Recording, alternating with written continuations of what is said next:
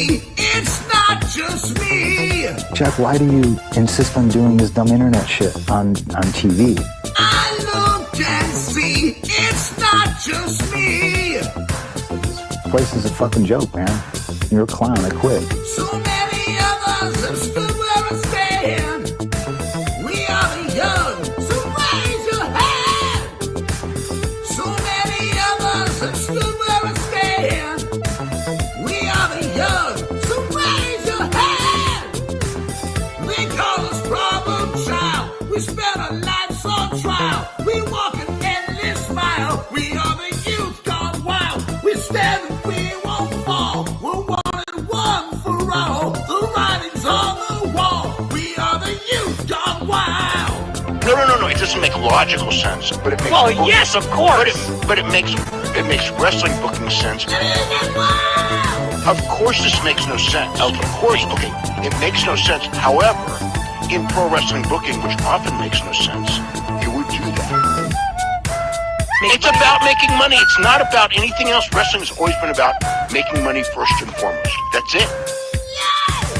I look and see, it's not just me. Last weekend was the greatest weekend in AEW history. This is the greatest week. I look and see, it's not just me. Security, my safety, my life was in danger at a wrestling show. So many of us have stood where I stand. We are the young, so raise your hand. So many of us have stood where I stand. We are the young, so raise your hand. They call us problem child. We spend our lives on trial. We walk an endless mile. We are the youth gone wild. We stand and we won't fall. We're one and one for all. The writing's on the wall. We are the youth gone wild. They call us problem child. We spend our lives on trial. We walk an endless mile. We are the youth gone wild. We stand and we won't fall. We're one and one for all. The writing's on the wall. We are the youth gone wild. Living it wild. Yay! If you're familiar with how we do things often here on these Wednesdays, it's a lot like one of my favorite movies, Time Cop. What? Fuck you. Fuck you. Yeah! Yay!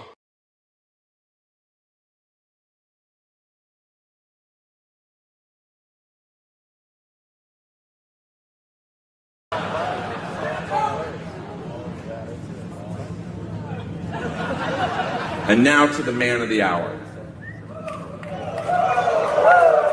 Can someone get him a vodka with Metamucil?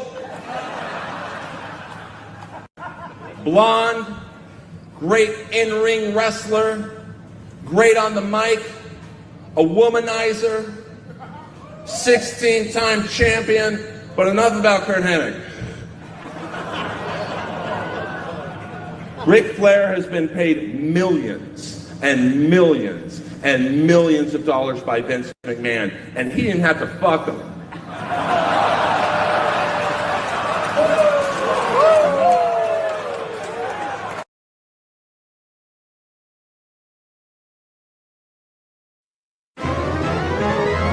It's time for Jim Cornette's Strike Through, sponsored by Stephen P. Send an email to our crew, buy a cameo or two. It's Jim Cornette's Strike Through. Come and pull up to the window and we'll open up the screen. Watch his corny cuts of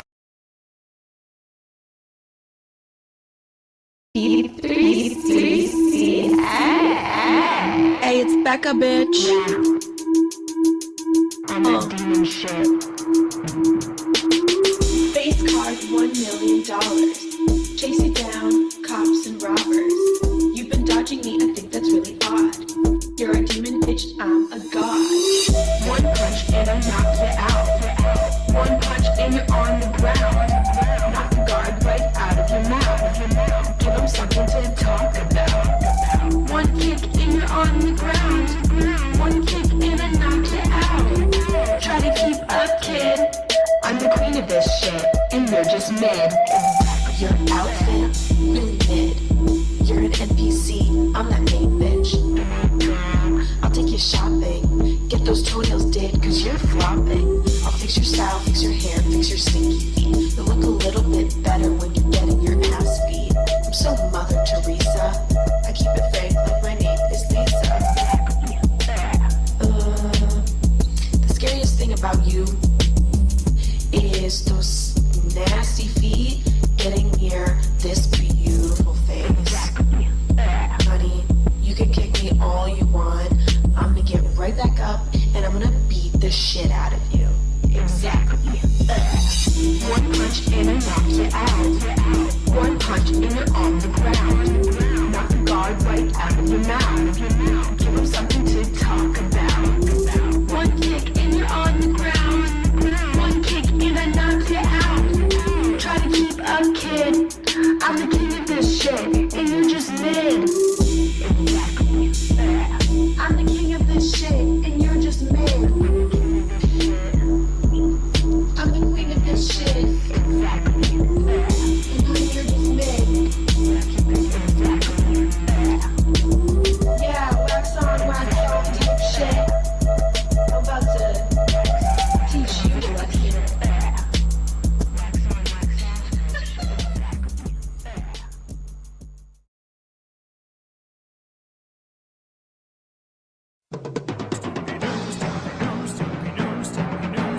Call Stephen P. News.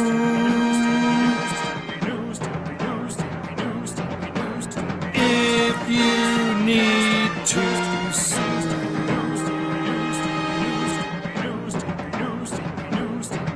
An outlaw mud show or two. He'll serve the rest.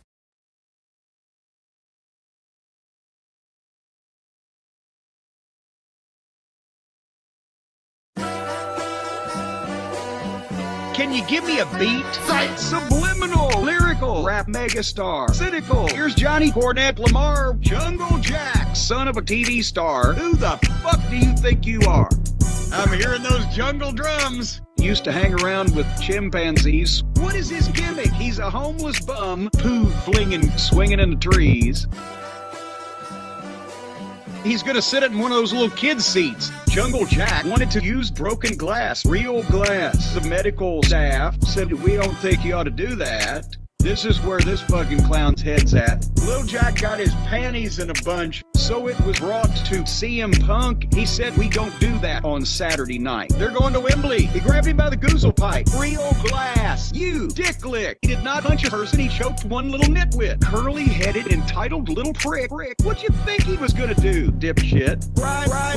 Cry me a river. Mine for wrestling of a slug in a sewer. You're not a TV star. You're tired. What the fuck? He looks like a minor.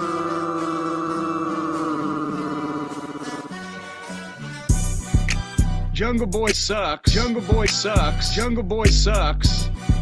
Jungle Boy sucks. Jungle Boy sucks. Jungle Boy sucks. Don't run your fucking yap. Don't fuck around and find out. Jungle Jack, what, you gonna do something about it? Yeah, apparently. Oh my god, he grabbed me. Tony ended up firing his biggest star. Punk should send Jack off a Christmas card. Look in my eyes, what do you see? CM Punk to the WWE. What's Jack Perry gonna fucking do?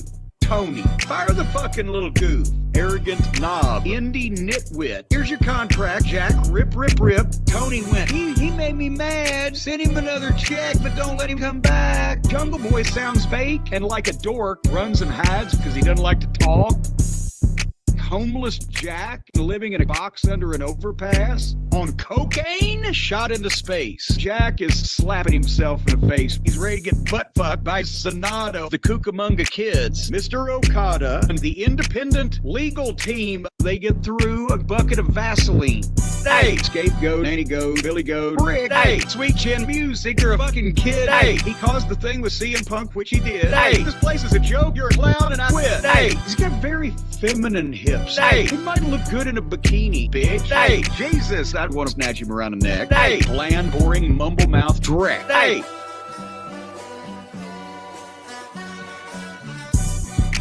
Jungle Boy sucks. Jungle Boy sucks. Jungle Boy sucks. Jungle Boy sucks. Jungle Boy sucks. Jungle Boy sucks. Look at all this shit that he directly caused. Punk doesn't have to put up with these children anymore. Hey, scared for his life. Hey, scared for his life. Punk can still be on our show. The incident at Wembley. Oh no. Hey, scared for his life. Hey, scared for his life. Yo, VW. Yo, VW. Step this way. Step that way. Step this way. Step that way. Jungle Boy is a bellend.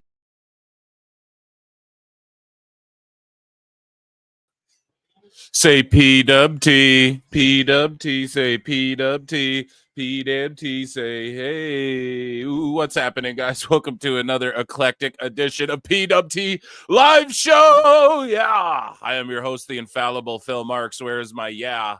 When everybody else has taken the night off, they're too tired, they pack it in. Phil Marks in the PWT universe.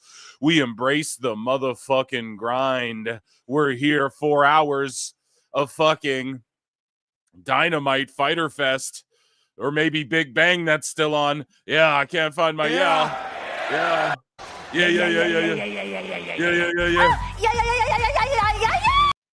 We're going nuts, and it's game one, Edmonton Oilers, Dallas Stars. We whooped their ass. Florida Panthers, and it's game one. So we're about to fuck them up too. It's early. I'm cussing. Oh, well, that's how life is. How y'all doing? Welcome to PWT. Already over 235, 36. The views are just climbing. If you're over on X, we're back on X. Did you miss me? Did you miss me on the live show Monday? Well, you got to become a member. It's only 99 cents, or you got to join Patreon. I watched a new episode of Tough Enough. So member streams every Monday, new Patreon videos every Monday. It's worth it. Trust me, ask the members. I spill a little extra, we do a little extra on the member show as far as, just add a little more context to some stuff, but some things will be clipped from that. So you still get your news. Don't worry. A couple thises and that's, but you want to get it there first and early, and well, not news, but you read the news that I read. It's not like I'm breaking the news or anything, right? I'm just an idiot. I'm just a dumb, angry old grifting podcaster, right? So don't mind me whatsoever. Guys, tonight we are setting a super chat goal. Okay? I'm going to set the goal this way. 30 super chats. So I'm not labeling a fucking number on it, or $400, whatever you guys get to first. And if we achieve this goal, and I'm going to set it to the maximum time, 3 hours over on the clip channel, but time still counts. I'll mathematically feng shui it in. And if we hit the goal of either 30 super chats or $400, then that will mean I will stream the AAA show Saturday and Money in the Bank. Like, we'll just do an all day, all night stream, kid. So I'm going to start that goal over here. I've never done this before, okay? But I just clicked it over on the Clips channel. So that's so you guys can contribute if you'd like, and get some more content out of me. Again, on the member show, they bought themselves some fucking segments there, which was pretty crazy, and it was insane, and it was actually a wild time. Speaking of wild time, it seems as though if you're a fan of Denise Salcedo or JD, they ain't streaming today or tonight or whatever, so come check me out if you're just glossing by on X. And I'm over on YouTube too. If you're on X, man, you got to get over to YouTube. Okay, those are my plugs. All right, we got to embrace this grind. So Twitch Tuesday as well. Thank you, everybody who joined in on Twitch. Shout out my guy, Rhino Cuddy, who we fucking rated. He's a sweet guy. And shout out Plenty and Pixel Art for that as well. We played some My Faction. I got fucking mad. I also kicked a little bit of ass, too. So that was sweet. And we're going to do Universe Mode and GM Mode coming soon next. And yeah, I also dropped some fire clips. So, and the podcast with Husey. Did you guys enjoy? Round of applause for my good friend, Husey as well, man. We had such a fun time.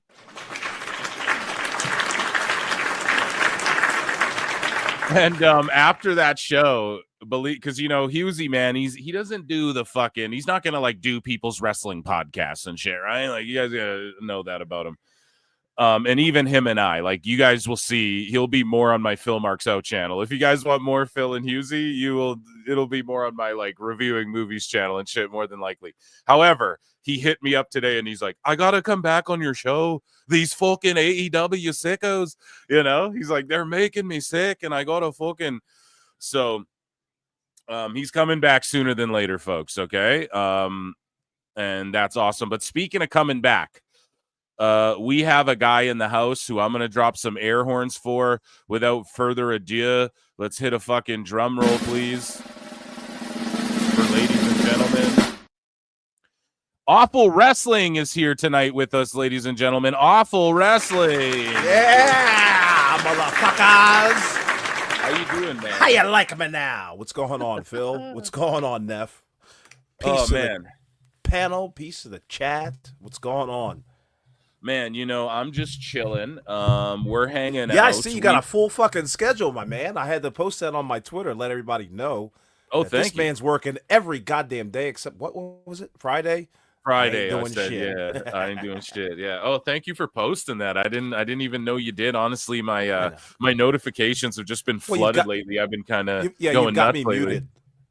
No, I didn't. No, I fucking don't, dude. Come on now. You're fucking one of the people I DM back immediately if I see it, you know? I go, okay, I gotta fucking. But yeah, no, I'm in the inner circle. Sweet. Yeah, I've had a couple tweets though fly off the rails the last couple little while here this last month, it feels like. So it's hard to fucking see all the notes, man. When I click on some of these tweets, I have 15 probable spams. You know, when Twitter's like, this is probable spam. I have like 15 of those under some fucking I'm sure that's like a regular everyday thing for you. You've been going crazy on Twitter. I saw the reach that you've had on a couple of these tweets out here. Okay. Yeah, well, let's talk about some of these reaches, man. Speaking of reaching, a lot of people are reaching for their remote controls to change the channel tonight. The game 1 of the Stanley Cup Finals starts tonight in about 40 minutes, and in about 15 minutes we get AEW Fyter Fest. So basically, what's on this card? We'll hear from Hurt Syndicate with MJF, I guess, after MVP was complaining like Lashley's a world champion and he's in a fucking undercard tag team as the tag champs with MJF, who for some reason has just lost all steam, really. I don't know. It's good he's mixing it up with these guys, but he's kind of fallen off. We have Commander Kevin Knight and Speedball Mike Bailey taking on La Faction and Gobernable because I guess they're back together again, or they're a thing still. Thekla makes her in-ring debut. FTR with Stokely for some reason takes on Atlantis Jr. and Templario. Timeless Tony Storm and Mina Shirakawa will take on. Oh, okay. This graphic is really poorly made here. Yeah, I don't even know if this is a match or a segment or what is this. They don't say, do they? How about that? No. You don't know if you don't know if Timeless and Mina are teaming or going against each other. That's what I Either thought. way, At first, Monet's on commentary. Exactly. At first, I thought it was a promo battle. Then they read the Monet on commentary. Then I looked at Julia Hart and Sky, and I go, oh, so they're a team, I guess. So, yeah, it's a tag match, allegedly. And then you have John Moxley taking on Mark Briscoe because he's really over and just there to get beat into fucking dust by everybody. Like, come on, man. Come the fuck on. You could have did this guy way better than you did. Nothing on the line, by the way. Yeah. No championship title shot or anything like that. Briscoe snags the win then, and Tony does a hot shot book for Fyter Fest. Ah, gotcha. Ugh. Maybe. And then we have Brody King, the American, Kenny Omega, the Canadian, but we don't claim that shit. I heard there's a draft coming up or something. Just kidding. No, I do like Kenny. Mascara Dorada representing Mexico, and Claudio Castagnoli representing Switzerland, the Swiss Superman. And they are in a 4-way match for the international championship, which I kind of like this. I mean, you're going to have an international championship. You kind of want to have matches and really showcase, like, look at the diverse array of talent from around the world we have. That being said, though, like, we kind of know the outcome, don't we? Like, Kenny's not dropping this thing. It's going to be him and Okada. We know Mr. Okada. We know what the plan's been. We know it's been on Tony's mind this whole time.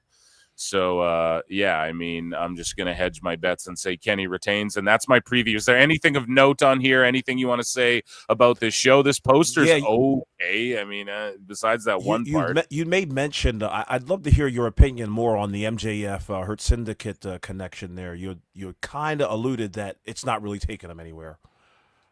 No, I don't think it is at all, man. Really think about it. He went from feuding Goldust and Jeff Jarrett to fucking now he's feuding 55-year-old Bobby Lashley and for the belts, or oh no, he's aligned with them, Phil. Okay, to do what? Inevitably turn on them somehow. So what's the end game here? Cedric comes in and he gets jealous of Cedric Alexander. Like, where do you go with this? Where MJF is, he was the world fucking champion. They had him win 2 matches in one night before it all in. Sorry, go ahead. Do you think that MJF like kind of aligned himself with the Hurt Business, hoping or wishing that somehow, some way that their segments were going to get like top billing in this company of his? I think MJF, well, maybe not so much as top billing, just as people online are like, man, the Hurt Syndicate, they really look like superstars. And so MJF's like, let me do that then, because I'm a superstar, you know? So he aligned himself with 2 other bigger superstars in the hopes to leapfrog over them in somehow popularity, merch, whatever metric you want to call it by. But yeah, I think you're right. That's why I wanted to hear your opinion, my man, because it was just like, oh, it kind of aligns with mine. He lined up with the Hurt Syndicate and is going absolutely nowhere because they themselves don't really want to go anywhere under Tony Khan's crappy ass booking. They'd rather face a bunch of jobbers each and every week. Yeah, man, it's pretty crazy. It is pretty crazy, but I just don't know how this gets you excited when you know like what's on the horizon right now for a couple of these WWE shows, and all people can hang on is like, oh, they released some guys that were going to retire in the next, or not even released, but they just expired some guys that were going to probably retire in the next 3 years anyways. Like, how many years did like what would they have offered him anyways? Like 2 more years, you know? Really? Maybe they give for real. And like he was making like 2.5 million or whatever the fuck, you know. People are throwing these numbers around for sure in the millions. Like he was a Vince guy for sure, right? But just like people, okay, and then there's these reports of like, oh, they offered him less money. And then he turned it down, and it's like, well, yeah, you would too if you were 53. Like, that's not a big fucking deal. That's like, I don't even really need to come to work for that. You know what I mean? Like, I just go work on music and hang with my kids. Like, I just think people are blowing it so far out of proportion. And I said so long on this show, so long ago, like, this is a bunch of people's farewell tours in WWE. They're just not marketed as such. You know, a bunch of people are gone in the next 2-3 years here. So, this is the point in professional wrestler where you become a professional, because R-Truth, I mean, he's an old school wrestler, so he knows these times were coming. He read the tea leaves back in the locker room. He saw the changes that were happening. He knew his time was coming to an end. He made the most of it, and now he's going to go on and do something else. See, people love the wrestling business until it's time to get down to business, and that's all there is to it. And I stole that from a tweet, by the way. But yes, I want to give credit to unknown. Twitter user. But at least you did that. No, you're cooking, 4 man. 4 hours. Like, what's going to be going on? I'm looking at 6 matches here. What the fuck? What's going to be happening? I mean, that's pretty 45-minute matches here. Yeah, that's pretty tame for a Dynamite too. 6 matches. So, yeah, man, we'll see. I'm sure we're gonna get runouts galore, bullshit schmoz galore, Gabe Kidd and fucking Joe running out, and we'll get everything. Maybe even a bit of a Jericho return, but he could be a free agent right now. We honestly don't know. Anytime from now till fall, if it turned out he's a free agent, I'm not shocked at all. Like, who's starting this show off tonight? What match is starting the show off? Who wants out of there quick? It'll be Kenny will come out first. They always do it where they make the poster with the main event. And then that's always the first match or whatever. Like Osprey will be there with Hangman, and then that's the first match of the night or whatever. I'm saying John Moxley. Fair enough. Yeah, Moxley, Briscoe. I think that'll main event, and he's gonna like beat the shit out of Briscoe. Then 12 people are gonna run out because everyone loves Briscoe. He runs out to help everyone himself. So why wouldn't everyone love him? You know. Okay, but I gotta check in here. TK Mark's been a member for 3 fucking months. Allegedly. Man. Thank you for being TK Mark. This dude was trolling Meltzer for so long too. Like, people legit on Twitter think, well, I don't want to blow up your spot, TK Mark, but you're always here at PWT talking shit anyways now. So it's like, whatever. Everyone thought he's like a legit sicko. He's just trolling. Did he get blocked by Meltzer? He didn't yet, but he's like trying to, but he's doing it in like a troll way. So Meltzer hasn't even caught on yet that he's being fucking trolled hilariously. But Rabid Wolverines LC Killer for 2 says Mariah May embrace the grind, bruv. Yeah, exactly. Is NXT doing house shows or like other venues? Yep. Okay. Yep. All right. They do more of a little grind house than every shows. Wednesday. That's for damn sure. Yeah, exactly. They do little house shows that even like Julia was doing, so and there might be 75 people there, but that's how you fucking learn to work, man. Right. You ain't kidding. So Rabid Wolverines, you've been a member for 10 months. Thank you so much for that. Dropped 20 and says Phil Marks Molson fun. Come on, I don't really drink Molson either, buddy. Well, I will. What are you drinking, Phil? I must ask this like every time I'm on the show. I like to drink. What do you mean? Like just what in general, or like what kind of beer specifically? Yeah. Well, that's the thing. I like local crafty shit mostly, to be honest. Gotcha. So like it wouldn't but I'm one of those guys.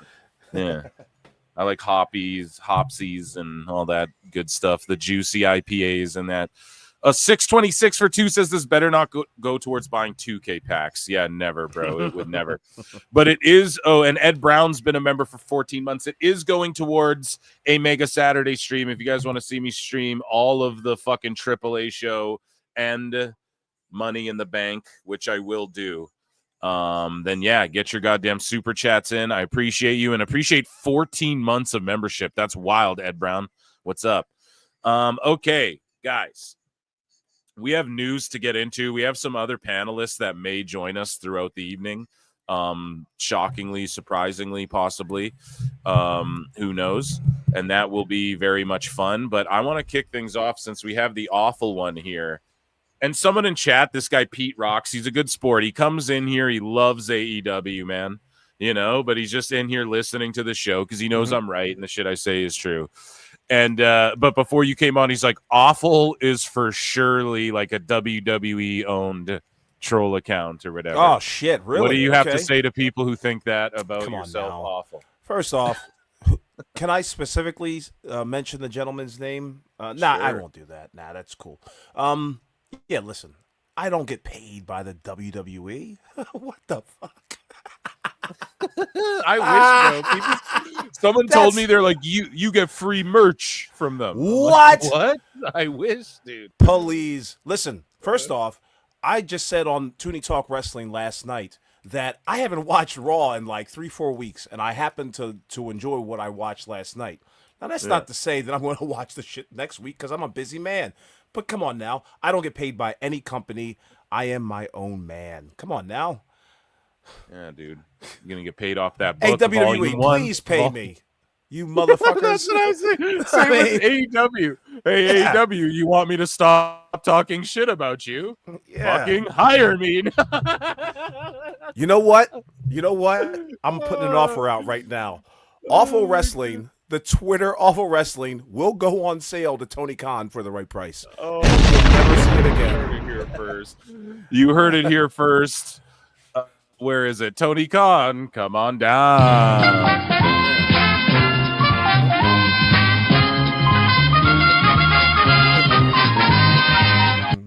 Oh, man. That's amazing shit. Okay, let's get into some AEW news. So awful. I had Husey. Well, here, hold on a second.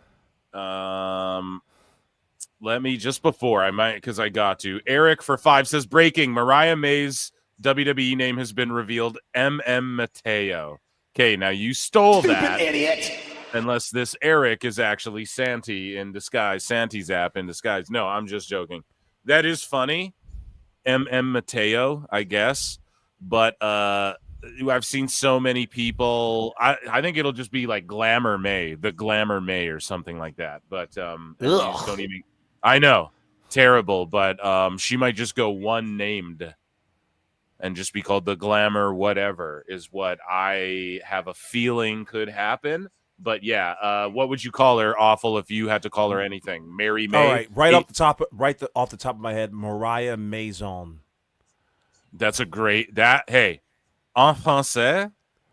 Yeah. Ça c'est bon. Ça c'est bon, man. That is great. Well, she's British. No, but fuck it. I mean, yeah, really. It doesn't stop Monet or Mara Sade, Jakara Jackson, Mariah Maison. Yeah, that's a great one. Mariah Maison. That's fucking legit right there, guys. That's an exclusive right here. Amazing. Yeah, I'd go with that. People were like May, or like Mariah June. Or now, what did they call Jeff Cobb now? JC Mateo. That's why this guy super chatted in MM Yeah, they're making fun of the JC Mateo thing. Gotcha. Alt Jake has been a member for 14 months, and Whitest Rabbit a member Hey, for 6 shout out months. Let's Alt fucking Jake. go. Let us go. Okay. So, we as tradition, we play an Ichi ni Sanda. Okay. And we play a Wrestling's Not Fake for all the Wrestling's not fake! And so in AEW news, awful, I had Husey on the show, and we talked about the WWE portion of the Tadums on Netflix. So they had this whole segment dedicated to them where they were promoting what's to come in Netflix. It's their upfronts. The Tadums are the fucking upfronts, essentially, okay? And they roll out the red carpet. And the only AEW presence that was there was Anthony Bowen. So let's take a look and compare his reaction, I guess. I heard Rhea Ripley's. I'm not sure if you have, but I want your thoughts on this. Sure. 2025! Fingers for Yo-Yo!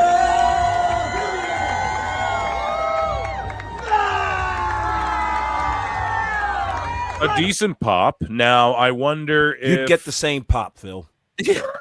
You know what I mean? Like you sprizzle some fucking fireworks out there and put some hip hop music in the background and put you in your best khaki outfit. You're gonna get some cheers. Yeah, my best cream colored khaki outfit.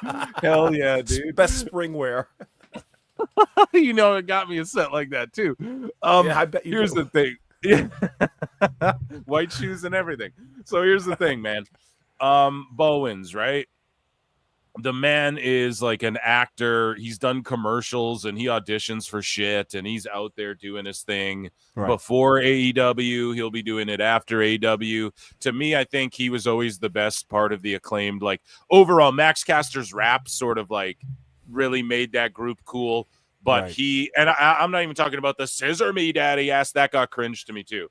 I'm just talking about as a wrestler and shit, and as like who's the strongest part of that group with the most potential, who's going to be this breakout single star. To me, I'm sitting there saying Anthony Bowens, in my opinion. He hasn't really been used. He got a big pop there when it was announced Billy Gunn was in the WWE 2K game, and then all the news was like, oh, Billy Gunn could go to WWE. What's going on with Billy Gunn? Guys, I'm telling you right now, Tony, that's why Tony's like, oh, Bowens and Billy Gunn come and have this random match against Caster. That's why he did that shit, man. It's always reactionary, and it's because where's Billy Gunn been since? He hasn't been on Dynamite or any show since. They got that huge pop, and then now that the news cycle's gone, Tony hasn't called him. I would bank on Billy Gunn being out of there sooner than later too. Now Bowens, I have no fucking clue. It's if I were to estimate, when Tony was re-signing, so there was a period there where he re-signed a bunch of people, and he like made everyone sign long-term deals. Like he wasn't signing anyone for like 3-year shit unless you're Edge or whatever. You're not signing on no 2-year whatever the fuck. So I wonder if like Caster and Bowens both signed on for like 6 or 7 or 8 even years. His numbers, isn't Ospreay signed for 8? I'm pretty sure he's throwing out like huge long-term years out there, right? And that's why people thought Jericho was signed for 10 years. He wasn't, though. That's some bullshit.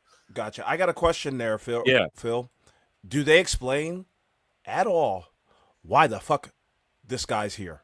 No, and that's what I was trying to circle back to. Like, listen, this guy has he's got some fucking what I'm getting to, and I'm taking a long way of getting there. He could maybe be out of Netflix, or AEW soon, because why the fuck would Netflix and WWE be like, this guy's cool? Yeah, he can be here or whatever. You don't think WWE would be like, no AEW people or anything, or are they like, what the hell is where's going MJF on too? Like where's MJF? Because MJF is in that Happy Gilmore movie that's exclusive to Netflix. So I was taking a long way of getting there. do you think why was there no, hey, MJF and Bowens, you guys talk? Obviously the AEW shit, but then why is this guy on the red carpet to begin with, and where's MJF? You know what I mean? MJF is probably rehearsing for tonight. Yeah. Psych. But as far as why do I want to call him Michael? Anthony Bowens here. If you know his real name or what? No, I don't. I mean, you got his real number a guy or named what? Michael Bowens. But shout out Michael Bowens. Yeah, what the fuck is he doing here? Like, I don't get it. Like, he's not in any movie. He's not doing anything for Netflix. Is he representing AEW in some form or fashion? Fuck no. That's what I mean. Like, where? Right. How was he introduced again? I kind of missed that. He's got to be on his way out or something, don't you think? Like, why? How would he even do this? How would he even pull this off without? Right.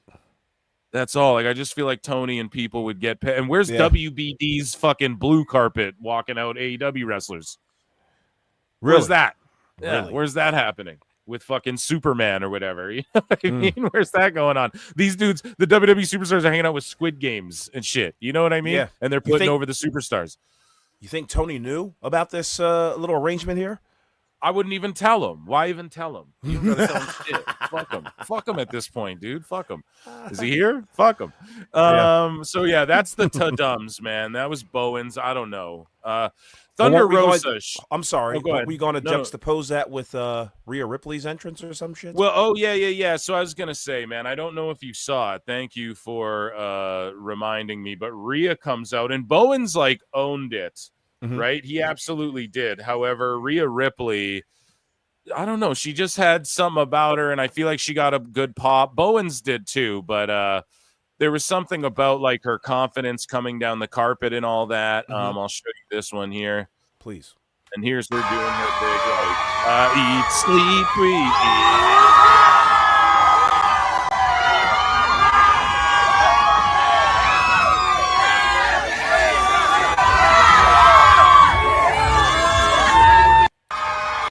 She's just super casual, though. I know you got that outfit right there off.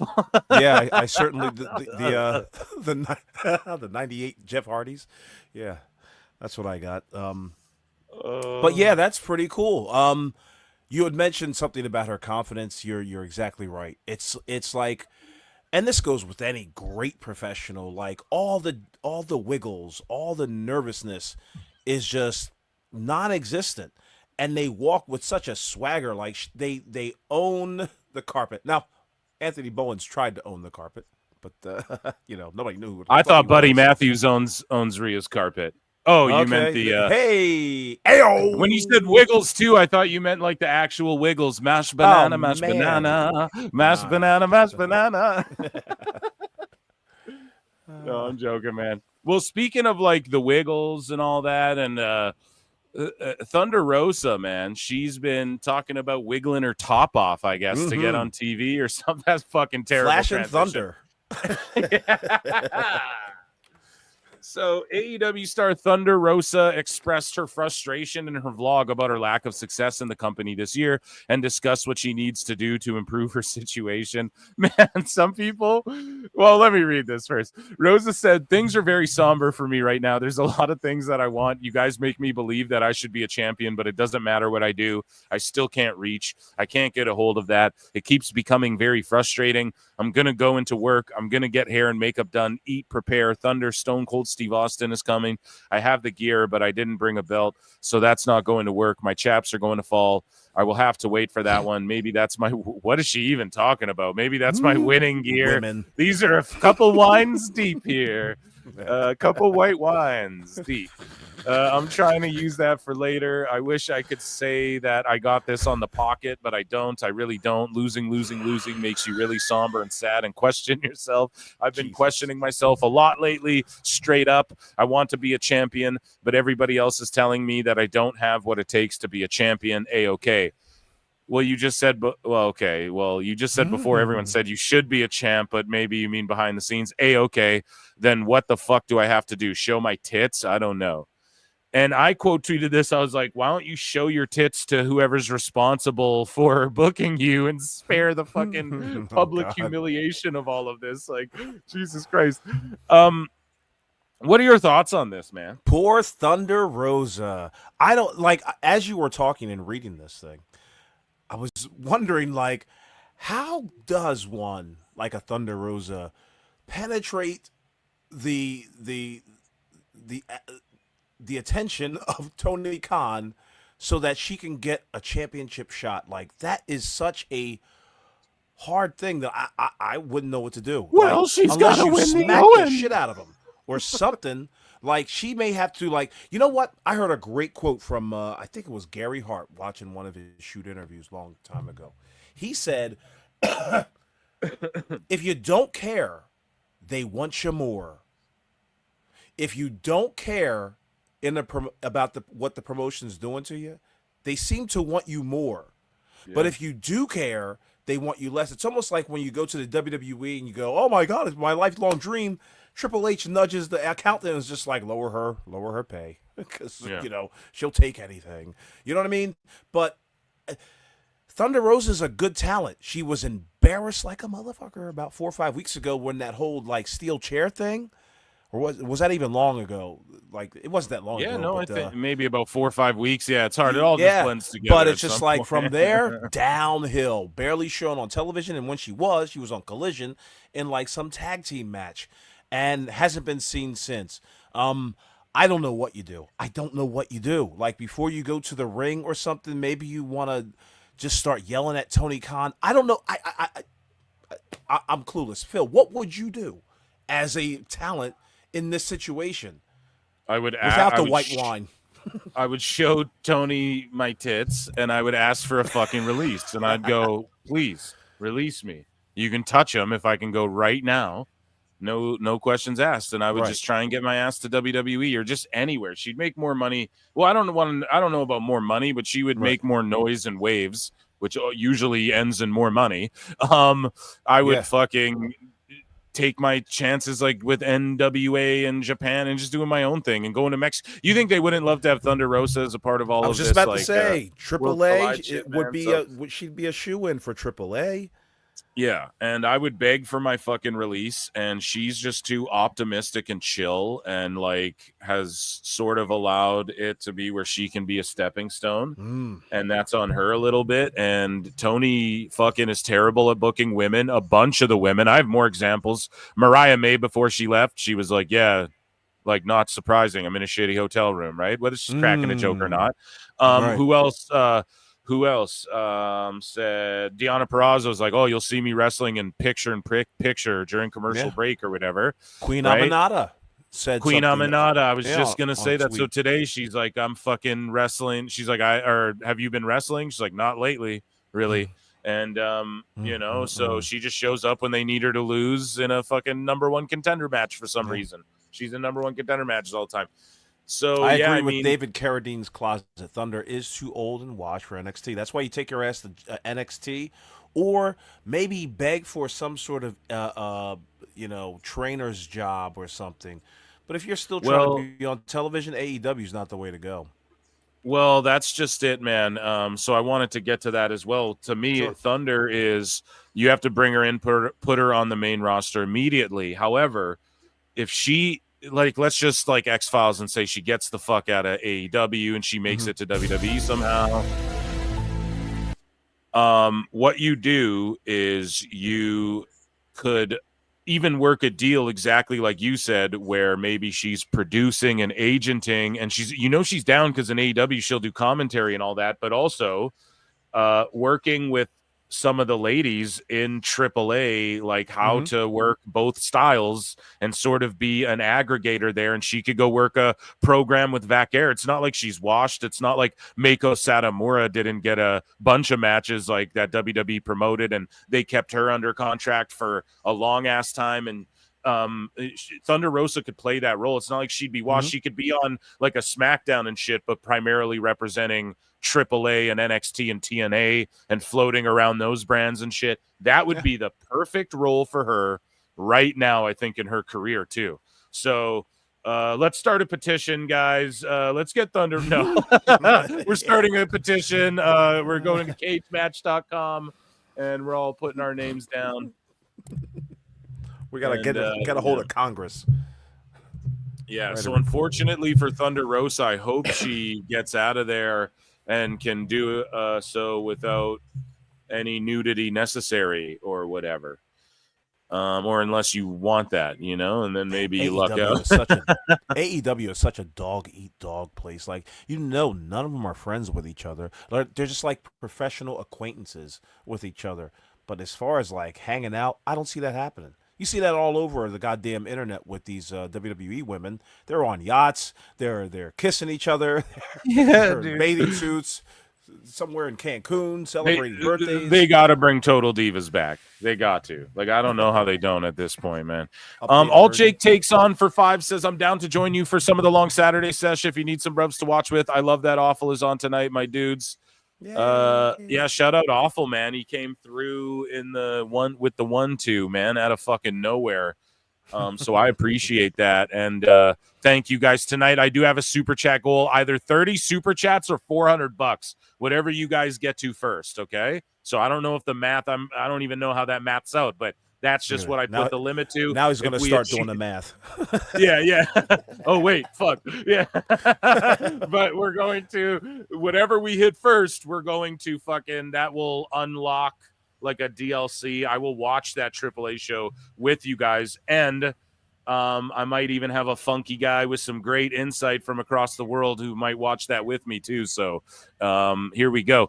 Steve Sanchez for 5 says, speaking of Rhea Carpet, dirty minds. So can I ask you something, Awful? What are you watching on Dynamite? On Fyter Fest, what's going on the screen right now for you? I have no clue, my friend. I'm totally invested in the PWT universe right now. I am not watching Dynamite. Okay, chat, let me know what's going on, because I swear to God, if this is a production mistake, I could catch one. What's going on? Okay, so I swear, like, the opening video for Marina Shafir and the Bumba Clock Club coming to the building and down the thing aired before anything, like Bruv came out and anything happened, and then it just aired again as they came out. So it's like, I don't know. Am I in the Matrix? Am I tripping out here, Chad? Or what? Did I see that right? Yeah, let us know something, Chad. Let me know if I'm just like tripping. Or great clip for a ratings video. So Andre Adams for 5 says, why do all of Ospreay's promos sounds like he's chewing stick of butter, bruv? Sticks of butter, because bruv, you know what they say, when you fall down get back up, your lips go numb, bruv. Nobody's taught Ospreay how to do a cadenced promo. Now, it doesn't have to be WWE cadence as far as a promo, but he needs to slow down talking, and that's where he gets all jumbled up to the point where Alfred Konuwa gets to make fun of him because of it.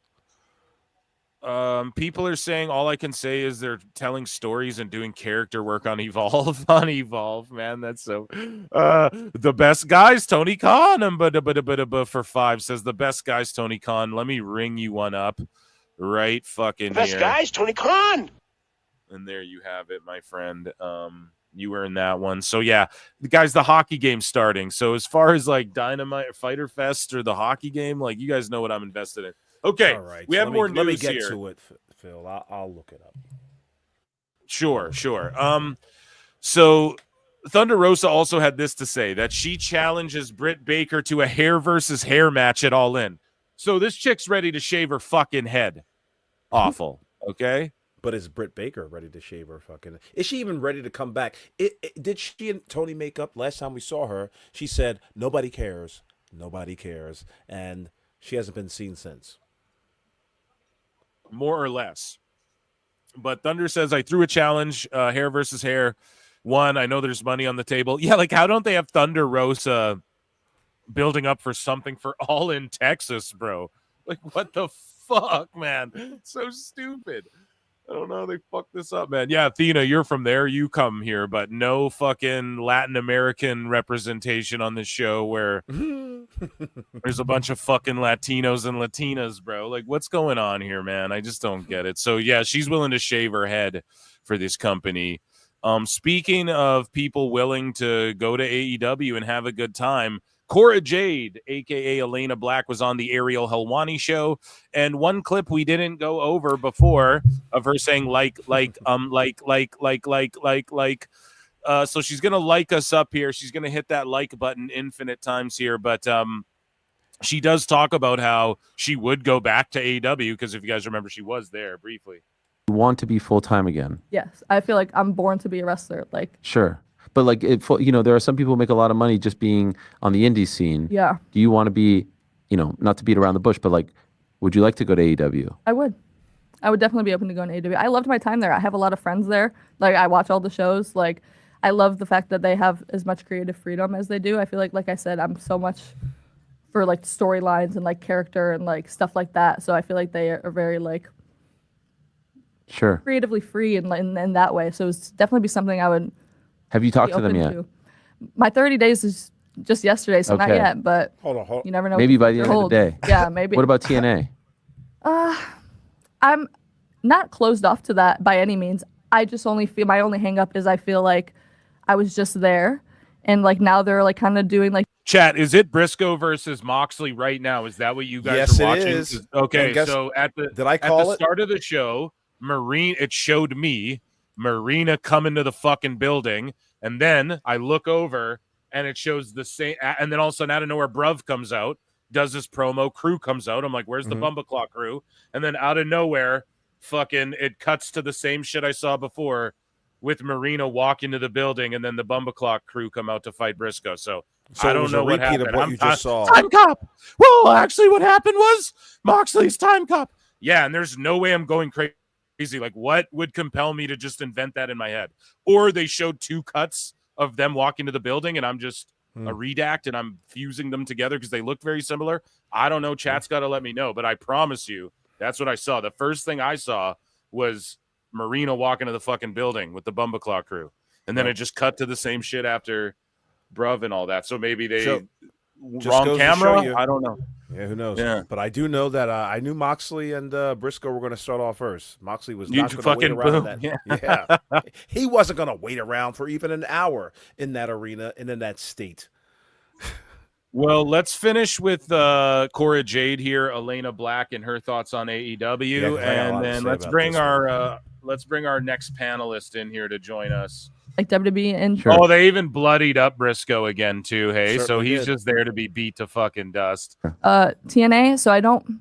It almost feels like I need to like step away from all of that for Okay. that world for a second. Like, I love TNA. I would definitely work there again in the future. Just right now in my time, I feel like they're too close knit together right now. Like, it will be better for me to like kind of branch off and just kind of figure it out. Japan, overseas. I would love open to go all to of Japan. Yeah, actually, right before COVID, I had written up an email to B. Priestley. Imagine right now a fucking Stanley Cup final on TNT on Max. Commercial runs during Dynamite. Like, guys, go watch this. They're singing the national anthem. Please go watch that now instead of this. Wow. It says continues, like, while you're watching this trash, you could be watching some real hard-hitting action with the Stanley Cup Finals.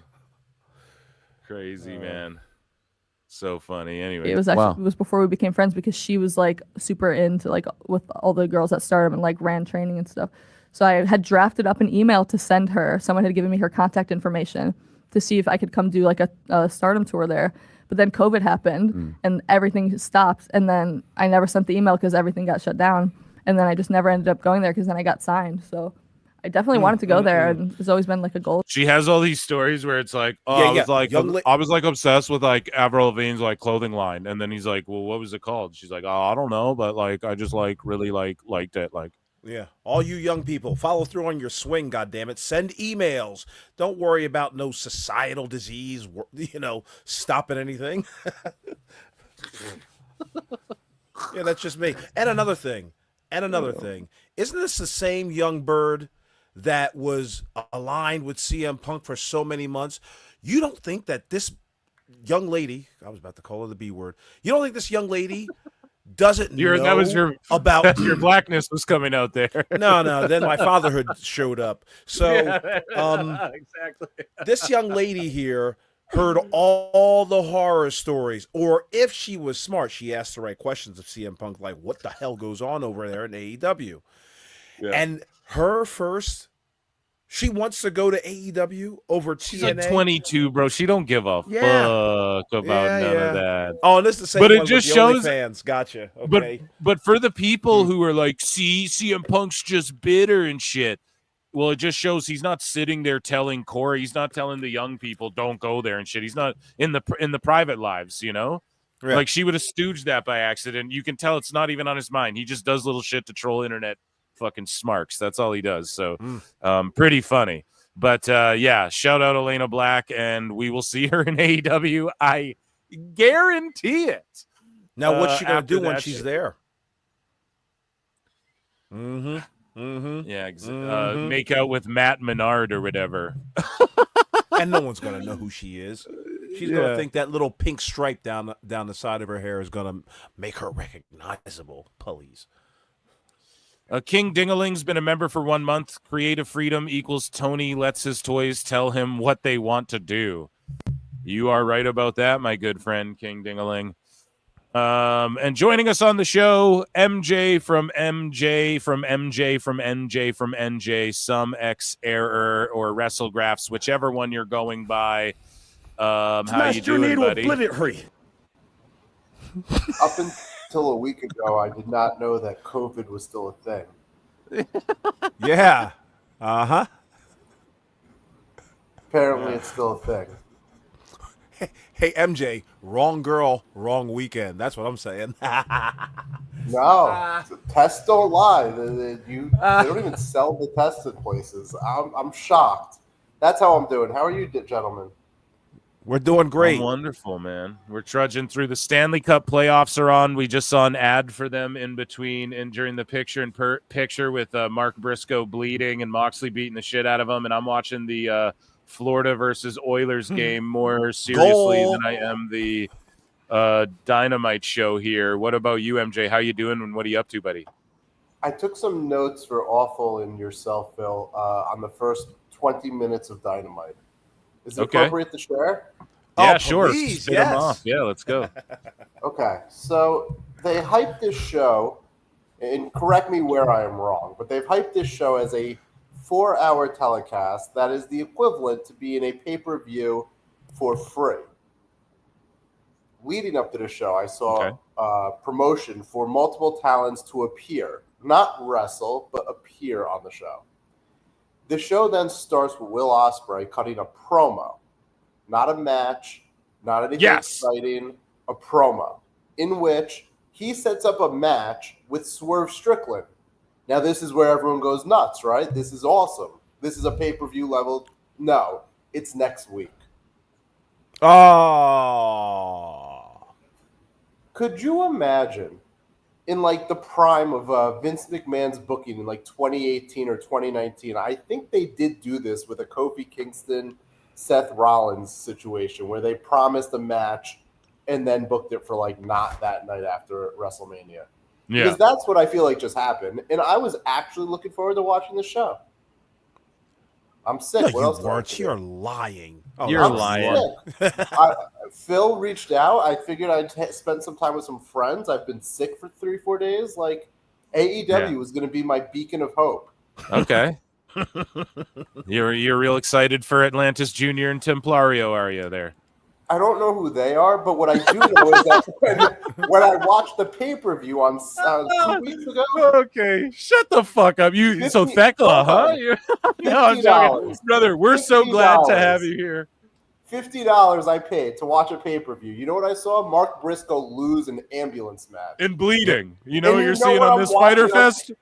Mark Briscoe fucking bleeding and about to lose. Same shit. Why Keep your couldn't they give Ricochet an eliminator match? Because he won that match, so now he gets to face the champion. And why didn't they just fucking put some of those matches on this show then and split it up and then make that show actually mean something? And then, you know what I mean? Like we got Mark Briscoe bleeding on that pay-per-view. We're getting Mark Briscoe bleeding for free right here. What the fuck are you doing? They have no idea what they're doing, dude. If you have the screen up, you'll know what I'm talking about.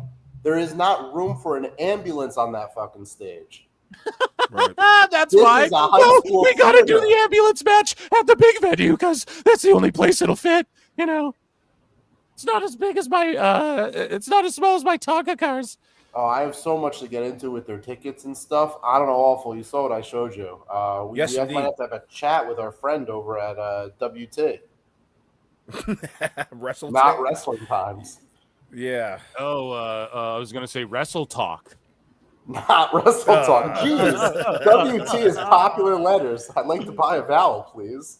Oh man. Listen, so speaking of the numbers and things that would have no life or anything behind it, you know, we have Matt Jackson here who tells the story of Kevin Owens running into him on a beach in Hawaii recently, and they're like, oh my God, and they like hugged each other and all this stuff. And then he said two things after this that I want to bring to your guys' attention, but let's listen to Matt Jackson here with his lovely family and hear what he has to say about meeting Kevin Owens on a beach. Before, I just want to talk about this. I don't, What? So Wrestling related or not? no, vacation related. Oh, okay. So anyway, wrestling related, no vacation related, He but just it's about lied to his wife. but it's about this famous wrestler, and now we love each other. I mentioned in the video that we went to Alani last spring break. Yes, this is a good story. Right. So we took the kid. You know Joe Biden's a clone, right? Oh, Ralph, enough of your conspiracy theories. there, and that's the energy it gave off. It's not a wrestling related, is it? No work at the table, honey. No, it's not work. But that bitch, Karen, it was awesome. But anyway, halfway through the trip, we're on one of the beaches, the same beach that we're actually Oh, on. this is a different story than what I thought you were going to tell. Go ahead. Okay. So would you we're shut sitting up? there on the beach, and I look out into the I had water. something to add. I thought you were talking to me. No. Hey, give me a drink or something. No. Yeah, really. Can I get this joke off? They literally can't do work at the table because she got fired from AEW. Damn. Was that too much? Not enough. She was the head of their merch. Yeah. Like another dad playing with his daughter. Yeah, and he looks very familiar. In fact, I go, "Oh my gosh, is that Kevin?" I remember this. And I go, "Oh my God, it's Kevin." You Steen, too, kid. Kevin Owens, as you may know. So I go up to him. I sneak up to him, and he's like, You may know Kevin taking Owens. pictures of his kids and stuff. I go, "Hey, Kev, what's up, man?" And he turns around and he looks at me, and his eyes are so big, he doesn't even know how to react. He was like literally he was like- speechless. He's like, oh, fuck, they're going to fire me now. Just don't take a picture. Please Please. don't take a picture. I don't want to get Jimmy Jacobs, bro. I got this neck surgery. You don't understand, man. They had the talk between the pizza shop and the T-shirt shop on the boardwalk. His eyes go wide. He's like, oh, shit. Nick Khan's here, bro. Duck. Get the fuck Come out of here. here. Yeah, Go. come on, come here. Is AEW promoting Sin Cara? Mystico, yes, I believe so. That was Yeah, Sin dude. Cara. Yes, Yeah. indeed it was. I do know who you were talking about before. Like he saw a ghost And I or go, something. "Hey, man," he goes, "Oh my God," and he grabs me and he hugs me, the biggest bear hug ever. And I don't think he let go of me for at least 10 seconds. He goes, "What are the chances? Are you kidding me?" No. Like, We live on like complete opposite sides of the country. so Like, Yeah. what the heck are the He chances? thought he's like a Make-A-Wish kid who grew up.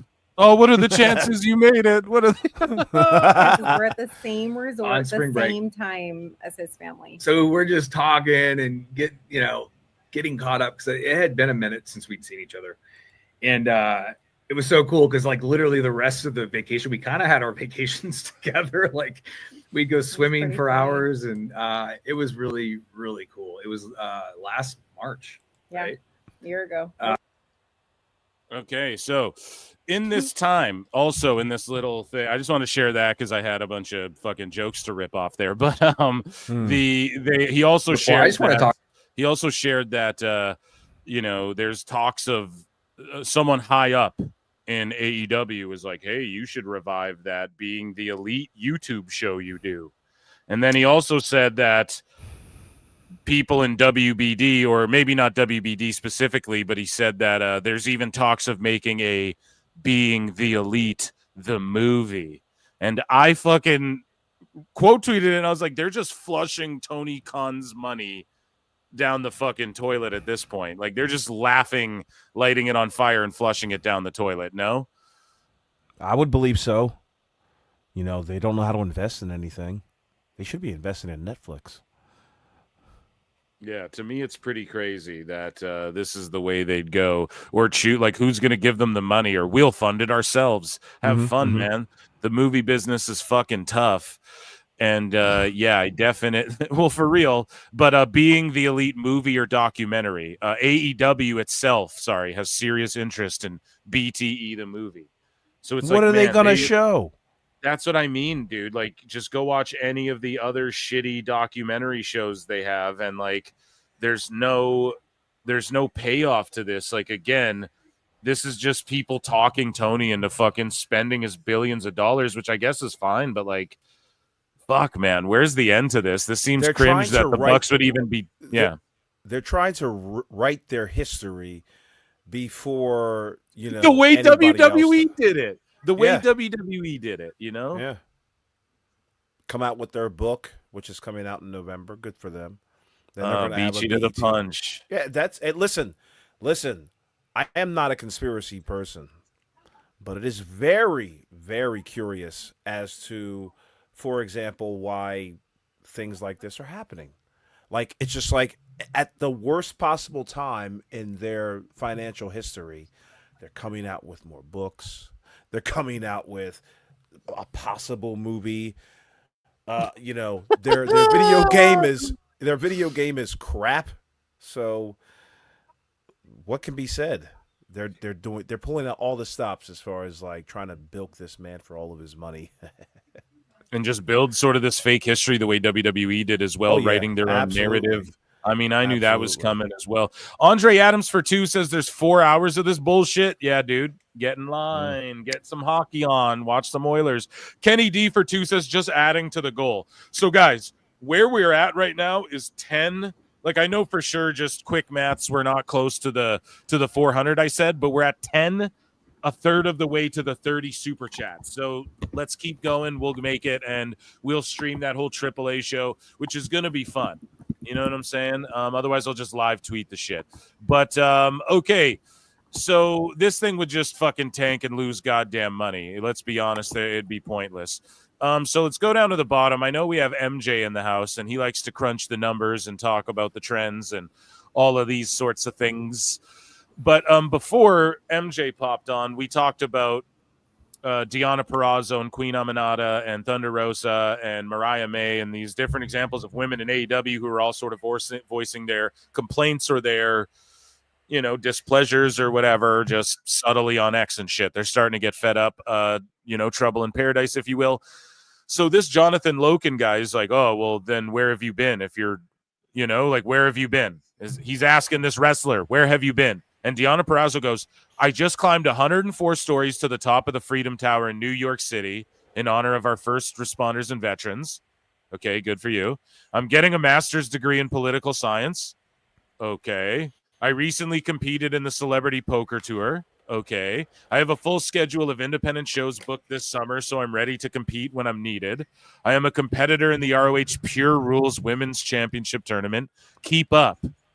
So instead of being like, not complaining, but being like, I would love to be booked too. Or, yeah, I'm on Ring of Honor. Check me out. I'm in this women's pure tournament, and I hope to earn my shot at AEW down the line where I signed a contract, or try and hype it up or get something over and an opponent over. She's like, for your information, like, she's pretty well. How I wrote it here: imagine you sign with AEW, then have to cope by saying, and I like Deonna, by the way, but you have to cope by saying, I did this tourist stuff and played celebrity poker. Try and keep up with why I haven't been on this wrestling show. Pro wrestling fan, right? Like, imagine that being the logic behind it. Like, no, man, this is how you turn people off. And I get it, because they feel fuck. This is I've been trying to really psychologically break this down for the audience over my last couple live shows and podcasts. It's like, guys, the money, once you get the money, and then you're like, okay, if I made 2 more years of this money, and then I just went back to making normal money for 5 years, I'm kind of good. Like,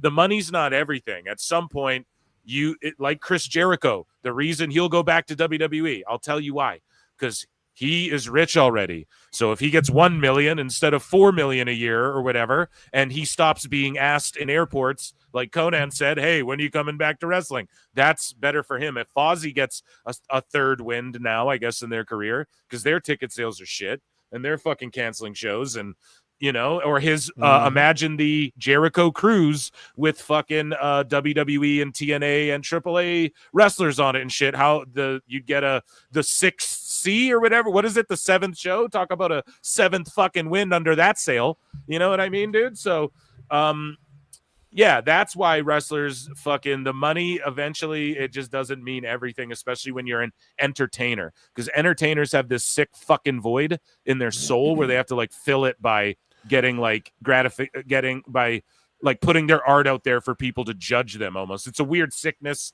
I don't know. I kind of get that high doing this show. Obviously, I'm retarded. I do this wrestling show every fucking week. So a lot of anyways. these wrestlers like to, they have an alpha attitude, whether they be female or male. So when they're put on the spot like this is where the social media training really comes into play. You've got to like put your ego on a back seat and try to sell some goddamn tickets, just like you said, Phil. You've got to make Jonathan Loken interested in what you're doing next. But you're disparaging this man, just like you said in the tweet and on here on the program. Like, you can't do this. I've been saying for months now, like, they need some sort of social media training, or they're going to sink like this bullshit. Like, this is unnecessary. It's unprofessional. And while it's not a big deal because it's coming from Deonna Purrazzo, I'm sure there wasn't a lot of traction or a lot of reach. But the reach that you did have, you kind of turned a lot of people off. So, speaking of turned off, Mercedes as fucking Sky Blue's making her entrance with Julia Hart. Mercedes Monet's looking at her phone, and I'm like, yeah, that's what we're all doing too during the cake time. Sorry, what were you gonna say, MJ? I would zig on this or zag on this, whichever one. I actually think this is just her frustration boiling over. And to the point about these talents going out and doing all these things, I mean, she lists what she's gone and done. It doesn't do anything for her. Like, she's doing, I think these talents, the ambitious ones, the ones that are not afraid of the grind, quote unquote, like, they go out there, they do all this charitable stuff, they do all these celebrity poker events, they're trying to get their name out there to promote their brand so that they can be useful to the company they're signed to. In her, what's her prize for doing anything extra at this point? She's not going to get on main TV. And in fact, like, I give her a lot of credit for just doing this stuff and still having the hustle in her because, anyway. Well, this is what. Oh, sorry. Go ahead. Frustration boiling over because the Queen, what's her name? I can't pronounce it. Queen Aminata. That name. Mercedes eating a steak that weighs more than herself. Anyways, this whole show, by the way, they've now thrown out Ospreay, Moxley, and Timeless Tony in the first 45 minutes. Yep. The fuck is going to go on for the last 3 hours? You know what's happening. Yeah, you know what's happening. This is that steak looks awesome, by the way. Anyway, back to what you were doing, Phil. Yeah. Well, I was just gonna say, so Taya Valkyrie, Lyra Valkyria, Taya Valkyrie. There you go. Sorry, I just didn't want to fuck them up. So Taya Valkyrie has been doing the same thing. She got paired with Purrazzo, and then people are like, "Where are you wrestling?"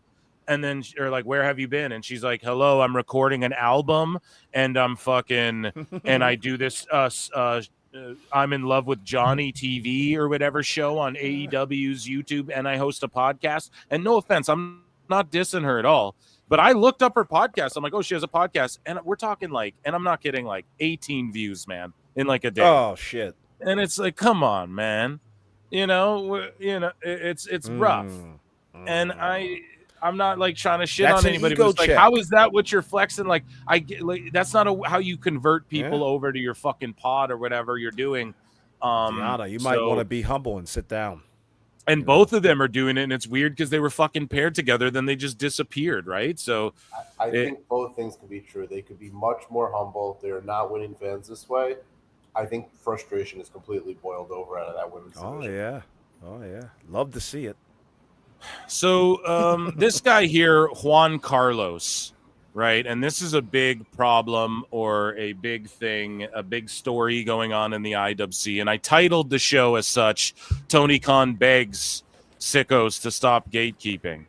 And so, Juan Carlos, I have a thread here for you guys, made by myself, actually, okay? So this guy, Renu Smeister, says, lately Fed fans are asking questions about AEW and wanting to watch it. Should we gatekeep this promotion for letting them in? Letting them in. Or let them from in, letting them in. Yeah, this guy's fucking dumb. And then Tony Khan goes, please gatekeep nothing, sir. Please welcome these people to AEW with arms wide open. These people? What do you mean, these people? With arms wide open. Yeah, dude. I fucking screen grab this. Or I see the screen grab floating around and I save it and whatever. And I go, see, Sickos, this is what I've been telling you for years now. Your gatekeepy cringe approach has never aligned with Tony Khan or AEW. Being critical doesn't mean you hate something. And so many people have already been gatekept and said, fuck it, and won't ever try AEW again. I have tried to prevent that shit. And now TK is begging you guys to finally see it this way. He wouldn't be on TV if he didn't care about TV ratings. He wouldn't run large venues if he didn't care about attendances. I'm glad he finally said something. What are your initial thoughts? Well, actually, let me read you some fan backlash. So recently, I've been collecting these. This guy, AEW Cero Miedo, saying, just don't watch the AEW buy-in. It's fine, in my opinion. Great value for your money. I'd rather have more wrestling for my money than advertisements and constant recaps. So this guy's saying, don't watch their fucking buy-in show. Don't watch AEW. Just watch the pay-per-views then if it's too much wrestling. This guy here says, but it's pro wrestling. If one dies, and he was talking about AEW here in context. So if AEW dies, there's other companies and indies you can go watch. None of that shit matters to me as a fan. I'm not making money from it. I don't care about their ratings or attendance numbers. If I'm able to go, I'm a go. I don't care about ratings or sales. Here's another one. Abaddon's out of AEW, not re-signing. Meh, time for new blood. Praying Rosemary joins AEW in the next couple years. The vibe would slay. This guy here, if you ever find a Fed fan trying to go from Fed fan to AEW fan, always sent them far fucking away. Yeah, well, we need to send you to fucking English school, buddy. That's the type of people that fantasy books The Miz and AEW, the Outrunners as tag champs, and say shit like Ospreay is a bad wrestler, and them AEW WWE fans the fuck out of dub fuck or something. I don't even know what this guy's saying, but all I'm getting at here, I have some responses as well. I've just said shit like, these people don't care about AEW. I'll just summate it here for the show. These people should just YouTube search wrestling move highlights and just watch that then, because they don't care about AEW. And as I preached from the mountaintops this entire time, you wouldn't be on TV if you didn't care about TV ratings. He would just run an indie fed in a gym. He just owned PWG and do that. But he wants to sell pay-per-views, or he wouldn't have fucking pay-per-views. Do you guys get it? It's just really that simple. A wrestling promotion's job is to promote, son. Okay? So that's how it fucking works. I want your thoughts on all of this, Awful and MJ. MJ, you first, my man. Some might say that I went a little too far in my research into sicko culture, but Phil, you'll remember I came on here and flagged this as some of my key findings. There are so many people in this IWC sphere that do not actually care about AEW. They do not support AEW. They do not spend money on AEW. They will conveniently trash AEW as fast as they will celebrate it. And we have proof here. Sorry, MJ. Look at this. So Meltzer was like, all the Google metrics were exceptionally high for Double or Nothing. And then you look it up. What was being searched? The number one thing. Watch AEW Double or Nothing free. AEW Double or Nothing stream free. You know? And it's just so funny that it's like these sickos the sickos that Tony Khan's answering in the middle of a show, changing Mina's fucking song back in the middle of a show. These are the same people who are like, fuck them, just gatekeep them. Sorry, go ahead. No, and that's a great call out, the changing the song because some sickos complained. I'll tell this story back in my peak fandom of AEW. I used to get into it with folks of like, they would trash the women's division. And I'm like, I'm sorry. There are a bunch of new women. There's a bunch of different women. There's a bunch of new styles. Like, this is an alternative. oh, and they would trash it, and they would talk about not developing talent, not developing this, not the other. They're the same people now that are begging for people to watch and to give AEW women a chance. And it's so comical to me because at the end, what they got is a bunch of WWE cast-offs. And, so the sicko culture here is one of complaining. It is not one of authenticity. And it does not surprise me that they don't want others to find AEW because they might form a consensus that it is not the product it could be or should be or would be if the masses were listened to. Awful. Yeah, Phil.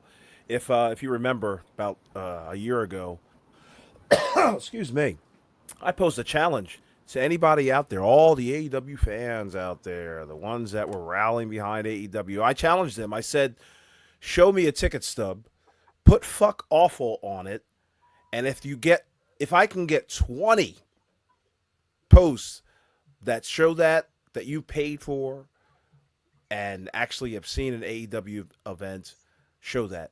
And I only got one ticket post. God damn it, man. One telling ticket you, post. man. So I used to challenge for the pay-per-views, so not to cut you off, I used to challenge for the pay-per-views. Some of the biggest sickos out there, and I won't name names here, they admit openly that they do not buy the shows, that they pirate them. Yeah. Which you've uncovered and we've uncovered, and sorry, awful. Yeah, that's where a lot of them go on the Discords, or some sort of, pirate ship, army matey.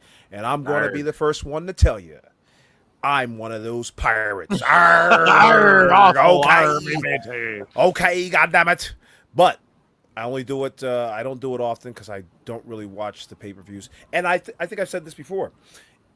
If you watch AEW, you don't have to watch the entire show because within, I'd say, a half hour of the end of the program, you get all the beats on their YouTube clips or on X or on social media.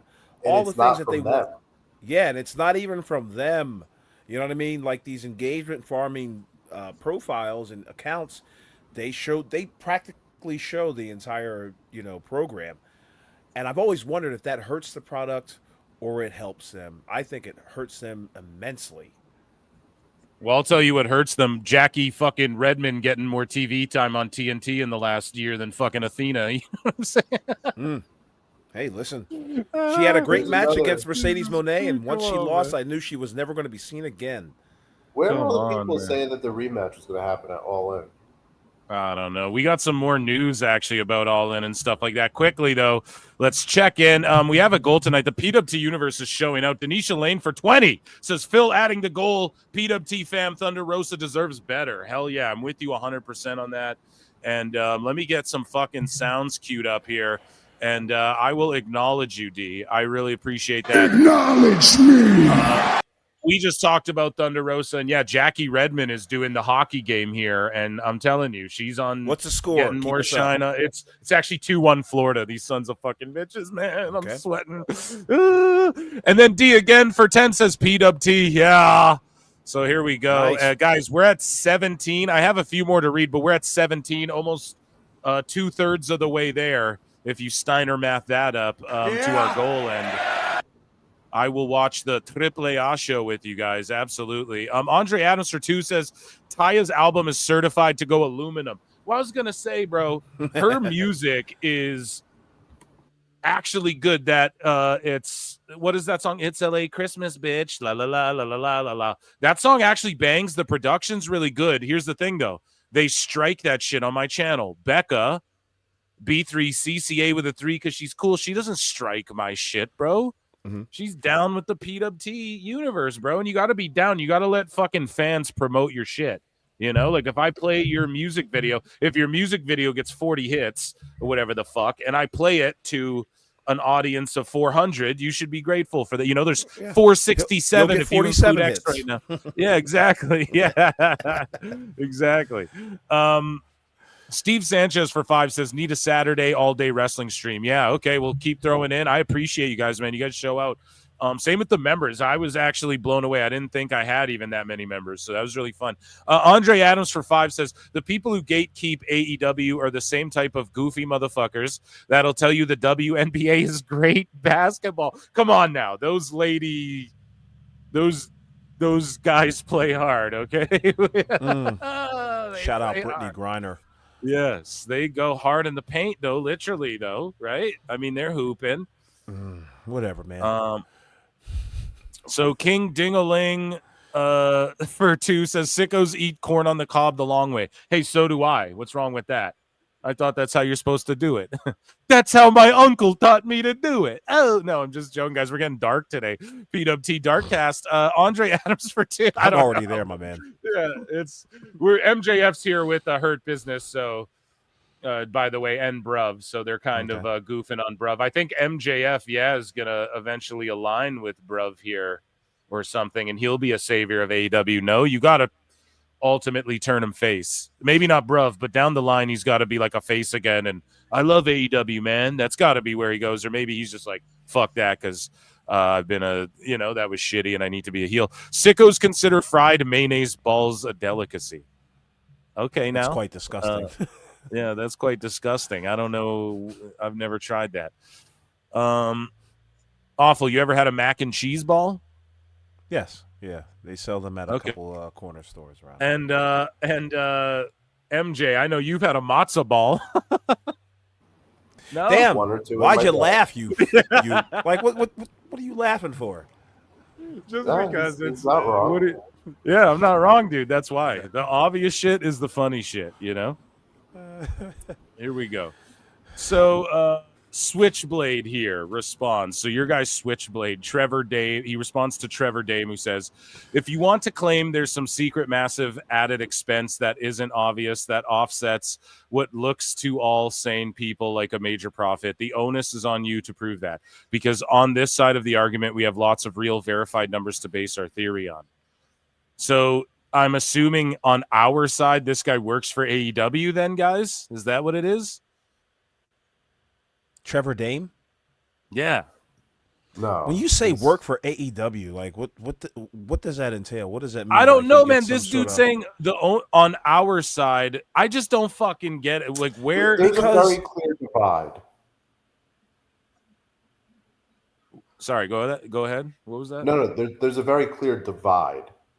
Right. There are people that choose to believe AEW's version or propaganda or kayfabeness.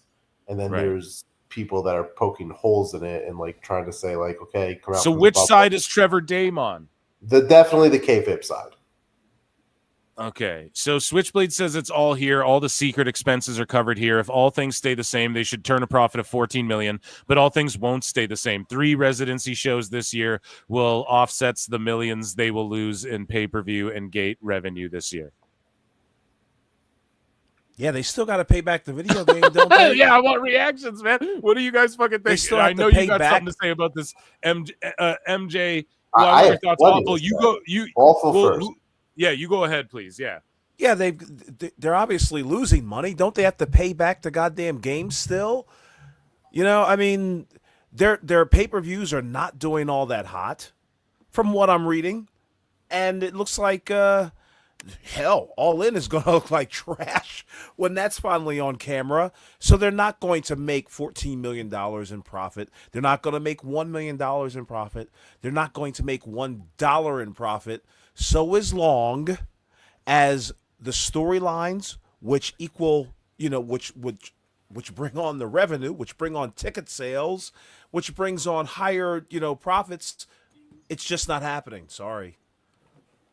So they've constructed this roster in a way that it is probably maxed and tapped out. But that's a different conversation. As far as making profit, I think what Switchblade is saying here is that if all things were equal from last year, they'd be 14 plus. So if you start with like they'll be up 14 million, that's their profit. All things are not equal because we have to get into some of these. The Polestar data that came out about the Chicago show. It did $106,000. There are pay-per-views that are doing 9,000 people that are doing under $550,000. I mean, gates that are It's all in. All in for whatever attendance it ends up getting to is going to do less than $3.5 million at the gate, which will be half of last year's, which was already down from the year priors. So when Switchblade says all things equal, it's like revenue has to stay equal. Exactly, man. All the gates are so far down that what you're seeing is they are no longer touring and doing full production. They are finding ways to be cheap about things, to halt production, to halt transit of the equipment, all of that. That's why you're seeing the Chicago residency. That's why you're seeing the 2300 arena. The ticket padding, bro. Talk about that, man. Well, so the ticket padding is a whole different thing, because if you get into like what they tried to accomplish with smaller venues, it was shrinking the supply of tickets. Instead of having 7,000 tickets for sale, we'll have 3,000. And then maybe we'll be able to find an equilibrium of like what price point these tickets should be at. When I started tracking their revenue at the start of the year as part of what Switchblade was doing, basically it was like, let's just use like $89 an average ticket. It is down to $55, $50. The ticket prices have never found an actual floor. Now you can get into the padding of tickets. They have to give away tickets just to make these smaller venues look reasonable on TV. WrestleTix is estimating distributed tickets. Like, distributed means they're just handed out. I mean, they're not sold. And that's what some of the Polestar data revealed today, is that the stuff's not being sold the way it's being talked about. So you have a revenue picture that is quickly it quickly declined, and it's still continuing to decline. And so you're seeing cost cutting. That's why you're seeing talent let go. That's why, for the first time ever, talent being released or not being renewed, same as WWE. They're doing shortcut measures with the tapings. I'm curious because I don't know what like the winter slate looks like, but they're probably going to end up doing more residencies somewhere. I'd expect Hammerstein again for more than just 3 shows. And the ticket padding thing, it is undeniably happening. It is Daly's Place is an option. The only problem is they've ran that market down to, I mean, you'd be lucky to hand out 1,000 tickets to come after the first 2-3 nights. Yeah. Who? Let me ask you something. Like, they do these residencies, they do these marathon tapings. Like, who are you coming back to see? It's the same people. They don't have different rosters. They don't have. Ultimately, they have the same. And this is why I said awful. The roster is not constructed right. You have such top-heavy stars getting so much money that you can't bring in other stars and develop them and have them take their place, because you've locked into guys like Ospreay and Ricochet and frankly, the Hurt Syndicate, who's on my screen right now. Like, you can't bring in guys and promote them above these guys. You've paid all these guys the money. It's like having a basketball team that's just like paid 5 guys all this money and they can't win. And now what do? Shout out New York. You fucking shout out LeBron. He'll come up with a plan. Tony Khan's such a sorry to go long, but Tony Khan's such a genius. This NFL genius, this savant, this like he puts together the draft and all this. Can you not construct a team? So speaking of constructing, awful. Are you hanging out for a bit, or do you got a jet? Actually, what time zone are you on again?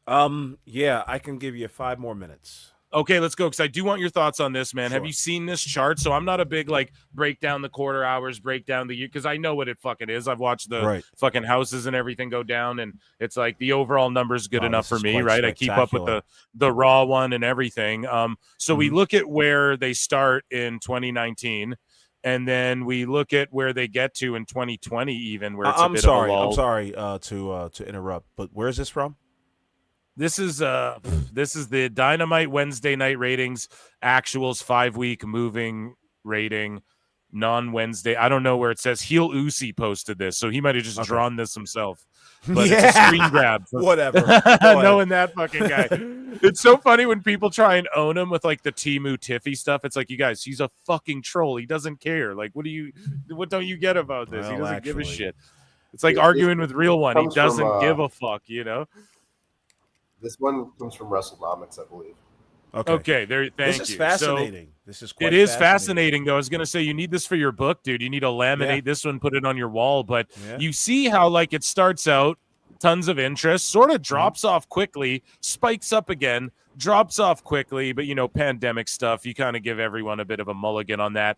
They come out of the pandemic stuff swinging with like CM Punk and all this shit, or maybe that was just before. I can't remember the timeline exactly. That was all a fucking blur, but it was whatever. Cody Rhodes leaves, right? Brawl out happens, which is like their peak again. So Punk is like peaking it, man.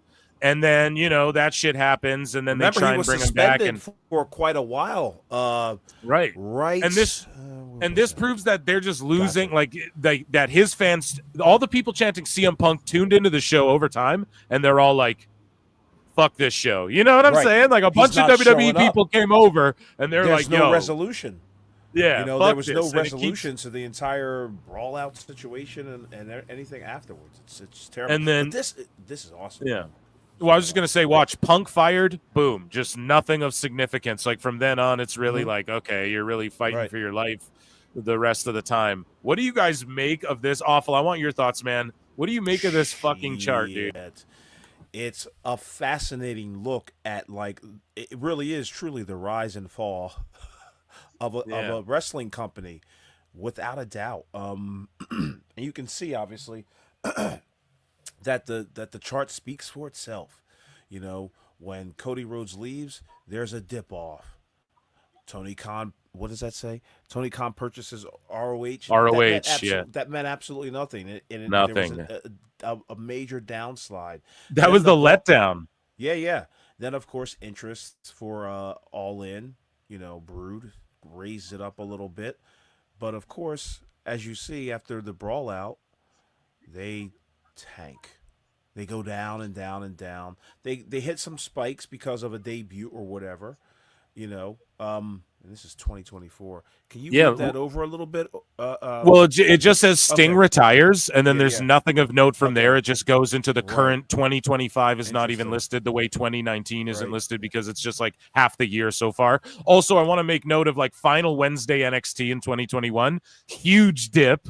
Like huge fucking everyone was like, well, we got to see this. But then look at the massive spikes. You got to think fucking NXT goes away. Then there's this huge spike. And then look at the down again. Everyone checked it out. So they gave it another shot. And then they're like, well, fuck this. And then Punk comes back and they're all like, oh, let's check it out. Well, fuck this slowly and slowly. It's actually crazy when you look at it. Like they had it right there. Tony had it right there. You just fucked it all up. This is what we mean by Tony fumbled.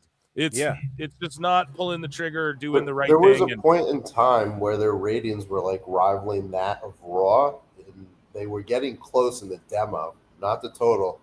But if you consider the fact that what Raw ended up signing for and where AEW was on a trajectory and all they had to do was just not fuck up, it's one of the it's billions of dollars of fumbling. Yeah. It is billions of dollars left on the table. Based on one night that was never really resolved in the locker room or even legally. I'm not sure. Is that case even still on the table? The one bill fill, it was multi-bill fumble. Yeah, easy. Oh yeah, in the long run. But listen, speaking of running, awful. I know you got a fucking jet. I appreciate your time. Plug what you got to plug for the good folks at home. Let them know what you got going on, my man. Very funny thing. Me and MJ, MJ and I are constructing the next episode of The Death of AEW, episode 4. We've got some fascinating footage that I just checked out. I was just like, oh, that'll be very, very interesting for this one. But you can check that out. Hopefully I can produce that in the next week and a half maybe, but that's on the YouTube channel Awful Wrestling, and you can check me out on Twitter at AEWFUL Wrestling, also every Tuesday at 8 on Tune Talk Wrestling. Okay, when are we doing fucking Jeopardy, buddy? Awful Jeopardy, thank you very much. I'd love to do a taping this weekend if either one of you guys now remember, if you win, you have to, we're going on to the next round. So we want to have a champion let's do at it. the end of this thing. So, if you guys are open to it, I would be doing a taping on Sunday. Okay, sounds good. I'm down, and I think I'm open then, too, because I kind of bailed on you last time, too. I was like, fuck, dude, I was going to stream both these PLEs, so I feel bad. I owe you one, and I want to come in and kick everybody's ass and let them know that I'm a real sicko. You know what I mean? Yeah, this I got to see. How'd you do on the one that was produced on my channel before? Did you do well? The first one you did, yeah. or how many have you done? Just one? I just did the one so far. Okay, so what is it, like a 8-show tournament, or is it like bracketed? I didn't see the first one in its entirety. Okay, yeah. But we'll check out the first one when you have your free time or whatever, and see how well you do on as far as the questions, because they get a lot harder. That's for damn sure. That's why it's actually taken me so long to produce, because it's just like, I want to make these tough, because I know you geeky waterhead wrestling fans are real good at answering these questions. So, and your wrestling knowledge is impeccable. So, got to make them hard. Okay, ladies and gentlemen, Awful Wrestling. Round of applause. Thank you for coming in. What a legend. So MJ, I didn't know you had a fucking secret hand, dude, in those videos there with Awful. I told Awful this. He's off the air now, but they are capturing the essence of something that made me a huge fan of the original Being the Elite series. A lot of the videos are off of the Being the Elite series and the early AEW footage, and I'm a huge fan. Huge fan. What he's doing, man, I know he would pop Cody if Cody saw it. I have a feeling that it's not lost on me that there's rumblings of BTE coming back at the time that he is recapturing some of that magic, doing what he's doing, and I'm happy to support it. Oh, so yeah, that's the thing. I'm like shitting on that. I'm like, dude, could you imagine a BTE movie? Awful's licking his chops. He's like, well, I fucking hope they're making one, Phil. He's like, I goddamn hope there's one. I have a lot of feelings about the BTE stuff. Like, there's a correlation between the fall off in interest in AEW and their ability to get stars over with Being the Elite disappearing. The movie, I don't know what a movie would be. It's stupid. Just make episodes. This shit was like 40 minutes long anyway. Yeah. So David Carradine's Closet for 5 says over under on how long until Tony gets bored of Thekla. Like fucking already, bro. Like, come on. How her debut is like nothing. You know, she did her cool little pose, but it was botched where she just like punched the lady and that was it. And I don't know, man. It won't be too terribly long. But thank you. And guys, I have a couple more to read, but we're at 20 fucking super chats. That means 10 more. And I will fucking stream the entirety of AAA, Worlds Collide, and Money in the Bank that day. Obviously, I'm going to stream Money in the Bank, but the AAA show, if we get 10 more super chats, we're there. We unlocked it. So thank you all for that. Some guy for 2 says Iowa State Fair has fried butter on a stick and heart AEW. Like the fair itself hearts AEW, or you heart AEW? Right now we have like Lucha Galore going down here. Of course, they promoted Grand Slam Mexico during MJF shit and not during this Lucha match. Not saying they won't, but you would have thought that. And then Mike Bailey and Kevin Knight are just stuck in a fucking random tag team with Commander. It's pretty crazy. Like this, how bad everybody's booked in this company, considering Bailey just fought Okada in a match that Meltzer gave like 5 stars to or whatever, right? So some guy for 2 says TK being a stat guy equals numbers on an Excel sheet. Well, actually, with the sheet, what I did was I did my booking like this, and I wrote it this way chronologically, and then I went on Mark Maron, and I realized I had to drink some soda water to calm down, and I realized that I had to flip my Excel sheet upside down. And actually, it's over here now. So it's kind of like Time Cop, because we started here and we were going there, but now we're here when we were there, and now we're going back over here. Time Cop. Thank you. Some guy for your support. The PWT universe showing up in droves. 450 of you watching. If you're on X, come on over to YouTube, please, and thank you. And yeah, Saturday live show will be at the same time. Consider becoming a member too. I'll count memberships or whatever, I guess, as well. But memberships are fucking 99 cents, and it unlocks member shows. I do a member show every Monday. Okay, so Netflix and Phil's a member show, and it's on Patreon as well. And I upload a video to Patreon every Monday as well. So just consider checking them out, or just hit like or hit dislike or tell me to fuck myself, whatever you got to do. Steve Sanchez says, "This is great." For 2. Thank you so much. Let me see. Where's the "this is great"? I got to find it. It's great. I have so many sounds now. I got to like reorganize this shit. Andre Adams for 5 says, "Commander built like he lost a pillow fight by tap out." Oh my God. Oh, that's amazing. Where's my bell ringing? Yo, MJ, a pillow fight by tap out. Andre, a notorious roaster.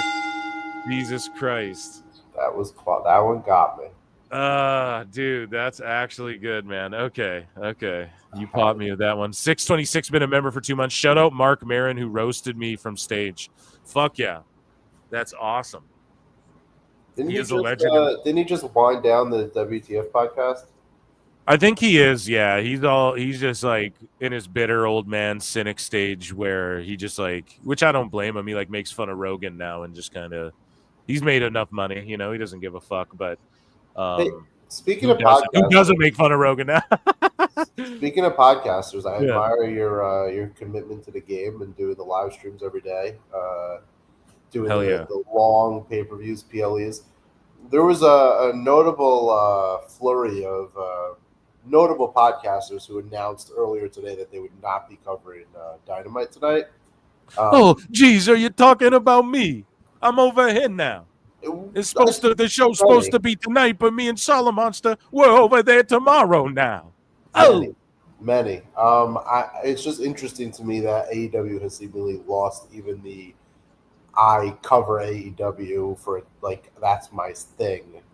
They've lost even that crowd. This is what I think. The crowd that covers you for like a profession, like that is just something to be noted. Yeah, I would just say that it's more of an indictment of AEW. Like, it's so disinteresting, and people are like, "It's a 4-hour Dynamite. You think you'd be hyped for that?" But instead, you're like, "Oh fuck, man!" And like it's your job, so you go, "Well, hey, there's more work. There's extra work to be done tonight. I'm not even going to put in the normal time. I'm just going to take the whole night off." That's how fucking disinterested people are in Fyter Fest. That's crazy. It's supposed to have the reverse effect. Like, holy shit, a 4-hour pay-per-view level Dynamite. I need to tune in for this. I need to tap in with people. And I hear what you're saying, man. But so I'd say that's more of an indictment on this guy right here than it is any streamer. It's not just tonight. I've also noticed a notable uptick. Hey, let me ask you this, Phil. Are you going to All In Starcast? In Toronto? No. Or Texas? What's the one in Toronto? All Out? Yeah. Are you going to All In? No to both. I'm not going. No to both. So the answer is no. Oh, I'm staying in now. No. I don't think Awful's going either. You know who else is not going? A plethora of professional wrestling journalists and professional wrestling podcasters and professional wrestling influencers have announced that they are not going to All In Starcast. Yeah. Literally the thing that AEW banks on. Like when All In happened back in the day, that original Chicago show, it was like it was a communal, like everybody get together. It was like going to some festival. It was like Burning Man for wrestling. Now these people can't even like be bothered to get on a plane and be flown there by AEW. They're like, nah, we're good.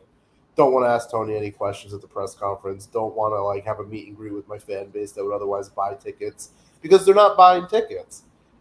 This is just we're on a shot clock now of like when the bubble actually bursts because the cover up couldn't be worse than the crime. Well, as we've covered on this show here, MJ, we've covered it on this show. We've seen floor seats comped for Double or Nothing. We've seen the stubs. I know for a fucking fact, okay, people in the All-In area who there's people getting 4 to 6 free tickets, 2 tickets, like everybody. If you work for the fucking venue, if you work around the area, they're just handing out free tickets.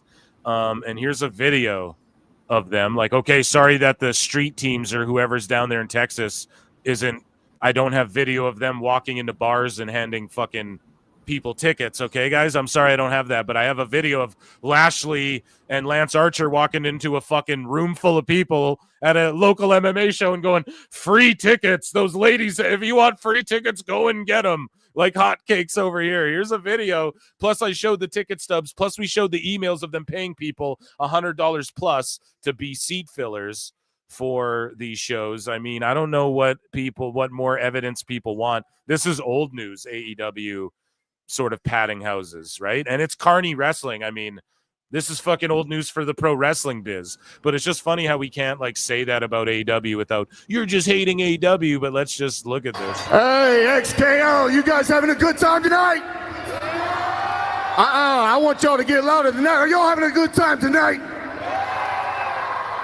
Like he said, I'm the Murder Hawk Monster, Lance Archer. This is the almighty Bobby Lashley.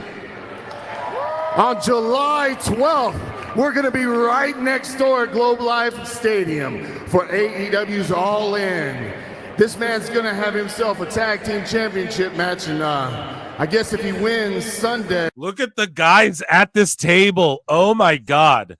This encapsulates it all. Look at the bottom left of your screen. If you guys are looking at the screen, look at the dudes at this table, all looking at each other going, who the fuck? What are they talking about? He's going to have himself a tag team championship match, and I guess if he wins Sunday, you're going to have a new...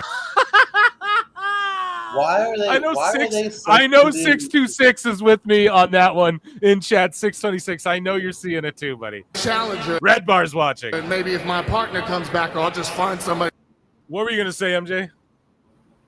Why did they send these two guys? Like, where's the rest of the hurt? Well, because this is why it's a local MMA show, and Lashley's undefeated in Bellator and has a record of I think like 15-2 or 16-2 overall in MMA. He was a legit heavyweight, fought in Strikeforce, fought like their top competition when they were really hot. So I get him, but Lance Archer, because he's from Texas, this guy hasn't been on TV in fucking 2 years. You know what I mean? This is gonna be a throwback, but I thought that who you just described was Jake Hager. Well, I mean, hey, but he doesn't work there. Else, no. And then we'll kick you. But I mean, that would have worked, man. He was undefeated in Bellator as well. They promoted that for like the first 2 years of AEW. That was his whole thing. Shelton's ass and take your titles. How about that? Oh, wait. Not in this ring. Like he said, he's undefeated in Bellator. He kicked a lot of ass in Strikeforce, so he knows the mixed martial arts game. Why don't they? And like, I get it. I'm not hating on Lance Archer. I'm a fan, but like, why wouldn't you have MVP, who's a legitimate black belt in Brazilian Jiu-Jitsu, and like out here talking for Lashley, and they can put over their Hurt Business shit, and Shelton Benjamin, who's a legit NCAA level wrestler, and you have Lashley there, who's a legit fighter. Like, why wouldn't you have them in the ring instead of just randomly, here's Lance Archer because he's from the area? Like, what the fuck? Like, who decides who goes to these shows and represents them? It's got to be Tony, right? I don't think Tony's in this level of the weeds, to be honest. I think this is somebody in the office trying to ring something. I can't imagine. How did they not know? How did they not know? No, just send Hurt Business there. They're all legit guys that we can Google and go, oh, they're all legit. I'm sure it's a matter of like who's willing to go or who wants to go. Like, they got to get guys on a plane to go to this. It's just, this is so amateur, and it's no disrespect.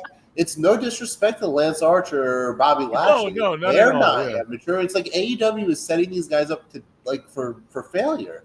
They're sending these guys. They're sending lambs out to slaughter, and it's at some point, and it will happen. And maybe it's with this Mariah May signing because they offered her $1 gazillion and she still didn't want to be there. Maybe it'll be with somebody else. But these talent have more self-respect than to be put into this position by this company. And for all the money, people talk about the money and the corporate greed and all that in WWE. These talent also are not guilty of it. They're just taking the biggest bag. So they're just as guilty as anybody as being all about the mighty dollar and all of this. And eventually they'll stop caring about that because you know what? It just won't be worth the money for the embarrassment. And this is embarrassing. I'm willing to bet that Lashley this counts as like one of the appearances in his contract. I'm willing to fucking bet this counts as like a Dynamite or whatever. Yeah, Tony, I'll go. Just it counts as one of my appearances. You know what I mean? I guarantee that shit, because why else would he just be here? He even just looks awkward. He grabs the mic, but I think he does. But Archer, like, why isn't Lashley talking? That's what I mean. That costs extra, Tony, for me to actually cut a promo too. That's extra money, you know? I don't know how that shit works, but yeah, Lance Archer here in the last 30 seconds of this clip, he goes, "We're giving away free tickets." Listen to this. Very well. But we want you guys to come out on July 12th, support AEW's All In. And last time, I think we gave out like 4 tickets, right? So tonight, I think maybe we should give out a few more tickets to some people who maybe want. So last time we gave out tickets, right? Well, this time we're going to give out a few more. Listen to how he describes how you get these tickets. To come and watch the show for free. How about that? For free, the biggest show of the fucking year. Oh, it's amazing. We had this many tickets. Oh, it outdrew. Fucking no, bro. The tickets are free. My grandmother would go to this shit, and she's dead. Okay. it's going to cross 20,000, but I am confident in tradition. Tradition is we'll get a turnstile count, and I also hope that there's some gates that get dropped on this. Like this show should be happening in an arena. They're not going to change it at this point. It's too late, but what they're putting the talent out to do, it'll be very interesting how this comes across on camera. It's a baseball stadium that's going to be like, they're worried. I've heard shit. I'm not a dirt sheet. I'm not a fucking news, whatever. I'm just good at predicting shit, okay? Phil Stradamus. But listen, I heard they're fucking sweating, and that's why they're just giving tickets away. They're in the at least 1,000 to 2,000 tickets given away by the time like the show rolls around, minimum. I'd fucking bet money on it, you know? So the turnstile count, all that shit. I don't even care about it. Like, I really don't. I don't care that they lie about the attendance of All In Wembley. I don't give a fuck. WWE did the same shit. But it's just keep the same energy, sickos, okay? Look, here's video evidence. Listen to what Archer says. Go to this pretty girl and just grab tickets. Like they're fucking Halloween candies left out in a bowl for the people who don't even bother to fucking come to the door for the kids, right? Just go and grab a handful. So the ladies right here, they have some tickets in their hands. If you're a big fan of pro wrestling and AEW, come see these ladies, and they're going to give you some free tickets to AEW's All In on July 12th, 2 p.m., right next door at Globe Live. So what's to stop me from going up there and going, man, I have a family of 6. Give me 6 tickets. Nothing. He didn't say shit. These ladies over here want to give you some tickets. And then what'll AEW do? They can just move the seating around. However, they do that shit all the time. They just start moving seats around. People show up to venues and they go, oh, it's fucking, we're just going to move around where seats are and shit. They've done that a babillion times. They don't give a fuck. What were you saying, MJ? There's just blocks and blocks and sections of seats available. So, like, they're just giving away. It's the same thing that every sports team does with charity and boys and girls clubs. AEW is just doing this with anybody that walks in a grocery store, 100-mile radius. But I'm with you on, like, just keep the energy the same. I care for a different reason. If I can try to explain that, tell me what you think. I care because there is a mass propaganda arm to AEW. That is, and we talked about this earlier, like there's a hard divide of like you believe in the kayfabe version of AEW and all the 500,000 viewers on Max and all the biggest profit of any wrestling company, not WWE, all this stuff. Or there's this reality, which is here's a company that is out over its skis and that ultimately, like if talent aren't more aware, and if people in the industry are not having honest conversations about what's going on and whether this is sustainable beyond whatever TV deal, it's supposed to be 36 months. We're almost 12 months into it. So, at some point, chickens come home to roost. And you have this conversation taking place about like talents having 2 places to work and all this stuff. And yet we're just gassing up like a make-believe version of AEW that doesn't actually exist, if not for like the propaganda that we see spread as like rumor and innuendo and reported as news. So I care in that, like, as a wrestling fan, someone that like wants to see the best for the industry, there's just this weird narrative of AEW that's, I mean, you can poke holes in it all day long, and then you get called all these bad faith, grifter, all that. Ultimately, who's this benefiting? Like, is pretending that AEW is something it's not? Is pretending All In something it's not, like, benefiting anybody? I mean, it's making people feel good, great, but for how long? And, like, when does that come home? I don't think it's even making people feel good anymore. Like you said, man, motherfuckers are pirating it. And I'll say this. What happened is it's just a bunch of people in the media who Tony Khan schmoozed up to and made them believe he's one of us. And they all just think they can get jobs. And then they want the wrestlers to stooge to them. Like jobs. Like they don't have money to hire people. Like they don't. Well, if everything stays on track, they'll have 14 million, bud. That's enough for fucking Edge for 2 more years. And here's where Awful would tell you, like, and if there's a conversation to be had about wrestling companies, like, if not for the fact that the Khans, it's a private investment of theirs that they probably wrote off for tax like benefits, like they're not paying. He's not paying himself back, and there is a likelihood at this point now that Warner Brothers has more of a stake in them than ever before. And there's a likelihood that, like, there's got to be some kind of strategy here if this doesn't last on TV as $100 million property.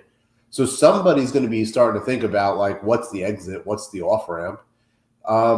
There's not jobs for people. Like, this company is, if anything, they got to shed another 20% of their behind-the-scenes, like, staff and probably 30% of its on-air staff. Yes. Oilers scored, sorry. But no, yes to what you're saying as well. Like the conversation was had about WWE this week. So, like, okay, like, keep it equal on both sides. Like, have the conversation. There's a reason it's happening about WWE. The noise is a deflection from, like, anybody actually talking about, like, things like what Switchblade did, things like what's going on with these residencies, and the fact that, like, All In is now 40 days away, and I had it pegged at crossing 18,000 by now. It hasn't. It's behind schedule, and they're just going to paper the shit out of it, which this video shows. They are, yeah. They're fucking papering the shit out of it. People want to be like, oh, where's the proof? Just go fucking. Do you know people who are in that area, bro? They'll fucking tell you. Where's Pete in Texas? I bet he's somewhere in Come chat. see these ladies, and they're going to give you some free tickets to AEW's All In on July 12th, 2 p.m., right next door at Globe Life Stadium. We'll see you guys there, and I'll see you, Bobby. So what, are they stooging that we're going to get Lance Archer in a tag title match against Hurt Business? Then what the fuck's the point of what I'm watching on Dynamite right now? You know what I mean? That's just incredibly awkward, I got to be honest. Here, I need to check in with chat. My word, guys. Can somebody drop kick Aubrey Edwards? Now, that's not very fair. I don't condone violence towards women here at PWT. Steve Sanchez, unless they're wrestlers. I guess if you're an AEW, you can crack a fucking guitar over her head or something. I'd be here for that. Steve Sanchez. Listen, I don't know, but she might mule kick you. I'm sorry. I'm an asshole. Kenny D's been a member for 2 months. Thank you so much, my good sir. 626 for 2 says Red Bar Zoom caught these fools. Like, who cares? Yeah, dude. Hit him with the fucking Red Bar rewind, bro. We'll bring that shit. Pete in Texas, I just brought you up. Speaking of sweating, Pete, are you around the All In? You don't need to like say what area of Texas you're in or whatever, but are you around there? Like, are people getting free tickets for this shit? That's all I'm hearing. Some sickos are going to melt mid-July here in Northeast Texas. Oh, okay. So you answered my question. Yes, it has a roof, but moving around the city, it's going to be hot as fuck. Yeah, dude, they're pasty white skin, man. It's They picked the wrong destination during the wrong time of year. I think it's very telling that there are not like communal trips. Here's an idea for AEW. Free idea. Can you give it a free idea on your airwaves? Shoot. He should charter planes for people out of like big cities. Like, you know how they did the Jericho That's like the movie 2012. We're getting out of here by ship after. So we'll all go to the show, and then we'll all go on Jericho's ship. And then we're out of here to the top of a mountain. He should be chartering AEW trips. They will all go live in a cult together in the mountains. He should Trust fly me, people in. Tony's arc. He should fly people in the way that they like promote the Jericho cruise, like promote like an AEW airwave, like or airline, fly in and come to the show. Rent a fucking military cargo plane, load it with every sicko from around the globe that you can fucking round up. Oh, 700,000 of us are here. That would be a hell of a promotion campaign if he got like an airplane wrapped in AEW like banner and like he was like, I'm sending this airplane to 10 different cities, like sign up now to get your free trip. And you get 10 cities worth of like 200 people. It's like 2,000 people. Some guy for two says AEW's typical little man syndrome with money. Yeah, you're right, man. I'd be hard pressed to say that you're wrong. Or just like a dude who's like too much of a mark. Because I thought Tony was one of us too at the beginning. I was like, oh my God, he's a billionaire, like stoner guy who just loves wrestling or whatever. This could be fucking really cool. If he has the money, he'll let the right people run shit. This could really turn out well. And no, dude, the fucking opposite. He just completely is like, my ideas are I take credit for all the stuff, except for when it's bad. King Dingaling for two says, is Sarah Jessica Parker Aubrey's real mom? Oh, come on. That's not very fair. To call Sarah Jessica Parker Aubrey Edwards. Oh, come on now. Sarah. Oh, come on. That is not very fair. Don't do SJP like that. I know she's not all that and she's all that. Or what? No, it's not she's all that, right? What's it called? And just like that. I botched the joke. Sorry, guys. Fuck it. King Dingaling, thank you so much. And Regina Sharp's been a member for 13 months. I'm giving this 4 hours a chance, but boy, has it sucked. Boy, has it. Thank you so fucking much. Oh, another one's coming in. Ray J's World for 5. Guys, we're 2 super chats away from unlocking me streaming all day AAA versus WWE and fucking Money in the Bank. So you guys rule. I know we'll crush it. We'll probably get above it. So thank you guys so much. You guys really fucking show up and show out, man. I've really been appreciating the love, especially this summer, man. Ray J's World for 5 says Corey Graves was gooning on Mariah last night like he did Carmella. TNA better get a TV deal quicker with their angles in an NXT main event on CW. Yeah, no, I was not against, I just was opposed to the idea, I suppose, of like, oh, they'll go with a TNA show. Like why wouldn't they just say, hey, we're going to do another NXT show? But no, at this rate, I don't see why they wouldn't do a fucking TNA show. That might be the move ultimately, if you really think about this. And Trick with First Class. I know, guys, we didn't review NXT. We're likely not going to do it, although we're only 2 hours deep into a 4-hour minimum show. So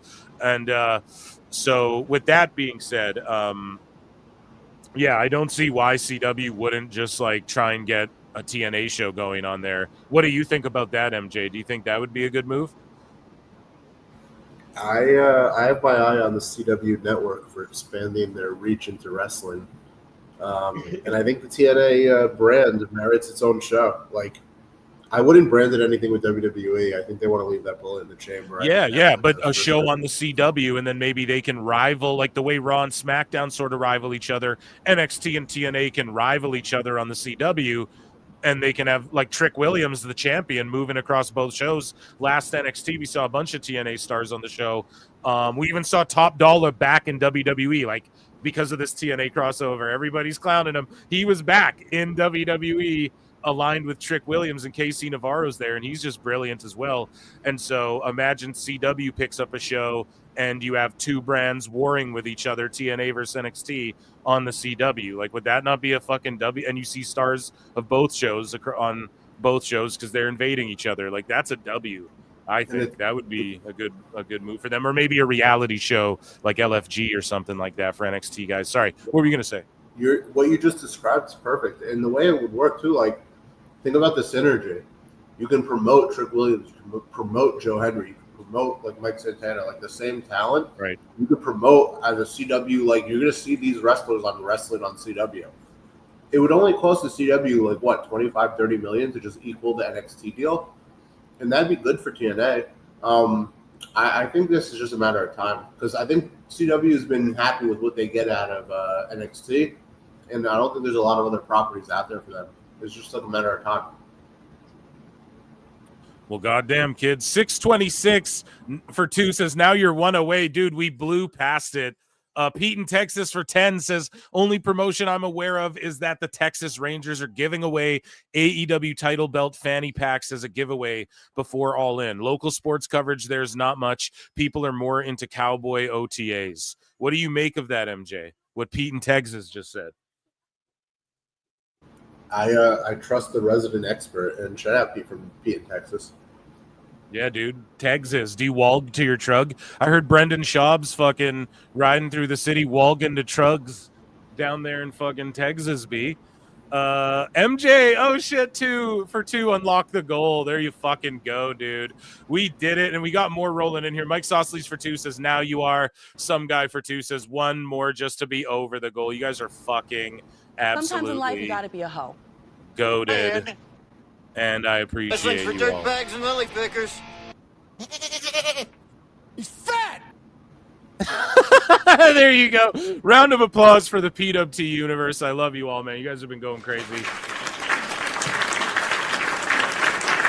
And so all day stream Saturday. Make sure you're fucking locked in. I will bring some folks on the show, and I may even have a little guy, a little Irishman from. Well, he's not little. He's actually very tall. From across the fucking planet. Possibly tune into that show if he's not too wasted. And the time is right as well. And so that should be really good. Who has a lot of AAA insight. Anyways, that should be amazing. So you guys are fucking goated. And let's go. How close are we to the 400? You know, I got to do quick maths on that, actually. Let me do that while we quickly, I guess I'll just bust out like a calculator and do quick maths while we take a look here at Hobbs taking on Caster out of nowhere in one of these like jobber squash matches. And they also announced that the tag team champions are going to be in a fucking triple threat, because why wouldn't they be? Do you know what I mean? Like, instead of the tag champs like having tag teams to defend against, they're like, or not a triple threat, a trios, you know? They're like, we're going to be in a trios match. The Hurt Syndicate. It's like, well, why didn't you put the trios tonight? Oh, is that tonight even? I don't know. I'm very confused because they keep making matches that are not happening tonight, and they keep having talent on that are not wrestling tonight, and I'm just confused because this was supposed to be like a pay-per-view. Sorry, that's the medicine is kicked in. No, don't be fucking sorry. We don't ever be sorry here at PWT. Like this show, whether you like it or don't like it, like objectively, can we say that this was supposed to be some kind of special, like feel good? Yes. Like this should feel like how that episode was that they beat Eric Bischoff. They celebrated it. They popped champagne for like nothing, but like this is what that show was supposed to be. This popping champ, yeah. I was just gonna say, I was gonna quote Birdman and say popping champagne like we won a championship ring, but they're gonna hang a banner in Daly's place for like longest lasting. The banner's not big enough for them to write all the prerequisites. Well, you'd think, man, they fucking run victory laps in empty buildings, so it wouldn't shock me. Guys, sorry, I'm almost done the quick maths. It takes longer than you think. Hey, I should have got I'll filibuster. Go ahead. No, I love it. I need it. I saw this going around about like Mariah May went from like the Wembley Stadium to a warehouse. And like one thing I would point out is that WWE owns that warehouse. And like the other thing I would point out is like, has anyone looked at where AEW is running their residencies? Like, I know the 2300 Arena is like a big deal, but like, how big is that place? Like, they are legitimately running. Like, they're one step away from doing a residency at like wherever PWG used to be filmed, like in Reseda. And actually, that'd be a good idea for them. I think that would really pop the fan base. If they ran a residency out of whatever that VA hall was. I think they demolished it. But maybe Tony can have it rebuilt because he's very rich.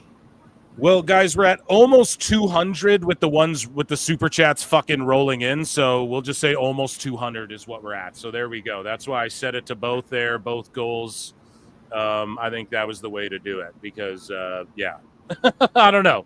Right? We fucking the abundance, or just someone comes in and whips their big dick out. And either way, it's a fun time. I'm not too pressed about it. You guys shattered it. We're at almost 40 super chats now, so you guys crushed it like you always do. I appreciate you so fucking much, and I don't do those often, but that's gonna be a long ass day of streaming, and it's hot, so I'm gonna have to get some beers. So here we go. The Pabst Blue Ribbon Fund.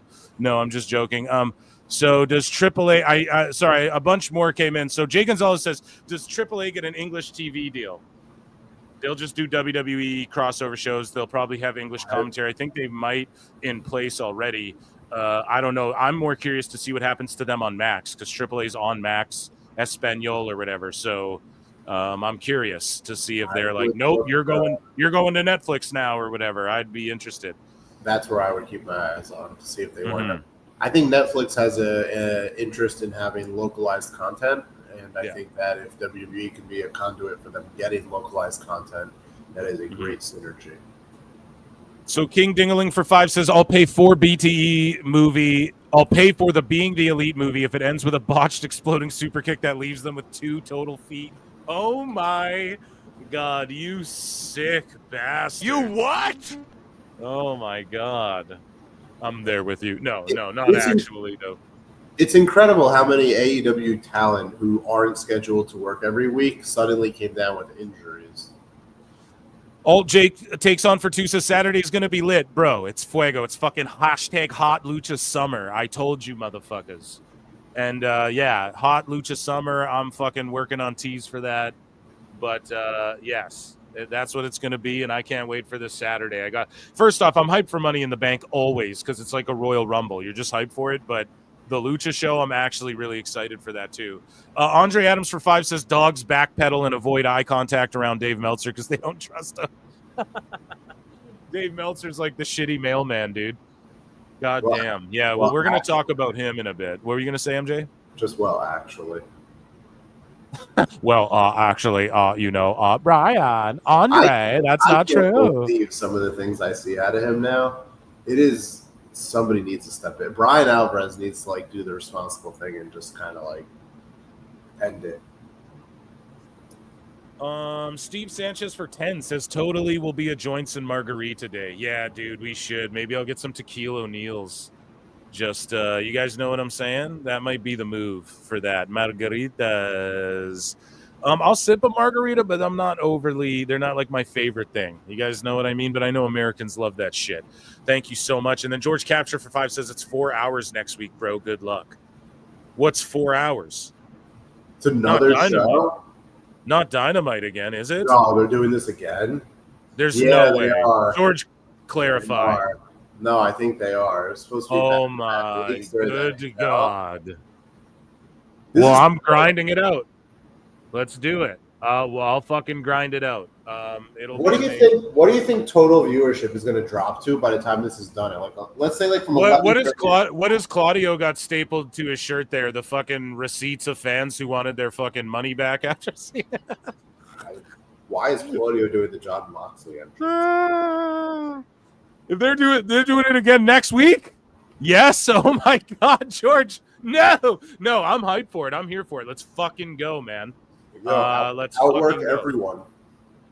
Yeah, dude. I am. I'm going to, and I'll put together a cool panel again for that one, since it's extra juicy and long. You know what I mean? Pause. No Diddy. Do it. Diddy quit salivating. Ray J's World for 5 goes, is it true? Okay, we got more news, I promise.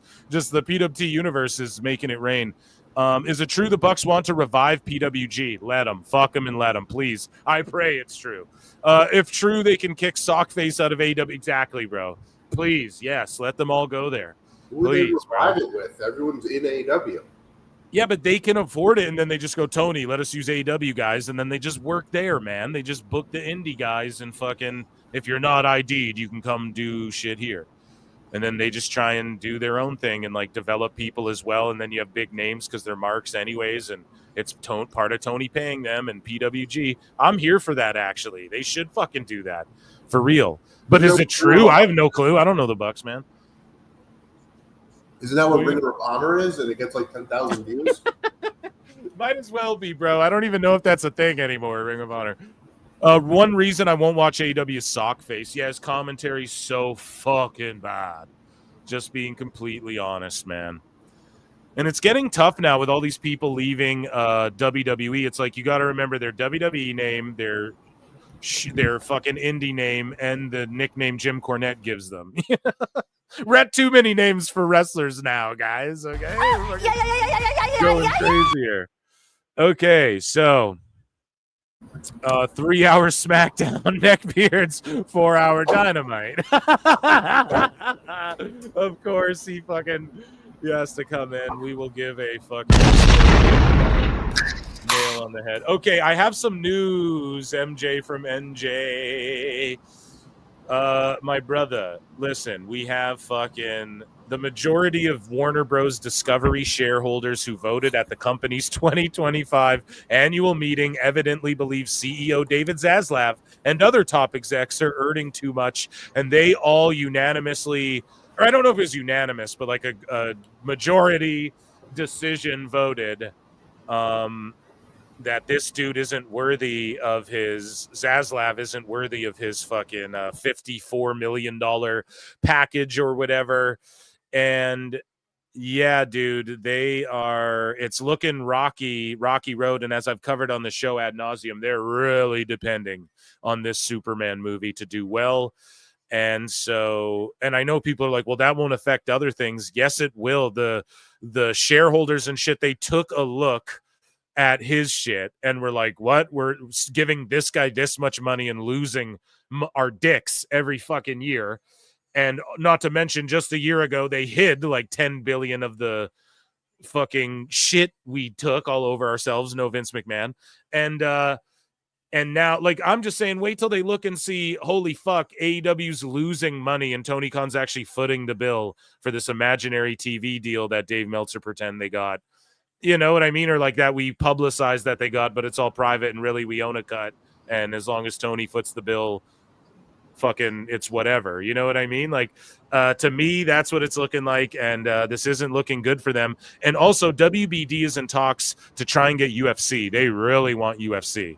Or at least some of the events UFC is looking to break things up, like maybe international show cards, like 4 big international cards a year on Netflix, or maybe just like all the fight night cards on Netflix, maybe the Apex cards on ESPN, you know, sort of like WWE does with Peacock and Netflix. Like it'll be something akin to that. They won't overcomplicate it, but WBD is in the talks for that as well. So they are looking to spend money, of course, on something like UFC.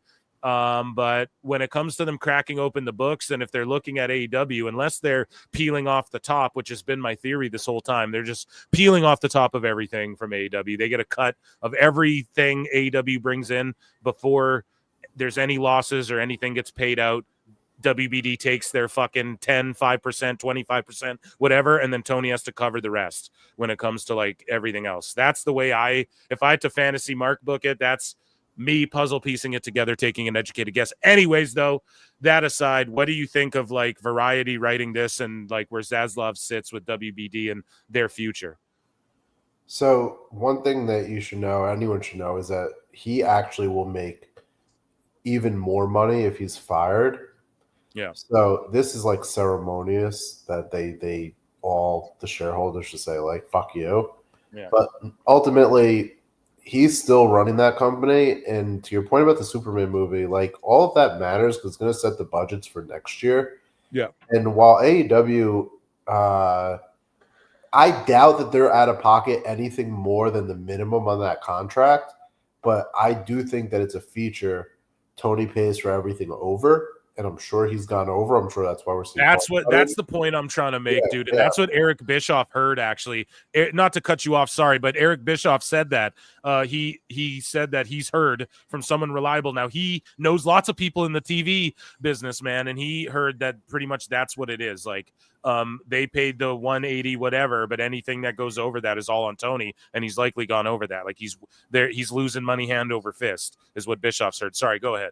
It's great if you can hire a director for a movie, give them a budget, and then the guy's like, well, that's not enough. It's okay. I'll cover the rest. It's like, great, make the movie.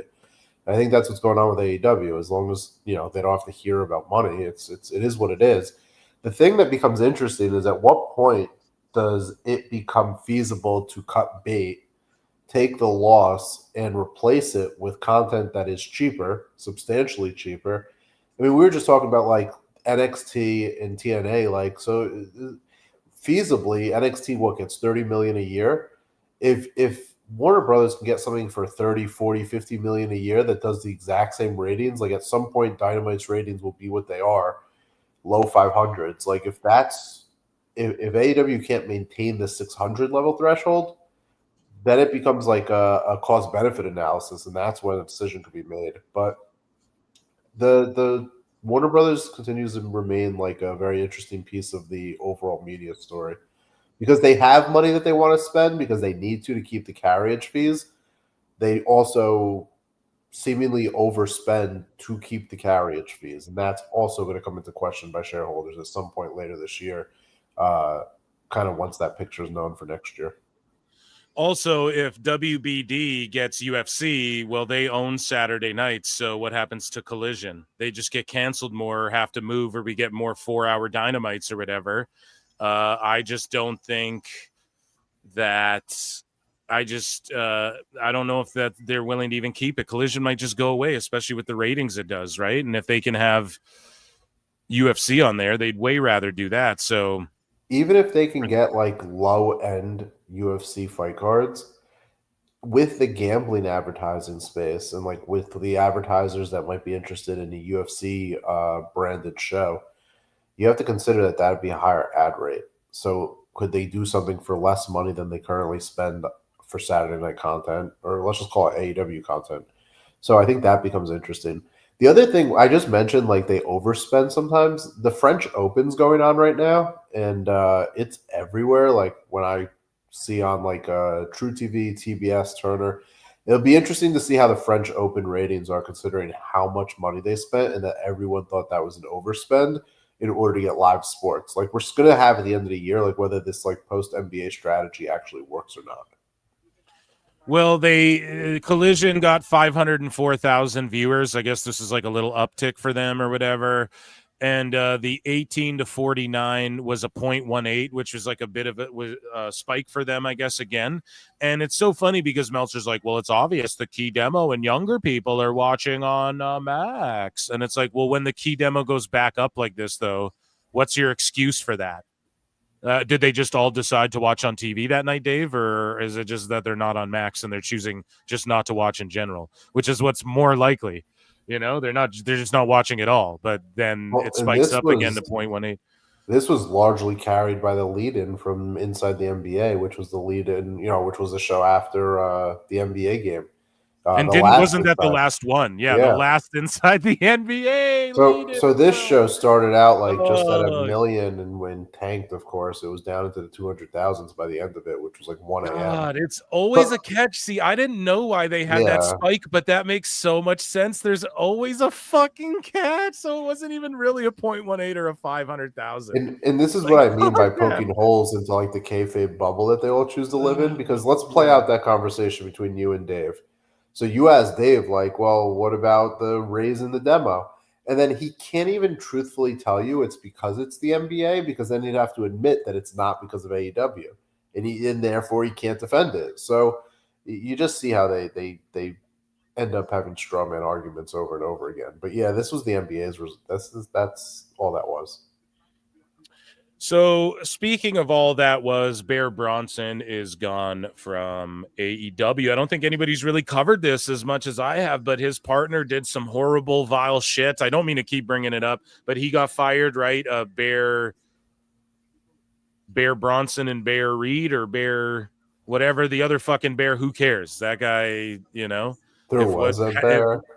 Yeah, dude, if Fuzzy Wuzzy or whoever he is, Fozzie Bear, whoever it is, dude, that dude sucks. If what alleged or what he's happened to him legally is fucking true, I don't know. I wasn't in the room, I guess, but whatever. Dude did some gross foul shit, and Bear Bronson got punished for it, and he was tweeting out, "I'm being punished for whatever." His contract wasn't renewed. He's gone from ROH/AEW, and he said that AEW saw Iron Savages as just an enhancement thing.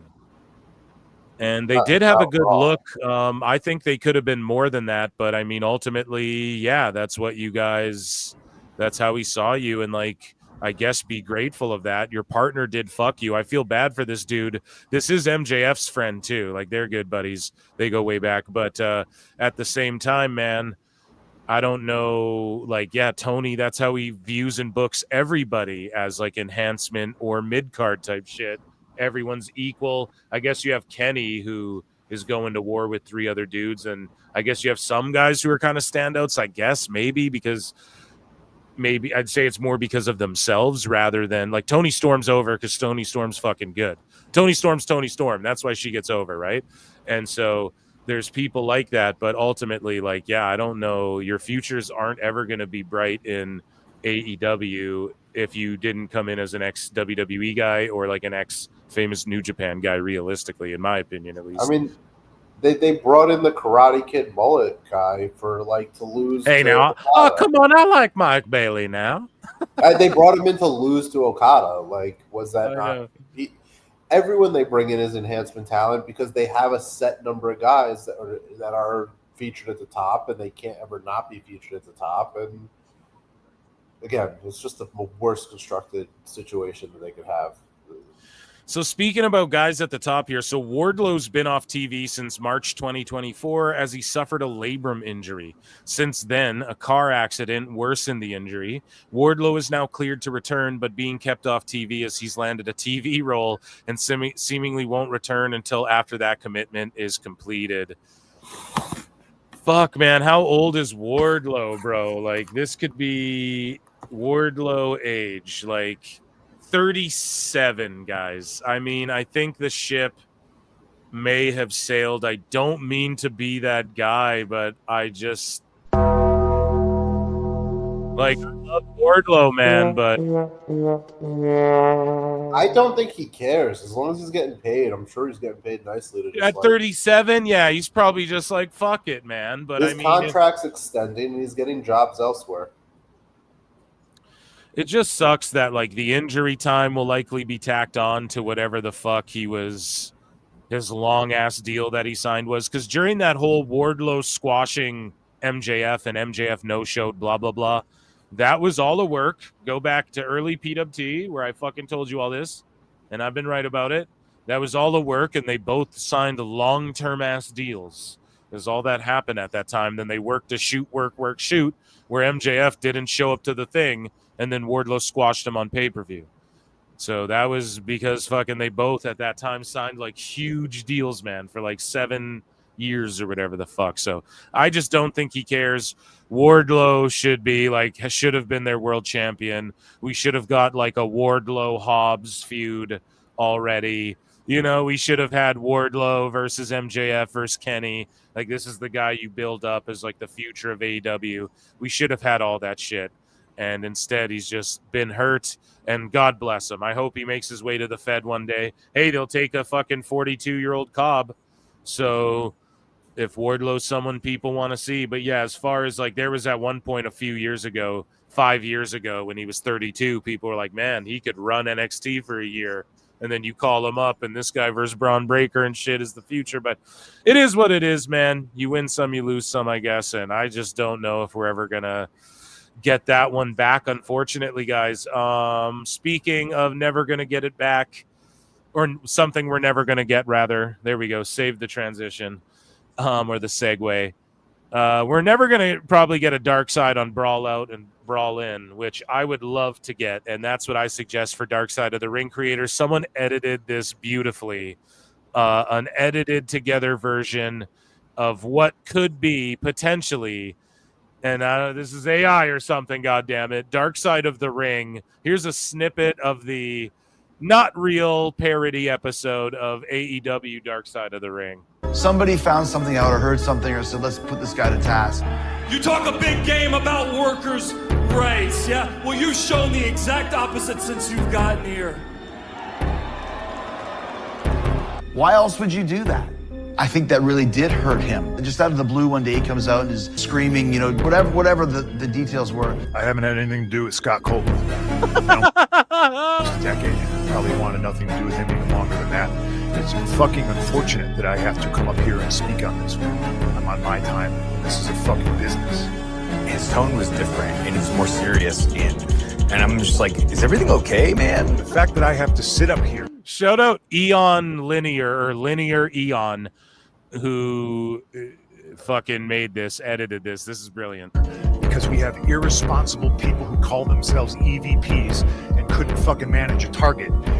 We couldn't believe it. He was one of our heroes, legitimate heroes. This is terrible. There's people who call themselves EVPs that should have fucking known better. This shit was none of their business. It didn't make any sense to me. What are you talking about? What did I ever do in this world to deserve an empty-headed fucking dumb fuck like Hangman Adam Page to go out on national television and fucking go into business for himself? Never forget, lest we forget, MJ, what Punk said, dude. He was spitting. For what? Imagine this guy that you watched on television for years. Now he's calling your friend out. In his mind, Hangman went out and started addressing things that he was not happy, and he's clearly, I mean, that was months ago. I offered him money. He said it was not enough. He went ahead with the lawsuit and sued. It's his fucking funeral. I don't care. He shares a bank account with his mother that tells you all you need to know about what kind of character that is. It was like a downward spiral. Any way you slice it, you can see this isn't good. I'm hurt and I'm old and I'm fucking tired and I work with fucking children. Sit your ass down. Go to sleep. Give us all a break. If Dark Side of the Ring had any nuts, they'd do a fucking two-parter, Brawl Out and Brawl In, the CM Punk story or whatever the fuck in AEW, and it would be a two-parter the way they did the Benoit one, and it would be their most viewed shit. Both episodes, don't you think? Yeah, but I think that the Bucks ultimately sit on that for when it's all said and done, and they do a tell-all. Yeah. And they probably come to peace with Punk and make a shit ton of money on it. It'll live for a generation or two, like the way that the Montreal Screwjob did. Yeah. And what happened afterwards? That's just life, dude. Ace Steel threw a chair and hit the reenactment. What was like a church? Oh my god, yo, Eon Linear or Linear Eon. His logo's like a fucking cross, so I can't tell which word's supposed to come first. Brilliant. To the head or something? It's like a terrible chair shot to the head. He had never done anything like that. Just out of the blue, he was bullying. Amazing. That is fucking amazing. And that, ladies and gentlemen, was AEW News Tonight. Amazing. This is great. Oh my god. I got some more super chats I gotta get to. Let me see. Excalibur, Andre Adams for 2 says Excalibur is Pedro Pascal under that mask. Yeah, it wouldn't fucking surprise me. That guy gets every role. You know what I mean? Some guy for 2 says next year we'll be talking 500K being average for Dynamite. Yeah, I mean, at this rate, the way it's trending, I think they found their core like 600K and shit. But if like Hangman doesn't beat Mox, I think they cook themselves. I think they completely fuck up. Well, there's two things to point to on the ratings trend. One is that they're pretty range bound, and they've shown they cannot really escape like 650 as being a ceiling. Like every time they do an episode that's high, there's followed by a very low one. Shows they're not retaining any new viewers, but also seasonality. I mean, we get into the fall and the winter, and that's when like football season and all that ramps up, and people just tend to not watch TV the same way back to school and all of that. So like this window between now and All In is like their chance to grow an audience. They're also fighting cord cutting, which like if you listen to all the cable companies, they're seeing the subscription rates just drop at like precipitous paces. So, you know, they really did themselves a disservice last year when they kind of outpaced. What that means is they lost more viewers than the average decline in like the subscriber to the TV network. So they were so bad compared to like the average that they're just always going to be in a hole, and eventually it'll just erode down to like 500,000. So in Dire Straits for 2 says, how many Tony fumble chants will there be by 26? Bro, so many. The exodus of 2025. I told you all it was going to happen, and it's happening.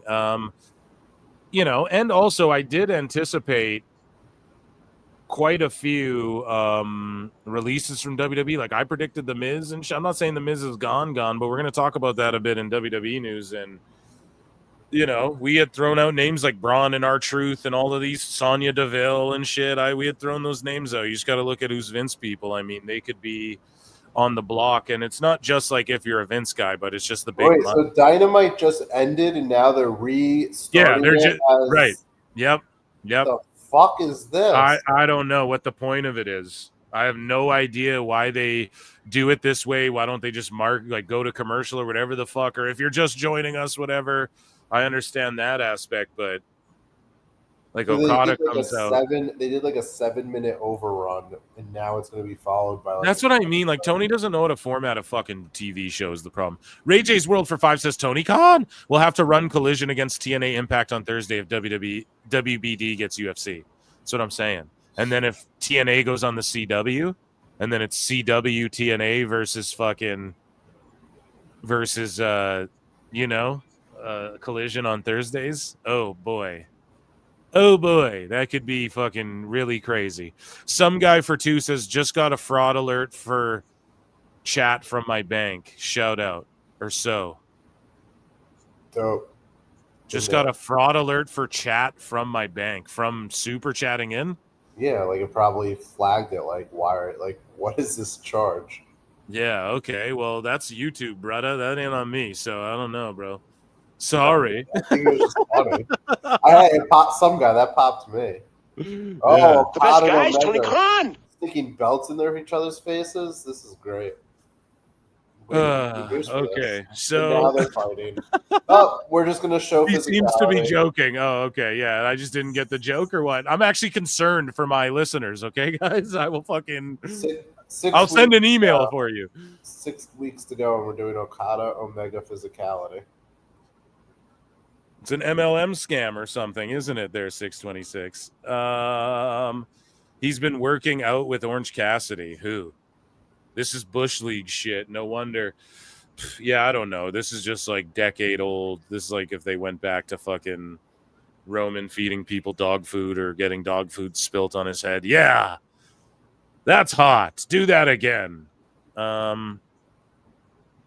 Speaking of WWE, man, we got some WWE news to get to. So we are going to share this tab. And we are going to play a breaking news.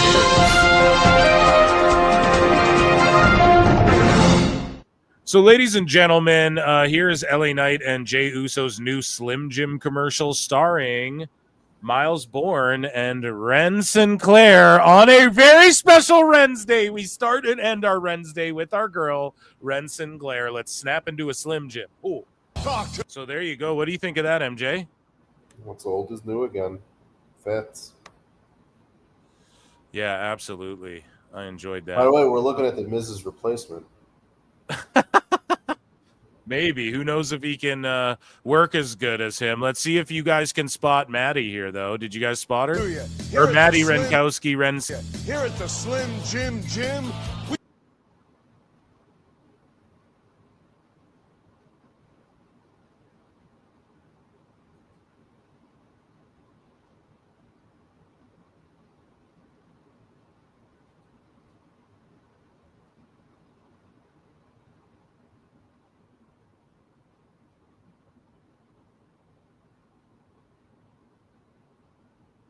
Phil, you there?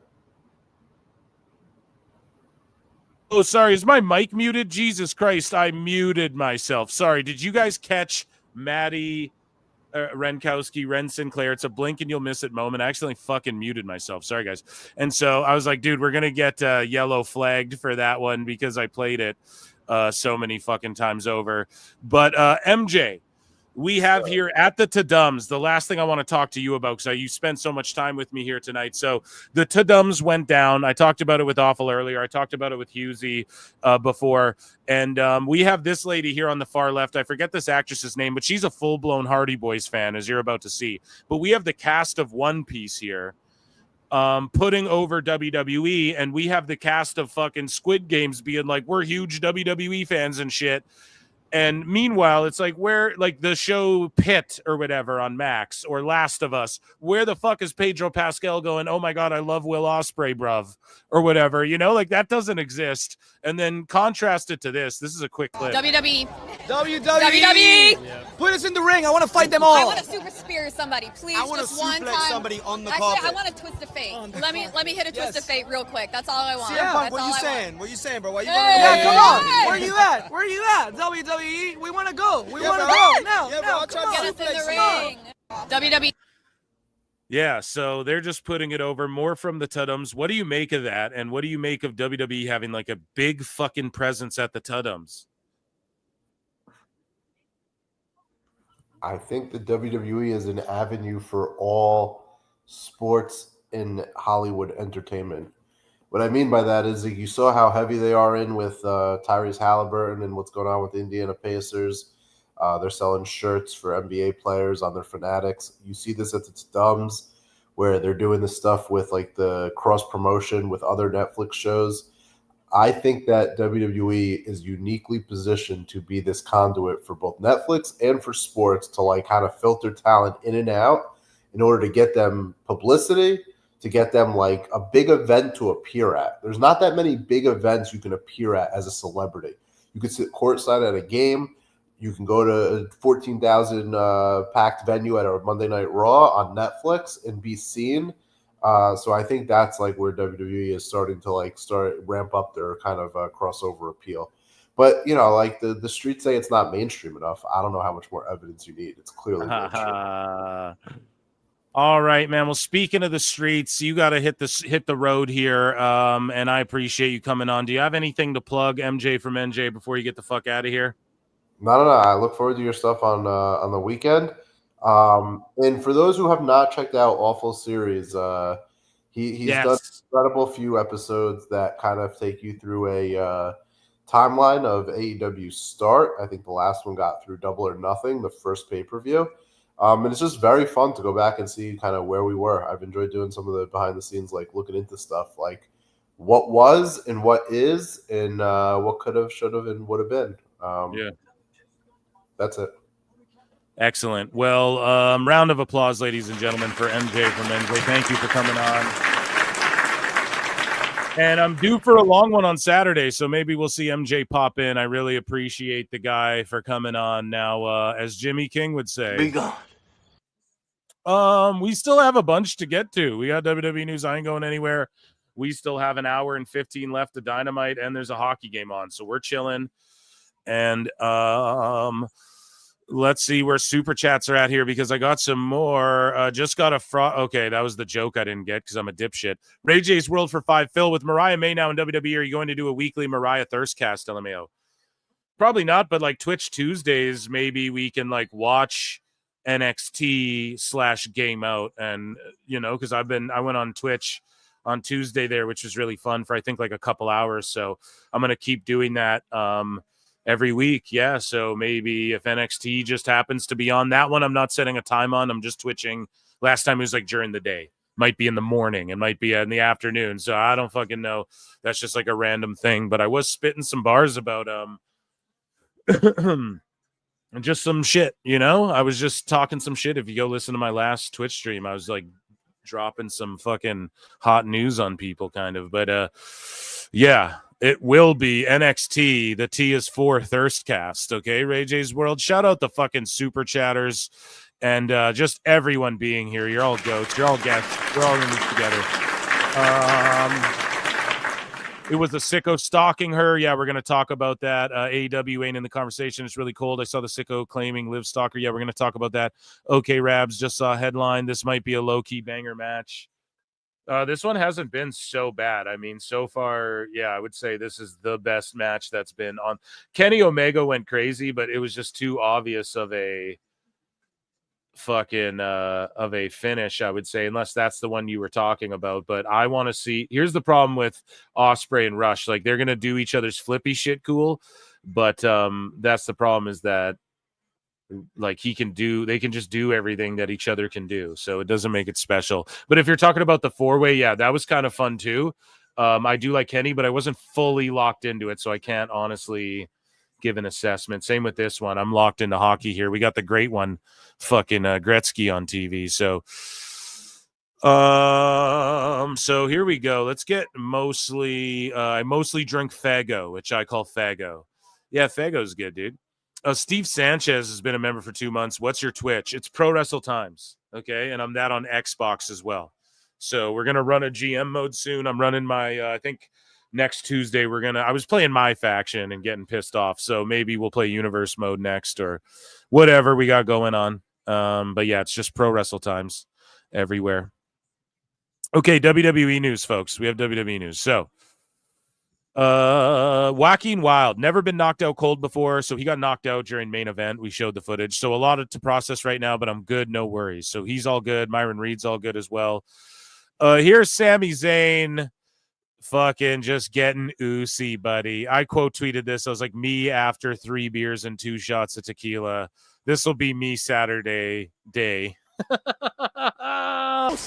How fucking hot the crowd was. They were so hot for Sammy too.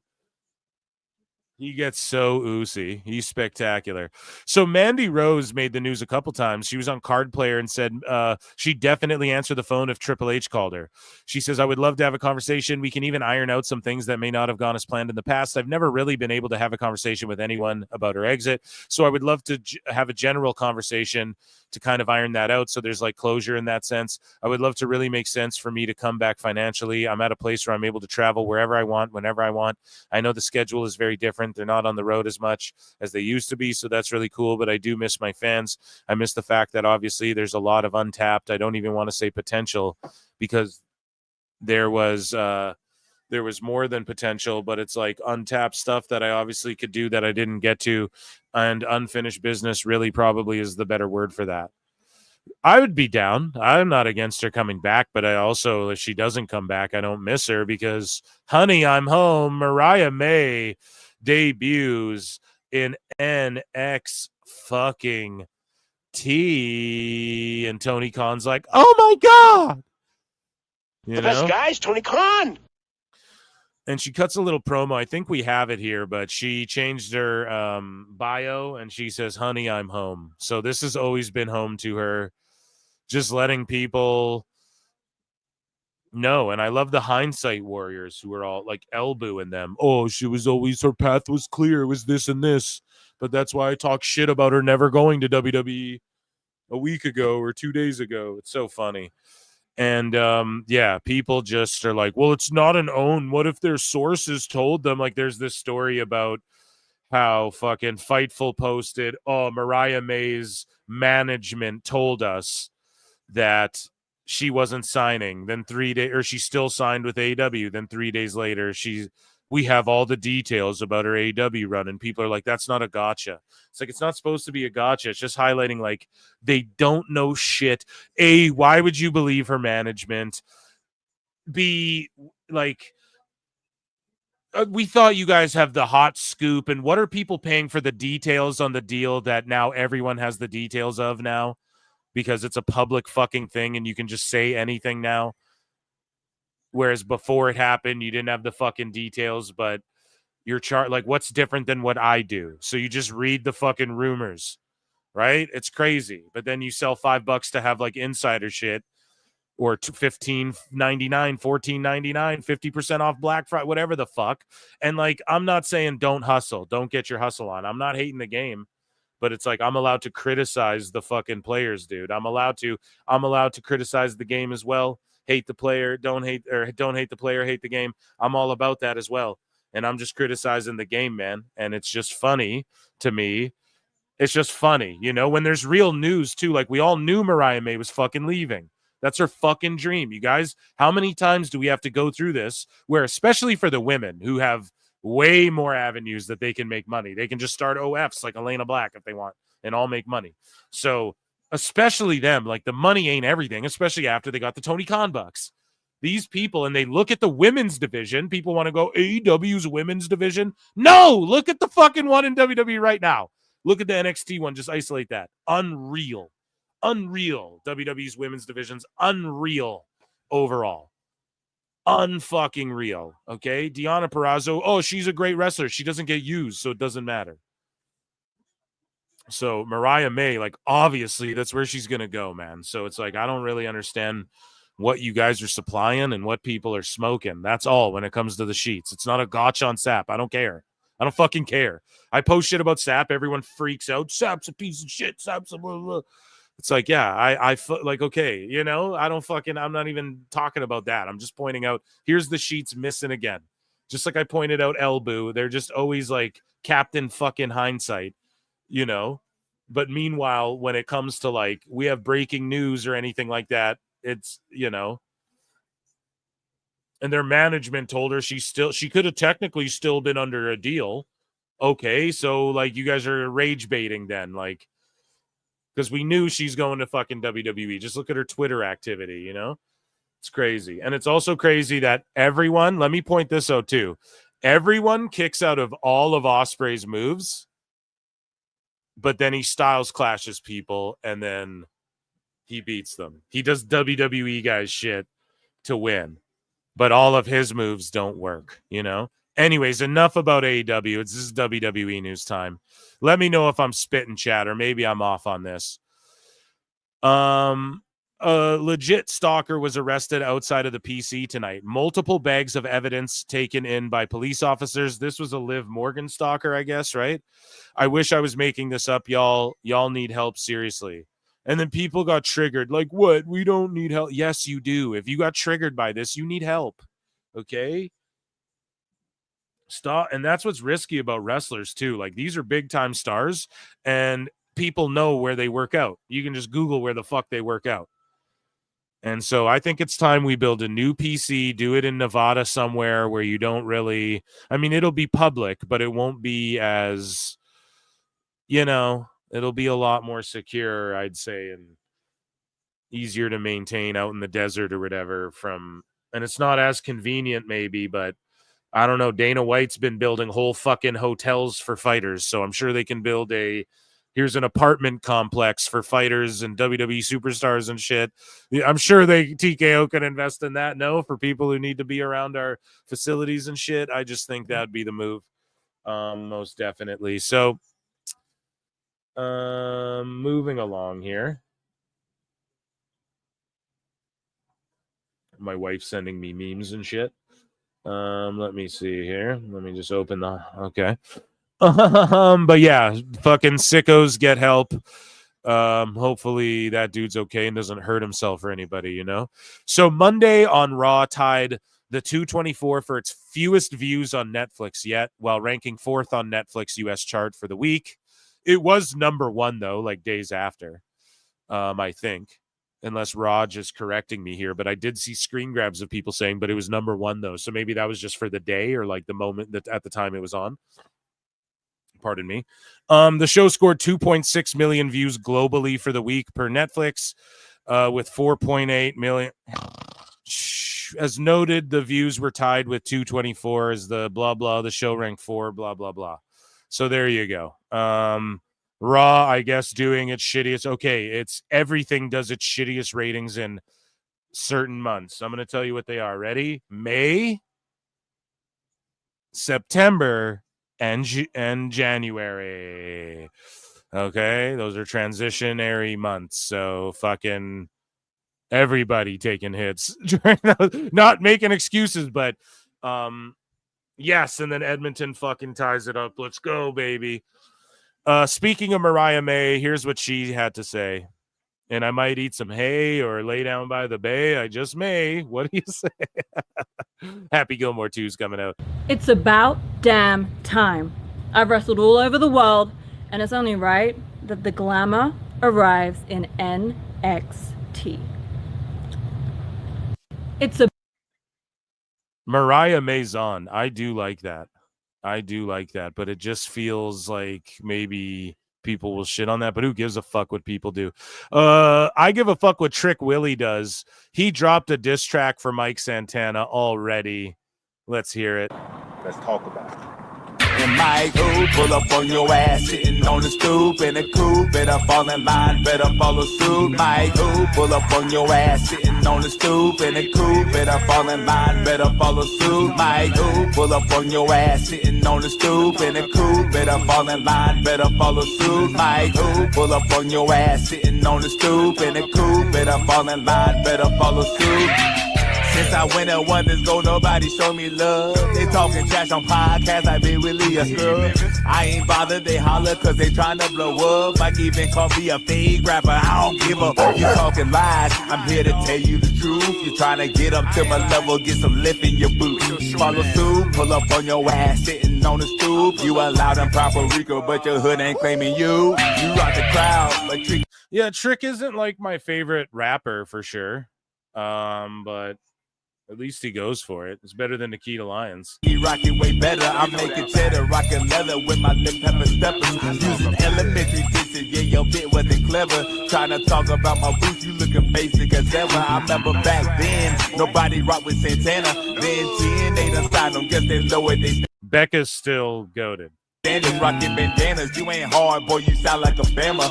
Cash chicken, the cabana, my lady feeding bananas. And my groove, pull up on your ass, sitting on the stoop in a coupe, better fall in line. I don't hate this. You know, he at least comes with like a flow and isn't just like, it's his own style. At least he's not, it doesn't sound like he's really biting anything.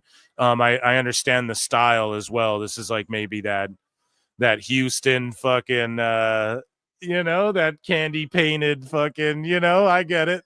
Some of those fucking Paul Wall, baby. Some, you know, that sort of shit, what it do. So, but his flow is like his own at least, you know, it doesn't sound like he's just doing generic, like Swerve, Samantha Irvin, no offense, Nikita Lyons type fucking music. Anyways, Mandy Rose thinks some in WWE women might be jealous. She's living her best life. Which I don't know about if they're jealous, bro. Which women? They're all fired, the ones you worked with. No. Speaking of Liv, though, she made quite an exit from the Raw Recap podcast. Let's check it out. Yeah, this is usually. Damn. Fucking dumb, man. WWE Seth Rollins and Becky Lynch do the weather report for KTLA Morning News. So let's see if their improv classes have been paying off. To the wall. We start out today, Wednesday. Look at that. And the other show, by the way, when I said, I don't know if this was Monday's show, but I said members only, by the way, 99-cent membership or become a patron for members only show on Monday. I do 3 live shows a week. One of them's members only. So just consider that. Anyways, so Becky and Rollins, Kathy Kelly, though, I said on the last show, like, you know, she's taking advantage of like the acting shit because she's taking acting roles and stuff, and somehow the dirt sheets extrapolated that to she might become a manager or whatever. I'm not saying that won't ever happen, by the way. When I was like, I don't know where they extrapolated all that, but I know like she's just doing movies. Like that's her main focus is she can do these other roles and shit. And if she becomes a manager, great. I'm not saying I wouldn't like that or that wouldn't happen, but Rollins and Becky taking those expensive acting classes for sure. Let's take a look at what this couple does here with the Morning News, KTLA. To the wall. We start out today, Wednesday. Look at that. Wednesday. I got to get shades like that. I feel like I'm blocking. I'm blocking. High of 79 degrees, low of 50. It's going to get a little bit windy at some stage during the day, you know, so make sure that you're not wearing your hats. If you are wearing your hats, make sure that they're on tightly. Okay. Oh, there we go. Now. Then we'll move on to Thursday, you know, a little bit overcast, you know. Becky's got it, man. But it'll still be in the high 72. And then we're going to go down to a low of 55. So again, I'm going to get sniped for this clip. This whole fucking WWE news section will be clipped and put on Patreon as well if it gets nuked off the replay. I'm sorry. All these videos, they start playing Rollins' theme. It's like, fuck, I'm going to get sniped for that now. I might need a sweater, but you'll be That's a nice weekend there, though. That's a lot of sun, you know what I'm saying? And then Los Angeles, look at more sun. We love this for the weekend. This is great. This is tanning weather right here. We love this. We're going to get a tan. We're going to get a bake on. Yeah. I love it. This is fantastic. Perfect. Frank likes wearing his Speedos when he... Oh, absolutely. Same for you. No, you got to get the thighs. You got to get the... You can't be walking around with tan lines at your knees. Exactly. Thank you, Come on. And look at Inland Empire. Wow. And guys, if you're on X, come on over to YouTube. There's like 500 people watching. Absolutely bananas. Tell friends, hey, if you guys like JD or Denise Salcedo and shit, a bunch of people, like MJ said, he brought, man, a bunch of people aren't streaming today. Tell them to check me out. I promise they won't regret it. Here we go. Let's continue along. I mean, I don't know. Do you guys, we get the gist. This isn't really funny. I got to be honest. I'm not into this fucking news bit here. Kevin Owens has yet to undergo neck surgery. In-ring return not guaranteed. I think we see him back for like a 1 or 2 off or something at the very least. However, this is a lot of people's farewell tours, women wrestlers included. They're just not being marketed as such. That was R-Truth's farewell tour, guys. Right? AJ Styles is done in the next like 2 years. Miz, right? I actually, so Miz, I'll let fucking Husey come on and he can talk some more shit if he wants to, because we dropped so many allegedlys recently, but let's say that, you know, that could happen.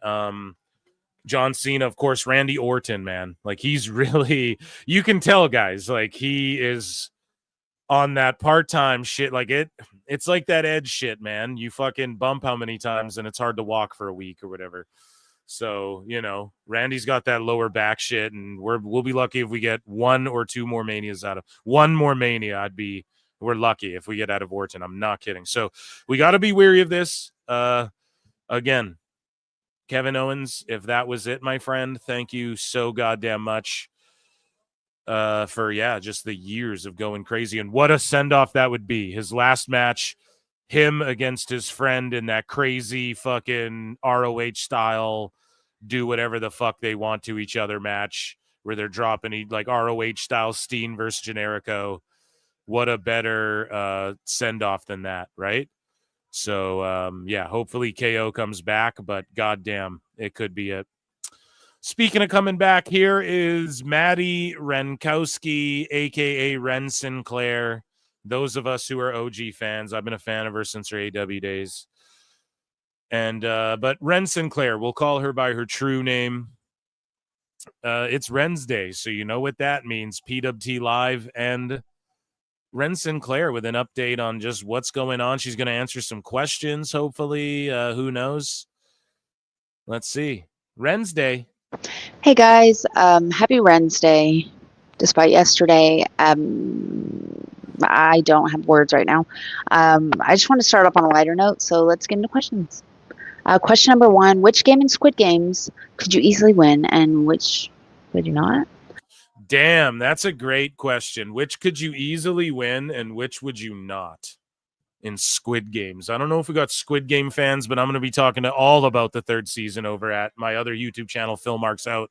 And tomorrow there'll be a new video there of something for you guys. So I can't wait. Easily none, with the thought of death looming in my mind. But if I had to choose, I would say I would do great at red light, green light.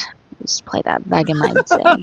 Oh, yeah, with that little head wiggle girl, huh? You gonna do fucking good? You're gonna get sniped out with that sassy ass little fucking going on. Look at that shit. I do good at red light, green light. Come on now.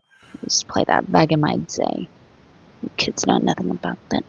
I don't think I would do well at Dalgona or Dalgona. The one with the little honeycomb and the shapes, and you have to like and make sure like you're patient enough, which I'm not really patient enough to not like break it up. Honestly, yesterday, it's bittersweet. Like, if I had to sum it up, it would be in this song. Waking up in the morning, thinking about so many things. I just wish things would get better. I'm trying to get rid of them, but nothing seems to stay the same. Woke up in the morning, doing my hair, makeup, getting my clothes on. Walking into school, thinking of what is going to happen next. Oh, whoa, things are just caught up in my mind. Just cannot get rid of them. I am worrying and worrying, I just cannot get rid of this. I cannot take chances, it is just too much. Waking up in the morning, going into school, worrying and worrying, it is just too much. Yeah. And ladies and gentlemen, oh my God. Oh my goodness. That was WWE news, and that was Wednesday, ladies and gentlemen. Oh my goodness. Let me check in with chat. The hockey game's tied 3-3. We got like almost an hour left of this uber long Fyter fest here. I'm going to check in with chat. I am going to flip over to the next section of this show. Oh yeah, so MJ from MJ gave me a graph he wanted to show me, but I didn't see it. He should have private chatted it. Sorry about that, buddy. I'll get it. We'll show it on the show next time there. So let me check in with chat. Let me see what's going on too. What are we going to do? What news section do you guys want? We should probably do sickos and I'll let them pile up because there's been a lot of sicko cope as of late. So we don't want this to pile up too fucking much, right?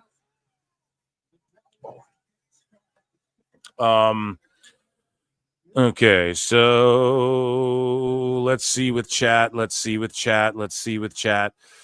Some guy for 2. Sorry, I have them all saved here, so it's hard to see where I'm at. Okay. 2, stoop kid afraid to leave his stoop, LMAO.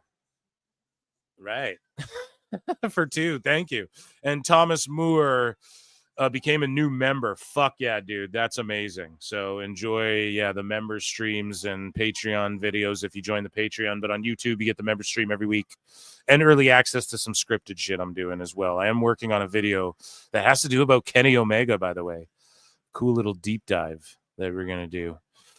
That's a little, I don't know, documentary, I don't know how long it'll be, 20 minutes long, 15 minutes long, I don't know. Anyways, where are we going, dude? Let me just check in with like chat as well. You need the chart with AEW between Evolve and LFG. Yeah, I try to keep it WWE focus. Did I miss Jericho? No, there was no Jericho. Jay Gonzalez for 2 says Roxanne Perez trending now for getting doxxed. Oh no, you just brought that up right in time for the fucking sicko segment too. So how did she get doxxed? Who doxxed her? Jesus fucking Christ. Let me look.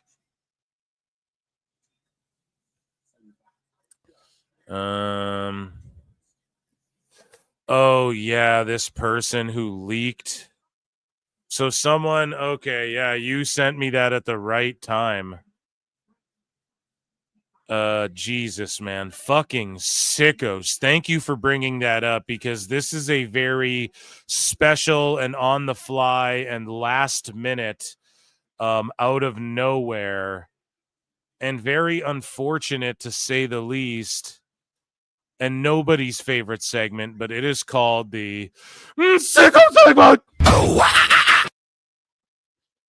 So Roxanne Perez, this guy here says this shit is so fucked up. She doesn't deserve this. I'm hoping she's okay and safe. Some of y'all people are so fucked up and sick in the head. Seek therapy. First y'all stalked and showed up at Rhea's house. Now Liv got 2 stalkers. Let's not forget about Sonya. Now some crusty ass bitch out here exposing where Roxanne lives. Like, what is wrong with y'all? So this person here as well that we have in the sicko segment, believe it or not, this account here made the sicko segment before any of this went down. And I don't know if this is the culprit, but is Roxanne Perez dead yet in Minecraft? You guys, but not really in Minecraft. You guys know what I'm saying? Like, that's their Twitter handle or whatever the fuck their name on Twitter. Madness, man. Madness. Wow. And is that the culprit? I'm entirely unsure, but yeah, some sicko doxed her fucking Addy. And yeah, it's just incredibly unfortunate. Why the fuck would you do that? And like, what's the point? And we have all these dumb fucks in the IWC who are like, their whole thing is doing fucking Twitter spaces where they are like doxing each other and arguing with each other about each other. but they're all like wrestling fan or I'm a wrestler or fucking here's our wrestling podcast or whatever, and their whole gig is let's all dox each other and cancel each other and have mental breakdowns and fucking, you know what I mean? It's like, what happened? Like, do you guys need BetterHelp.com? The new sponsor of PWT, brought to you by. No, I don't have a fucking. But for real, it's like, why is that the interest? Like, you guys aren't really into wrestling. You're into like this other weird, like, go on 4chan or whatever and do that shit. I don't. Is that what they do on 4chan? I don't even really know. Go on Kiwi Farms and do that shit. I think maybe that's more appropriate, right? Like, go do.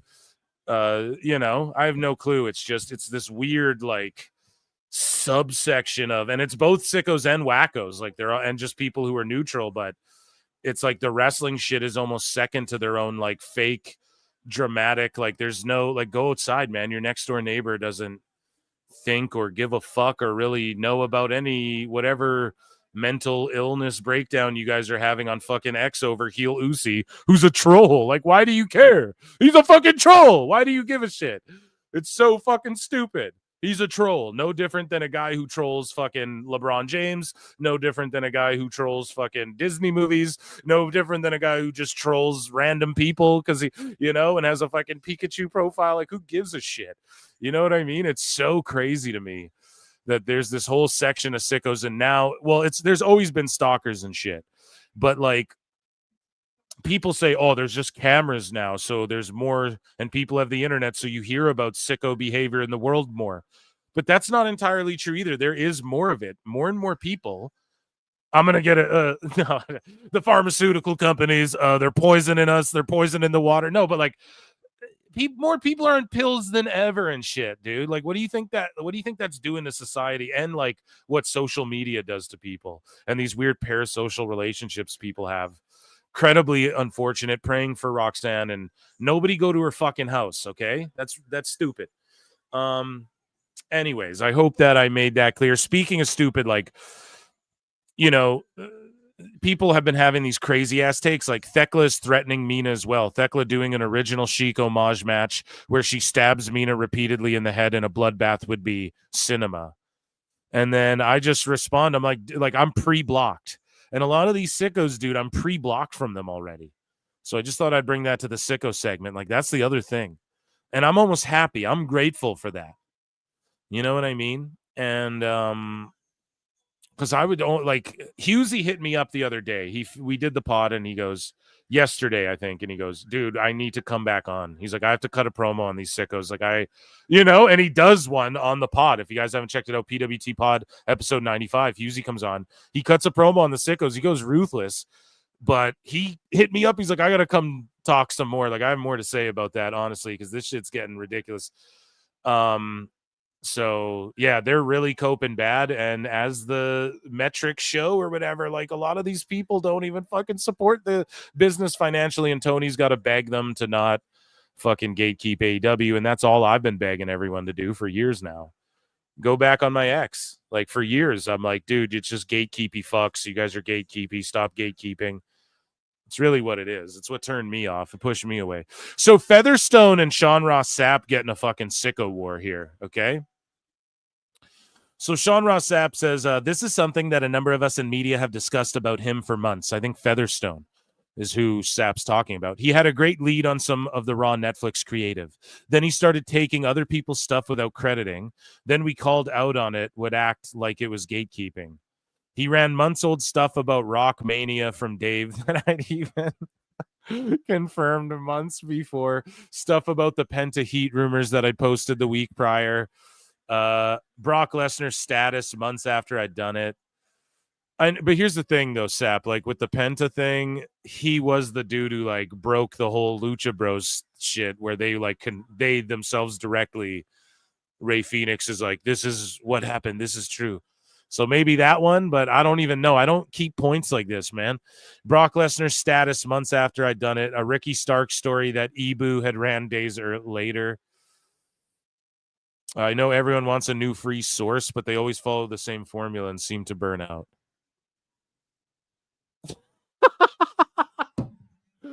Fuck, man. And then Featherstone writes a fucking Harry Potter novel here. You guys ready? All right, so I'm going to address this only because I was sent this screenshot and it has become a smear campaign as well as libel. Bro, everyone's way too serious. You guys are way too serious about this shit because I can't literally screenshot every single conversation that I've had with every since report mentioned on here. Bro, don't even respond to them and just get your news and be right or wrong. That's all you fucking do. Right? But I get it. Sap like reaches out to people, like anyone who's getting in media, and he tries to like chum to them or be like, there's a right and a wrong way to do this. And it's like, I get it if you're not down with that. I'm not down with that either. Trust me, bro. You know, it's like, that's fucking super cringe and dumb. But anyways, he goes, one, I've never ever grabbed information from other people's reports and claimed them as my own. Never. That lacks integrity, and I'm not about that again. I have screenshots, DMs, and emails for every single report that I've made public. Fuck. I've never maliciously intended to report information without sourcing the break. As a literal journalist who has written for both Sports Illustrated and Fox Sports, I take sourcing very seriously. However, when I am responding to questions asked of me via DM or publicly, I send texts out, get responses, and post them on my page, period.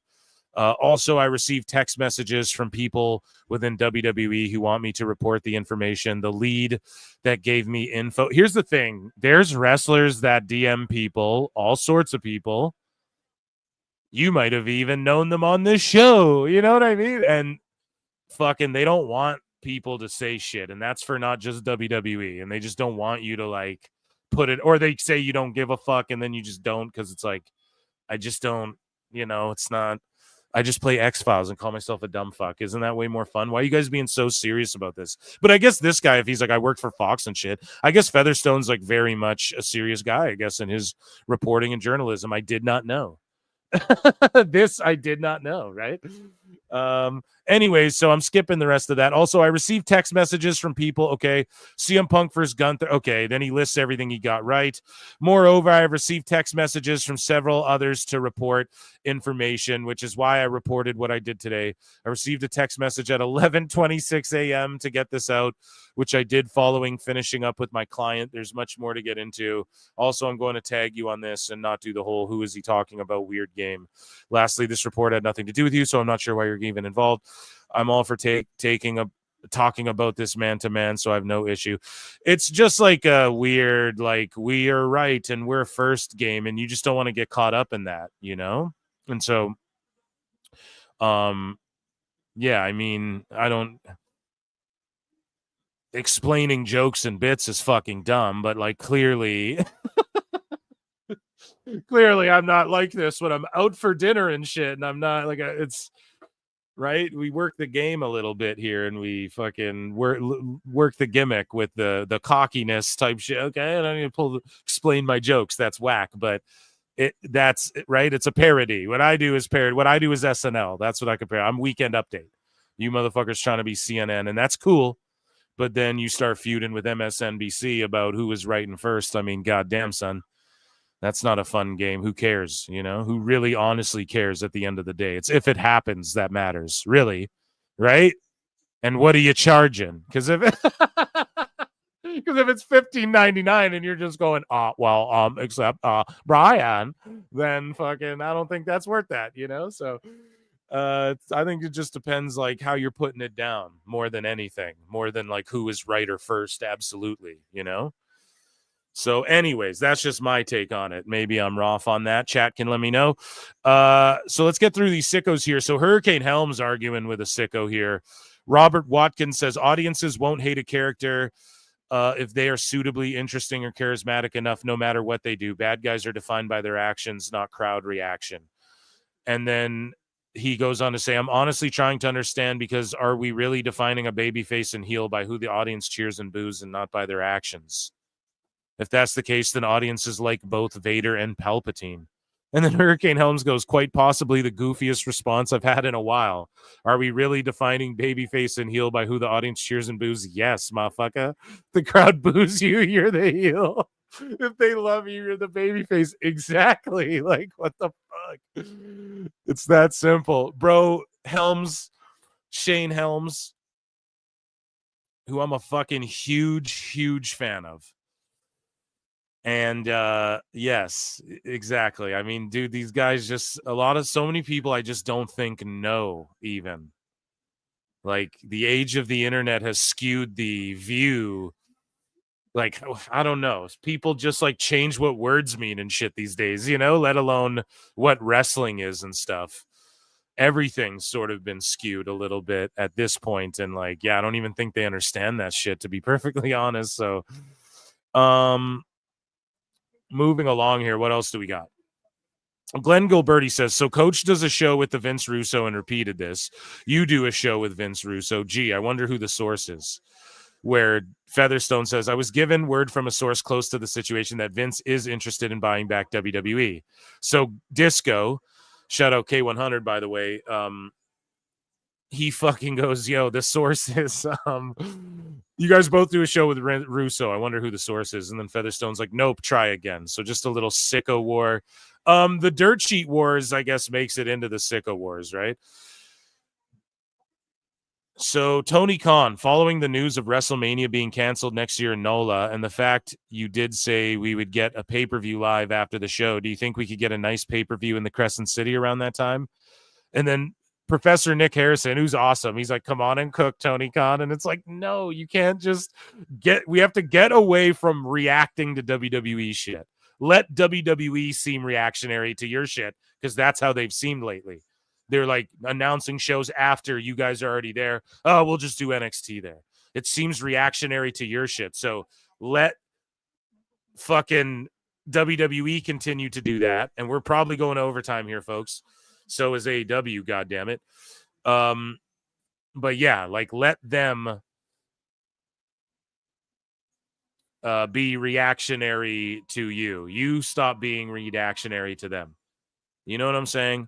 Anyways, so the Roxanne Perez account right here, see, made the fucking sicko list. This guy here, XXX T Bastion, says, who do I add or remove? MAGA wrestlers. So this guy's got a list. He's checking it twice. He's gonna find out if you're crooked or nice. I don't have a good Trump.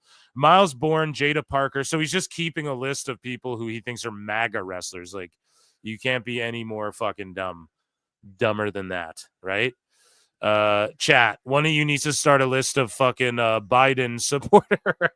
Or who's next? I don't know who the Democrats got down the line. Kamala supporter. Like, what the fuck? So stupid. You just made the fucking dummy list. How about that? You just made the list. So notice how the dirt sheets say move for AEW versus canceled with WWE. People have covered that before, the favoritism. Speaking of sickos, though, I enjoy little scoops like this. Not that I'm like trying to cancel anybody, or I don't know why these commentary. Like, I quote tweeted this. I was like, dude, there's so many marks who do commentary these days, and not Phil marks, like not the good kind, like the fucking real shitty kind. But Aurora Teves says this: a few people have sent me this clip, and the commentary isn't just unprofessional, it's degrading. This was during an Iron Woman match meant to showcase strength, endurance, and heart. Instead, it became a moment to demean the work we put into the sport. We deserve better. And she also said, like, my parents were watching, and this was a big moment for me, and they got to hear their daughter being talked about like this. Take a listen to what these commentators, I don't know what Fed this was in or Indie, but like, take a listen to how they're doing commentary. Unless this is like the Juggalo shit, I really don't know if it's fitting, Aurora Tevez looking like a battered escort after a tough Friday night. Who is that? Josh Denny? 626, is that Josh Denny? Who the fuck is coming up with a battered escort after a tough night? Where do you come up with that, bro? Jesus Christ, buddy. Aurora Tevez looking like a battered escort after a tough Friday night. That sounds like nobody likes onions, son.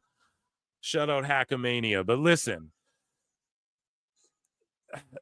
I don't know why you'd say that. This is like when that commentator's like, oh, it looks like a bunch of nappy-headed hoes. Do you guys remember that back in the day? It's like, damn. Why? You would know all about that, wouldn't you, there, Wes?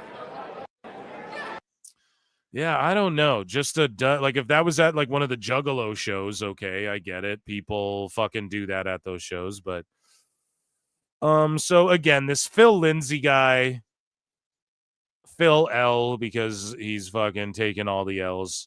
He's just like obsessed with Julian Weeks, man, and he posts like this guy's 150,000 fucking posts on Twitter.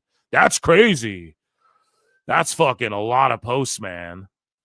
And yeah, he's just beefing with Julian Weeks, and it's just a sicko war and a sicko versus a wacko, I guess. But it's like obsessive, where it's like, bro, if you don't care, fucking move on. Like, who gives a shit, you know? And that won't get removed. So maybe accounts got fucking posts got deleted. So here's some sicko going around pretending to be Jacob Fatu. Hi, I'm Jacob Fatu. I need $3,000. It's urgent. I want to give Solo a surprise because I love him. And then this guy goes, how do I know it's the real Jacob Fatu? All gas, no brakes. Yeah, I mean. And then this guy goes, okay, I believe you. So yeah, just beware of scams and stalkers. The PWT universe, the wackos are getting out of hand too. Okay, at this juncture. Arsenal fan says, this is why AEW is uncool. They will never get new fans with this type of toxic marks. So, yeah, we covered it earlier in the show. Just the sickos being like, yeah, we're gatekeeping the shit out of AEW. Tony begged them not to. Again, AEW gets moved. NXT gets canceled, even though it's fucking just moved. Same with WrestleMania. Canceled in the dirt sheets, but it was just moved. We go through this all the time. So Taya Valkyrie, we covered this before as well. She's arguing with sickos, and somebody saw a picture of Taya Valkyrie in a bathing suit, though, and he was like, oh, is that what I think it is? Like implying she had like a fucking dick or something, right? The post is deleted, but really it's just she's wearing a bikini and she looks great in it, and it's just got like a metal buckle on the front, and it's like a designer, or I don't know if it's designer, but it's like a nice, like, it looks designer. It has like metal pieces on the suit. And this guy's like, oh, is that a dick or whatever? He deleted it, obviously. So, yeah, just ridiculous. But she went at him. Brandon Thurston says, wrestling talent have the opportunity to change the business every night before TV, with revenue mostly in live rights. It would put tremendous pressure on management if talent refused to work just before airtime. So, okay, Brandon, why would they do that, you fucking idiot? Like, why would they even do that? Who benefits from that? A, holding the show hostage, so a bunch of Ultimate Warriors, bro? Why would they do that? A. B, what company are you talking about? C, is it fucking for what? For more money? Like, I don't get how this is. You want the economy of wrestling to fucking crash because, no, I want them to get paid more. Well, the top people are getting paid so much in all companies, they'll never do this, idiot. Why don't you fucking know that? Aren't you like an economist? Jesus Christ. So again, it's like, what do you even mean by that, Thurston? That's why you made the list a long time ago. The list's been a little dormant because you know why? I forgot that fucking there's like the disco list, and like Conan has a physical list, and it's like, fuck. I can't have an invisible list as my bit, but we still add sickos to the invisible list. I mean, Red Bar has a list. Other people have lists, okay? Jericho had one. He didn't even invent that shit. Someone else actually did. But either way, so here's another example, as I brought up earlier in the show. Robert Delph says, curious question. Would you say this is the fittest you've been? So, here's the picture of the thing. So he saw this buckle and was like, is that a penis? And it's like, I don't know, dude. Are you gay? Like, you want to suck it? What's your fucking... not that that's not fucking cool, but like, just say that, bro. Don't be all angsty and shit. But Robert Delph goes, curious question. Would you say this is the fittest you've been in your life career? I met you and watched you wrestle in person, rather. I'm so sorry. Dyslexic. And I'm just stunned at the busy. Thanks. And so Valkyrie goes, I feel like right now I'm the fittest and healthiest I've been. As for busy, I'm the busiest I've ever been. Travel every week to work for AEW, but you're not on any show. Host my weekly travel show for AEW. Okay, is that getting views? And I'm not shitting on her. It's just this is what Perazzo did too. You're almost like fan-splaining to a fan, dude. Host and produce my own podcast. I don't like that, which I'm not shitting on. I went to check it out. Not dissing. 44 followers. They just launched it. The views aren't. Go and check it out, guys. I'm currently shooting season 2 of Johnny Loves Taya. So who's seen that? As well as currently about to put out 3 new songs. Yup, I'm busy. It just seems so condescending from her and Perazzo. I don't know. I just it feels like I would just say yes, the busiest ever. Without a doubt. And then if someone were to say you're not on AEW, then I don't know. Does this not feel Maybe I'm off. Maybe I'm just looking too much into it and she didn't mean it. Social media is weird. You don't know the inflection and cadence in people's voices and what they really mean and shit. So again, people got mad at me for this. So this is just like a Fightful thing. Dude, I post this about all dirt sheets. People get super defensive over Sap, just like Meltzer, or they get super they just shit all over him, just ruthlessly, And so I'm just posting dirt sheeting. Okay. That's what we do here. So Mariah May was taken off AEW's roster page, but her management confirmed to Fightful that as of this afternoon, she's still under contract. And then Mariah May officially with WWE, details behind it on Patreon. Right. And it's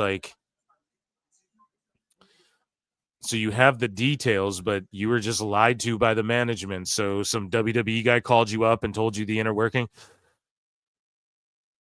Cheating, man. They're never going to stop. So this is so wholesome from Neckbeards. Here's this cute little bugger, Follow the Revolution, who says, when I reflect on AEW, I am reminded of its humble beginnings. The moment that stands out as my favorite in all elite wrestling history is undoubtedly Jon Moxley's debut at the inaugural Double or Nothing 2019. What a moment this was. The company has consistently provided us with exciting moments, including a heartfelt Brody Lee tribute, an impressive 81,000 plus fan attendance in the UK, and an unforgettable matches. See, this is fansplaining. This is what it felt like Taya was kind of doing, no? Well, I'm doing this, and I did this, and I'm doing this, and I'm doing... AEW has rekindled my passion for professional wrestling, and I am grateful for this company's contributions for me as a wrestling fan. I have been to several AEW shows, and there was never a questionable decision going to one. Yeah, well, not for you, but maybe the parents of the kids you fucking took pictures with in front of the fucking show. This summer, I will be joining my elite family this summer in Texas. So goddamn grateful for this company, man. This is what you call a paradigm shift. GJ. This is what you call a paradigm shift? What? Jesus. So, yeah, this guy heals Sicko. So I posted this a while back. I go, Mariah May and Bane both wouldn't bypass NXT. Lucha Bros were on WWE's radar for way longer than you sickos think. That's why they bypassed NXT. Vacker was also being scouted for years. AEW doesn't immediately push anybody or even know how to push people correctly. Everyone in WWE gets, quote-unquote, pushed immediately. Truly you do. If you're there, you're getting pushed, man. You're in the fucking big leagues. It's sink or swim time. You're either jobbing out and that's your, but I get what you mean by push with a title. But even has Nakamura not been pushed just because he doesn't ultimately get the title? Pushes are fucking different. Okay. There's different levels to pushes, but you receive a push, however it fucking comes about. But once you're in WWE, that's the push. That's the initial push. That's the wind under the fucking sail. Now you're rowing. So, and I guess you're looking for another push, but it's fucking, what I mean by that is once you get to WWE, you're on fucking that you're getting pushed, or they didn't hire you for nothing. They don't hire you to just be benched. And I know they go, oh, well, this guy's benched. Okay. The guys you're all crying about being benched are fucking Carlitos wrestled one match. They just released him. Or they didn't renew his shit. So if you see people on WWE's roster where you're like, well, they're benched, they're likely not fucking getting their contracts renewed, okay? Anyways, Black and Rusev are Triple H's guys from OG NXT. All of his guys got their jobs back at one point over the last 2 years. AEW wasn't a factor in that decision. So we all know that. And then Mr. Sicko goes, yes, they will, buddy. Mariah's going to be making too much money to be hanging out in NXT. Face it, everyone I mentioned got signed or returned after working for AEW. This is why young guys in WWE that are not being used would be better off trying to go to AEW while young. God, that's so stupid. But Yeah, Sickos 0, Phil Infinity. Because, yeah, bickety bam. Where did Mariah May end up? Fucking NXT. Why? Because the fucking plan is if we get Mariah May, she's going to be in NXT. So Machiavelli posted, "It is sad to see wrestling legends like this." So let's play this video. And this isn't to mock or shame any legends here. This is just for context of what he posted. So we're not feigning outrage here. You guys seen it, so you can actually have opinions on it and see if you agree with me or you disagree with me and what the wrestlers' responses were to this. Iceman Dean Malenko.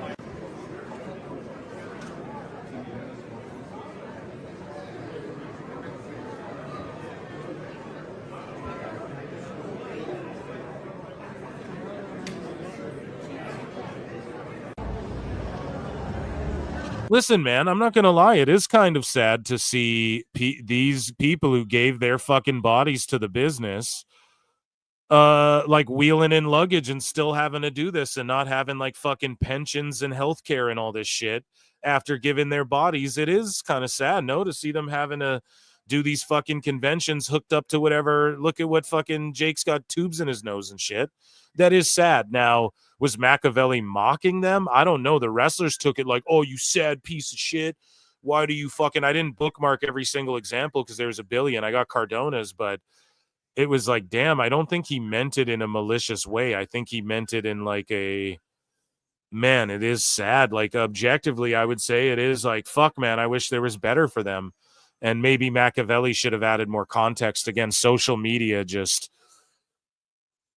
Yeah, it's not the best place to... You don't understand the cadence of his voice or if he said it the way I just conveyed it. I think when I just conveyed my message to my audience here, that this is sad. Like, you can hear in my voice, I wish this wasn't the case, but by no means would I mock Jake the fucking Snake or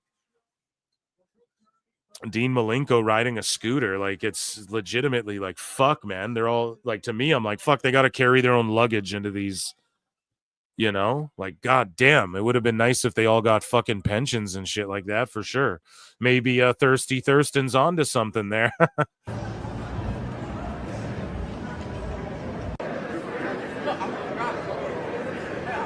Mountie. Demolition. Did you not get a photo with Violent J? Who, me? Nah, I only have video.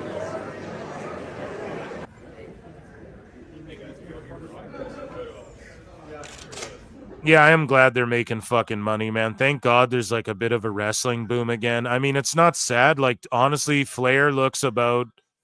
Honestly, for a guy who's gone as hard as he has, he actually doesn't look terrible. Demolition, they look good. And I'm not trying to judge them. I mean, here we go. The fucking Mountie looks great.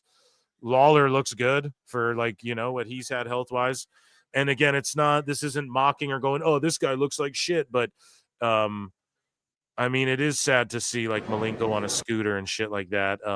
If, you know, his knees or hips are bothering him, I think that you can say that without diminishing anyone. And I think Machiavelli cleared it up after. He's like, fuck, man, I didn't mean it as a diss, but wrestlers were like, it's sad to see wrestling fans like you delete your account. And it's like, shit, bro, I think y'all took it the wrong way. Like, I think he was just saying like, I don't know, whatever. Julian Weeks posted this. They were so confident. So this guy says, why are AEW fans in mass delusion convincing themselves that Mariah May is leaving? She left. That news about Mariah May is going to end up being like DG, who ended up staying in AEW. End up like DG. Here's the problem with MJF and Daniel Garcia. Those were made up lies. WWE didn't fucking give a fuck if they got Daniel Garcia. There was no bidding war for these guys. They just tried to pass. It was just a fraudulent thing because it didn't work on MJF. They tried to pass it off like that was a thing with Garcia. And they tried to drum that up again. No one gave a fuck. WWE would have signed him. He'd be starting he'd be on Evolve right now. Okay? Anyways. I am betting good money that Mariah May will re-sign with AEW and stay there for a longer period. What? You were betting good money? How much? Where? Let's bet. With Saraya departure from AEW to do podcasting, free up more money to invest in Mariah May and another major female talent. And another major fee. No, you guys don't get it. You could have said $1 million to Mariah May. She wouldn't have stayed. I know these e-dorks are feeling the pressure now because they actually think Mariah May leaving for the Fed. Mariah May shows up in NXT like 2 days later, bro. So Shotzi starts arguing with Sickos. And Booker T says Shotzi was always one of the hardest workers. Gorilla Blanco says Shotzi, unfortunately, was injury prone. She had a great gimmick she was able to build. I love when these people just fucking, oh my God. It's like, who's telling you this? Huh? She had a great gimmick she was able to build. This may be a blessing in disguise. She might want to become a mother now she has time. Oh my God. And then Shotzi goes, you idiots don't know what injury prone means. One major injury in 12 years isn't injury prone. Exactly. Injury prone is a term that you want to be smart, Marks. Yes. That's like the N-word, Shotzi. Don't use that. Fucking Dave Meltzer. I know she's not talking about me. You fucking Mark. Right? By the way, this Fyter Fest was a glorified, so far it's been a glorified MLW show. Let's just be honest. So you are calling injury prone or not? Yeah, it's just a SMARC term made up by Dave Meltzer. Rest hold, work rate, injury prone. Like, I know that that's a saying in sports as well, but in wrestling, people just overuse it as well. And yeah, it's not, to me, Shotzi, I've joked and called her like Bocce Blackheart in the past and shit. And she makes me nervous. Like, she's reckless in a way where it seems like it's not controlled, like a Darby. Like, say what you will about Darby. He is a exceptional stunt. He's like a Jeff Hardy. Like, he's reckless, but he is controlled in his recklessness. Say what you will about him. And again, when you're that light, it's easier to be. Ray Phoenix is the same way. Like, he will just hurl his body into the crowd, but he's like controlled with his recklessness. Shotzi seems like she wasn't, and I think people have the misconception that it seems like Megan Bain's about to do here. It seems like she's going to hurt people, and then they don't get hurt, or it seems like she's hurting herself, but she hasn't really got hurt. And mostly her push has been like stop-start, And then Ty Mello is back. And so Harley Cameron's taking time off. And so Anna Jay is just going to re-team up with Ty Mello. All right. Speaking of AEW women, Cosmic Angel says, my dream is to be one on the... this is her talking shit. And this is real one, which who gives a fuck? He's a clown. Actually, there's a bunch here. So let's just read what these sickos had to say about Mariah May. So this guy says, from winning a championship in front of thousands to debuting in a warehouse with 300 smelly fans. Just wow. Real one says, it's okay. We still have them.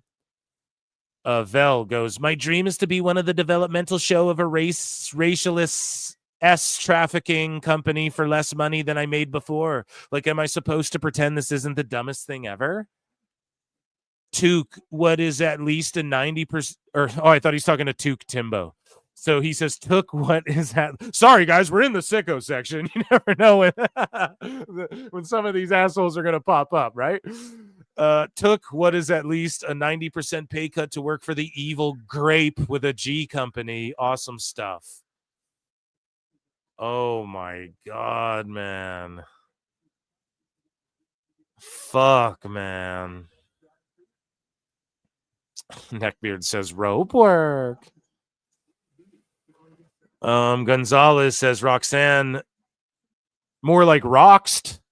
And Perez, no, that's stupid. More like Doxanne, am I right? Fucking terrible, guys. That is really terrible. What happened to her? And it's really not funny. So some guy for 2 says, what happened to Aaliyah after she puked? She's gonna puke. I don't know, man. What happened to her? Tell us, some guy. Thank you all. Thank you all. Okay, so let's move along here because we're trudging through. We're almost done the sickos. We have some Dave. We have plenty of time left. So here's Switchblade just owning a sicko. You know, this guy being like, and this is someone who said one of the shits earlier about Mariah May now, arguing with Switchblade. What's the point of this post? You forget they're on Amazon Prime, pay-per-view, cable, satellite. And then Switchblade's like, dude, they're like YouTube stream of the pay-per-view. That the people in the chat indicate how many bought it, because why would you be in the chat just looking at a blank screen unless you're just like in the chat and illegally streaming it? But still, I mean, giving them the benefit of the doubt here is what Switchblade always gives AEW the benefit of the doubt, and Meltzer and shit. That's what's hilarious too. Like, he always gives them the benefit of the doubt. And they get so triggered by his shit, when meanwhile it's like probably the most accurate. But anyways, the Black Angel of Death says, YouTube isn't even in the top 10. And then he just drops the Nielsen gauge, what Meltzer and them use. YouTube is number one. YouTube's king, bro. 12.4%, right? Of the fucking space. Whereas Max and WBD, they just call it WBD now. Whereas before they were just tracking Max on Nielsen, because we've been covering this. And WBD is 1.5%. Do you guys want to know what Max added? 0.2% or whatever to fucking WBD's overall shit. Or maybe it's more, I don't know. Maybe it's growing each month or whatever. But Switchblade, man, just fucking destroyed them. Puto Takagi, here's Neckbeard. Speaking of Neckbeard, says on the same day that Tony Storm wrestled Mercedes Moné in front of 30K people, the biggest women's match in AEW history, and one of the biggest matches of the year. It's like they're doing commercials every time. That's why people can't take it seriously. And one of the biggest matches of the year and one of the biggest women's matches, period. Mariah May will wrestle JC Jane or Doll Girl in front of 1,000 people. And it's worth way more than whatever padded fucking house. Like, that's 1,000 people who actually paid to be there. So Ryan Satin glitches out and he goes, glad I watched Double or Nothing and not Raw. And then Corbin goes, you could watch both. And then Ryan Satin goes, and yet I'm glad I didn't, since they gave time to a guy who called their entire fan base retards. And then I responded, I'm like, in fairness, the IWC is mostly restarted. And then some people went and corrected my grammar on restarted. Be gone. Dummy. Yeah. Fucking get with the fucking program here, buddy. And then, yeah, I commented underneath. I'm like, it's cute. People think I won't say retard, you know? So anyways, Gareth goes, good Lord. And this Carlos Cisneros guy's been just melting down. He's like, Mariah May made her choice. It's time to move on. AEW will too. From her, I mean, best of luck to her with what she wanted all along. Using AEW just like that, I mean, it seems scummy, in my opinion. No loyalty, no hustle or respect. I added that part. Ugh. Well, we got her replacement now in Thekla. So long, glamour. Such drama queens, dude. Sicko Wars. So we have Sean Ross Sapp arguing with more sickos. So Sapp goes, just because a podcaster once theorized that the Death Riders were doing a skinhead gimmick does not mean they're doing a skinhead gimmick. Well, just because SRS chalks up Brian Alvarez, who literally talked to John Moxley, who confirmed what it was when Alvarez asked him, specifically Moxley, what it was alluding to. And then Moxley specifically quoted the movie Romper Stomper and Dressed Like the Guy. Specifically. Doesn't mean it's not that either. So that goes both ways, B. But anyway, Sapp's like, doesn't mean they're doing that. I have never heard of anything like that broached in anything regarding his story. And then Mark and Outpost, is this wrong? And then Sapp goes, there has never been anything in creative broached like that I've heard about. So you just didn't hear about it? And Brian Alvarez did, Sapp. You fucking narcissist. Like, me, I, me, though. I didn't hear, so me, I. Brian. What the fuck? What the fuck? Like, okay, so you didn't hear that. So you don't just say, just because a podcaster, did you listen to what Alvarez said? He literally said, I fucking know this I talked to them directly. I literally know this. This is the words he used. Okay. And then people pulled the quote from the movie and the look from the movie. And they even said, Moxley, watch this movie. And this is like where, come on, man. Like, fucking crazy. So this Carlos Cisneros guy goes, since being fired from All Elite Wrestling, CM Punk, real name Phil Brooks, that's one Bill Phil to you, baby back, has accomplished nothing since he returned to place what he hates and spoke out against. I'm glad he's gone from our home. Talk about being a sold out market for a conglomerate at this point. He. Yeah, anyone who does this like he at the end of their shit, they are pill-headed freaks of fucking nature. I promise you. And yeah, this dude just doesn't buy any AEW pay-per-views. I promise you that as well. So top 10 wrestling as well. Like such a fucking goober.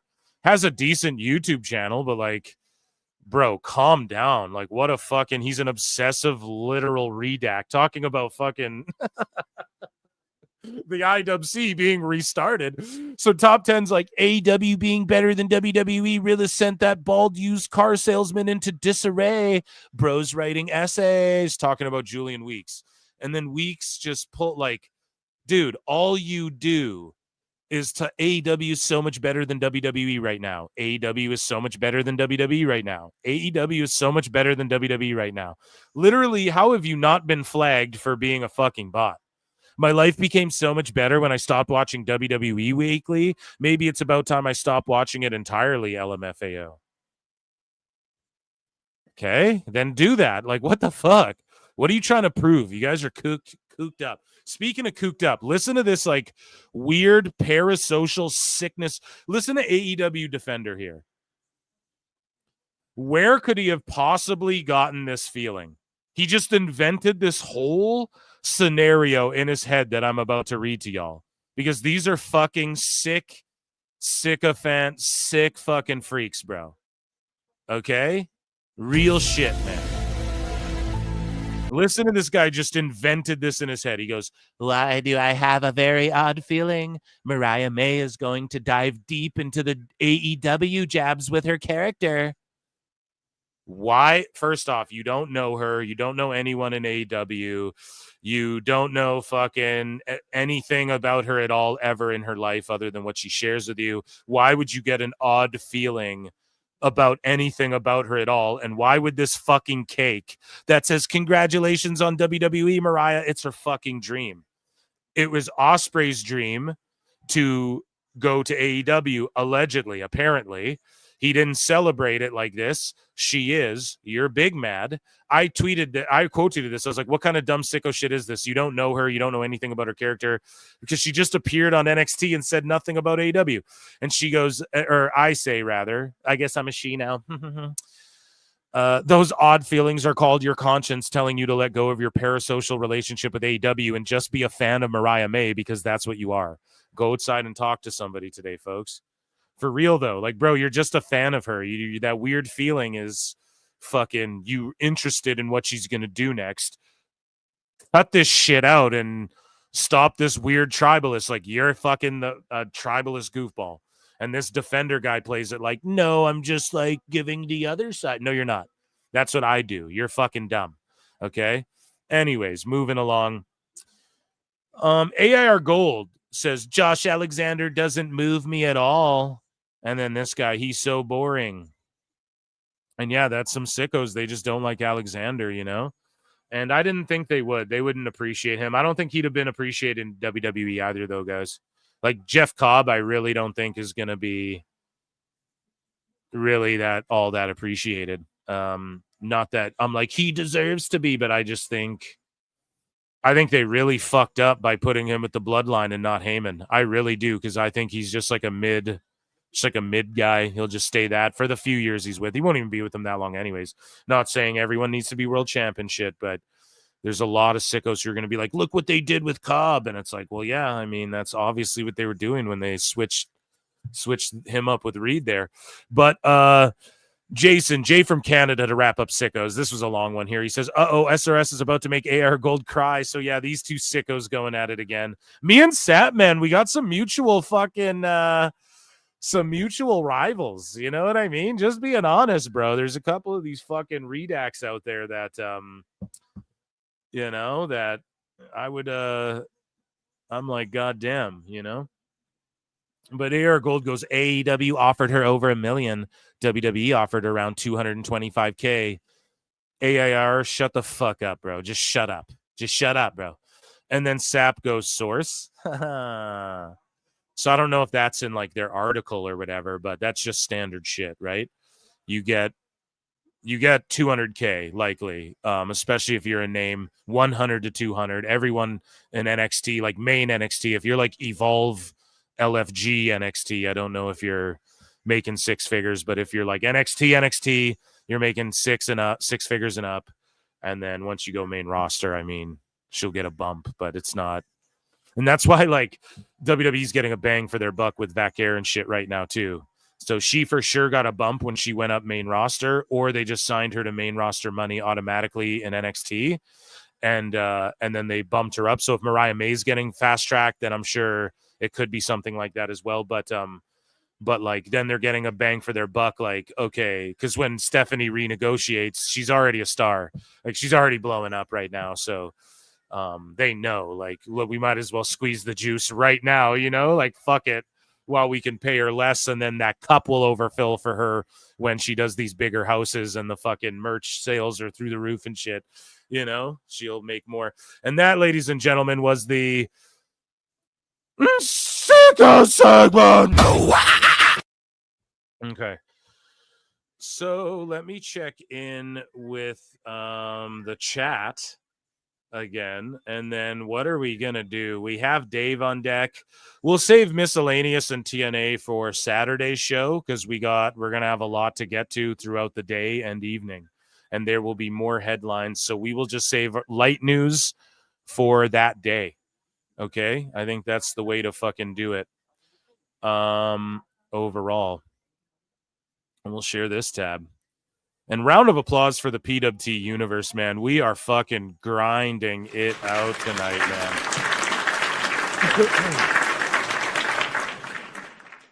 man. What happened to Aaliyah after? Oh, guys, I read that one. We are one super chat away from 50 super chats, which would have eclipsed the goal of 40 by 10. Allegedly. So, hey, I'm no mathematician, but just throwing that out there. That's my shilling. That's the amount I'll shill for you there. So Phil, can you talk how Monet is making women to run away from AEW, Vaquer, Julia, and now Mariah? I don't quite know what you're saying. Phil barely touched the Sickos too. They were crowing over the SmackDown rating because Uncle Dave said it was a bad number. I know, bro, but then we'd be here for 4 fucking hours. So LK, I'll see some of those. I'll put them in there. We'll do a little bit of Sickos on the weekend too, baby. Okay, we got a long one on Saturday. Flutes. Yeah, we'll have flutes coming next, guys. I would love to get a 50th. If I could screen grab, we're at 49 super chats. I mean, a 50th one would just be fucking crazy. I'm not going to beg. I'm not going to pull an Aaron Imholt, but shout out Steel Toe. But I know, yeah, and Jeff Cobb even said he would rather go to WWE than AEW because WWE is always where he wanted to be. Exactly. Because he has a chance now of winning the US title and maybe being in a WrestleMania. You know what I mean? Or being in a fucking, and people go, oh, just for a WrestleMania moment. No, because not everybody gets a moment at Mania. It's just being at Mania. You guys have to accept that this is what people fucking do. Okay? This is what people do. Oh my God, look at this. We have 2 people tied, but Sassy Girl wins with the orangeness. F1WGP7, I fucking love you. Here's number 50, allegedly. You get an allegedly, but we're giving the true number 50, the bonus 51. Oh, God, look, even more filled in. See, you guys got quick draw McGraw. Sassy Girl 8724 for 20 says, I got you, Phil, 50. Yay. What the fuck? What the fuck? Okay, I appreciate you so goddamn much, and we're gonna get dirty on fucking Saturday, okay? That's what's gonna happen. That's the girl. Thank you. I love you. I love you so much. What the fuck? That's amazing. And I love you too, F1WGP. This is amazing, though. I really appreciate that. Number 50. And then Banana for 2. Look at this. Oh, my God, you guys. So Dashing Purple for 2, Banana. I don't have a fucking banana, but maybe I'll play Copacabana after. Or coping and seating. George Capture, okay for 5, drops it. He just wanted to. George is always trying to upstage everybody, but you weren't quick enough to the draw, old man. And then Thomas Moore for 2 says, best guys, Tony Khan, you fucking earned one, dude. Thank you so much. Okay, I'm not selling shit no more. The best no guys, likes, Tony nothing. Khan. I fucking love you guys. Appreciate you. Super friendly. Okay. Now, we crushed it. 56 we hit. So, look at this. So, Wolverine DX goes, wanted to give 50th. God damn it. Well played, sassy girl. There you go. And you know what they say, sassy girl. Sometimes in life, you got to be a hoe. So Wolverine DX there. You know that as well. And then Joseph J. Alexander says, from one podcaster to another, flutes in the chat. I'll give you a fucking Brian. And I'll give you a little burn some Meltzer Inferno because I don't want to hot shot the flutes, okay? Learn, baby, learn. Meltzer Inferno. So we hit 56. I mean, you guys are fucking absolutely goated. Chat is brilliant. Round of applause for the PWT universe. Again, so many applauses tonight. And we're at 520 watching. 520 watching. If you're on X, consider checking out YouTube. We got polls in the chat as well. I forgot to tell you guys what they were, but it was basically like, I forget what I asked. Like, do you think it's too late now for like AEW fans to stop gatekeeping? Like, is it too late? Like, are people just like, fuck it, you know? So I see over 300 of you over on X, and then there's like fucking 300 over on YouTube. Consider coming over youtube.com/@ProWrestleClips, or don't. Just hang out on X. That's cool too. But yeah, anyways, guys, we have fucking Dave Meltzer stuff to get to, and we are going to get there. I am just going to check in with chat for one more minute. Like, I don't like, because we have time here, right? We have fucking half an hour left of this Dynamite show that not going to lie. We're in overtime hockey. I'm pretty just tapped out of Fyter Fest. Like, it's just become Collision. Like, this would just be the dark shit that they would film normally after. Like, he didn't do anything special. He just front loaded the first 2 hours. And this is just like ROH level shit, just being honest. And we have a 3-3 neck and neck goalie battle now. Like, both goalies let up some goals. Now there's sort of, not that it's like overly, like, I mean, the shots are crazy for Edmonton, actually. So I'll say for them, it's crazy. But to be in overtime and have less than sub 30 for like Florida, I guess that's like, you know, standard or not terribly good. Another big save there. So 30 saves and 43, not saves rather, but shots on net. So anyways, though, let me see. What is chat just saying? Kicking around, man. I appreciate you guys. Insane. And one podcaster from another. Shout you out, Joseph J, man. Everybody check out the pod over there, I guess. I don't know what you pod about, though. So maybe don't do that. No, I don't endorse it till I hear what the fuck it is. Okay, where do we start with the stuff here? Okay, I found the beginning. Guys, flutes in the chat, please. Let's see a bunch. Flips and Dives had to do it. I love PWT. Fucking amazing. Well, we love you, and thank you for being a member. Still waiting for McDavid. Yeah, me too. I called him out this year. Like, if you're the GOAT, man, fucking let's show it now. Like, if you can't show it this year, like if we choke against Florida again, then I'm sorry, I don't even put your name up there. Like, your stats are crazy and shit, but like, I'll put your name up there as like great player, but you're just not even in the convo as GOATs, because like you got to win at least one cup, especially in this day and age. Like, the league's much harder than maybe it was like in the early 2000s, than maybe it was like when Gretzky was a player and shit as well. So you factor that in, but you got to win one or two. Like, all the GOATs won them, you know, everyone's won a chip. You got to win one. Rabid Wolverines LC Killer 17 for 5 says Top 10 Wrestling started drinking the AEW Kool-Aid because it doesn't like WrestleMania 41. So it's literally just over 41. He was just like, fuck WWE. Yeah, people are dumb, man. Like, not every Mania, like, go and watch, like, not every Mania is as good as the one before or after it. I don't know. why that's like a weird concept for people to grasp. You know what I'm saying? But run those flutes up in the chat, please, and thank you.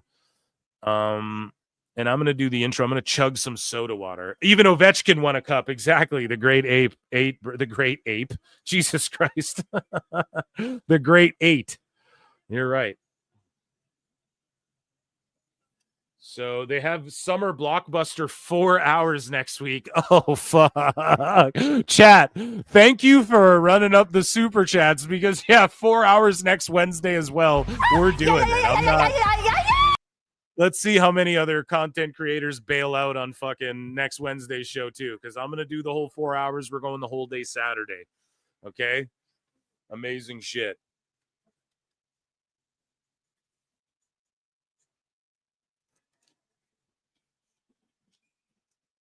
So, Thekla's debuting. I'm going to a little bit of that shmee, everybody, a shmee break, as Rick Glassman or Mike David would say.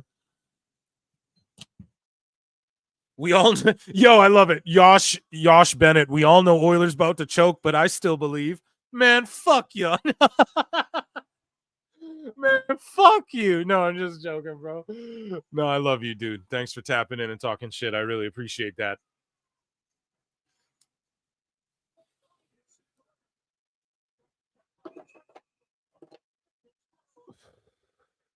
Five minutes left in OT. Let's see what happens. Okay, guys. Rhydonium break. Joseph J. Alexander goes, you follow me on Twitter, you ass. White Heat on the Full Circle Radio Network, brother. I'm fooling today. I'm acting a fool. But also, I follow lots of people, bro. You know what I mean? So it's like if I follow, like if you say I'm an indie wrestler and have 100, you're pictured in tights and have 100 followers, I will follow you. I will rule you. So it is nothing personal, brother. And everybody go and check out. I assumed it was wrestling related, brother. So go and check it out, okay? But you could like say shit like me, bro. I say bad words and stuff. I don't know if but yeah, everybody check out that chat. I'll check it out. I'll check you out, brother. That's what Ricochet said about Phil. Yeah. No, I'm from Detroit. Okay, so that's like Michigan's like fucking Canada Light in some areas, bro. So weird submission thing. Wonder if JCVD will appear. I'm checking in with chat, guys. Will appear sudden death in the hockey. RIP Lady Frost. Wouldn't that be something? PWT hit 1 million subscribers today, then he'd be like 1 million away from poised. That'd be a step. So we could get an injury here. Okay, let's get into it, guys. It is time for everybody's favorite segment in the entirety of the IWC, and it is called Dave Meltzer's Dumb Moment of the Week.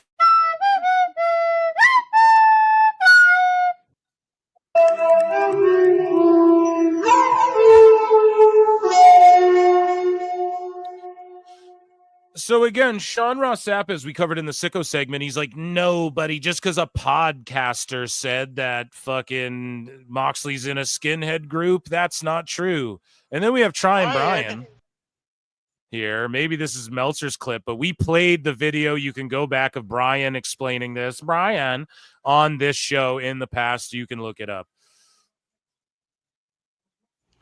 What did you think about John Moxley unleashing Marina Shafir on the? We talked about that. The backstage guys, though. We talked about it. Well, I mean, the backstage actors very good, were beyond. It was because of the actors in the back. They were so horrible. I mean, my God. What movie did John Moxley watch? I actually know the movie you watched. What is it? Because there's Brian Alvarez, the shittier sources than me. No, Moxley talks to the sheets, bro. He talks directly to Observer. Okay? He talks directly to Dave and Brian. You guys know that? Like, come on, man. He fucking phones. It'll be 2 a.m. in Japan. He'll be in his hotel room bleeding, not even showered yet, still bleeding, and I call Sports Illustrated for an interview, man. They're in America. It's 2 a.m. here, but that's what the kind of guy Moxley is. He told them directly. It's what he's doing. And we know he pulls shit from movies. There's going to be things that are going to have to be explained if this is going to be one of those we're taking it from legitimate movies and weaving it. Yeah, Thecla Fucklin is what I was about to say. Thecla fucking rules, dude. I was about to say Thecla Fucklin rules. How funny is that? But yeah, Thecla rules, dude. Into wrestling because I Romper Stomper, Australian Fucklin is technically not a swear, YouTube. cult classic, 1992. He was playing Russell Crowe in what he was doing. All right. Not making this up. Yep. That's a scoop for you. That was the best part of Collisions.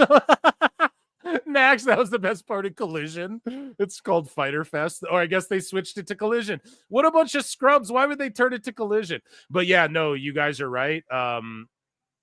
I fully agree. This was the best part of this whole show, this whole Fyter Fest. And then, of course, they have people run out. Aminata, who's been like, I haven't been wrestling lately. So we're getting Aminata versus Thecla, meaning Thecla is going to be in ROH and not really AEW. Or else Thecla or Aminata's just here. See, I told you guys a long time ago, this is how AEW books all women's wrestling. Woman fights woman. Woman debuts. Woman runs out to help woman. Tag match. Or the woman who runs out to help fights the woman that she helped against. They do this. It's the exact same thing every time. Utter shit. Anyways. Phone guy, now we can go back to some of the Rocky storylines. So here, Alvarez that's trying Brian. We just had to bring that out there for this dumb moment. So Dave Meltzer edits tweets. So Dave Meltzer says, he and I have discussed the methodology talking. Okay, well, he gets asked. I'll take Brandon Thurston's breakdown that says that Raw's down slightly from last year. He's actually an expert with the numbers. Awful Wrestling made Thurston delete a whole WWE fucking thread he made because Awful pointed out how he was not an expert with the numbers, and he just proved that fucking WWE Netflix numbers were higher than Netflix was letting on. So Meltzer's like, he and I have discussed the methodology. He doesn't believe in Netflix as being honest. I can't accept that 1/6 they say claim. Then why? So you don't think Netflix is being honest, but you believe random fucking WBD numbers that no one's ever even talked about, that WBD's never even said it's this. At least Netflix says this is what it is. And Dave's like, they're being dishonest, but the other shit, you just add invisible 30% and go, that's true. Dave is so fucking shitty, man. He goes, then they claimed 80% a few weeks later. Now the numbers they claim indicate 10%, which is also impossible. Oh my God. It's impossible. But if it is 10% live, that would mean 270,000 live homes worldwide as a direct Nielsen same-day comparison, Brian. That's actually except 370,000 viewers. Yes, we fucking did it. Did I miss it? Sorry, chat. I'm fucking distracted here. Less in the U.S., thus their number for the U.S. Here we go. Okay. More than 370,000, let alone under half of that. So again, he's just talking out of his fucking ass. Then he edits it. He edits his math.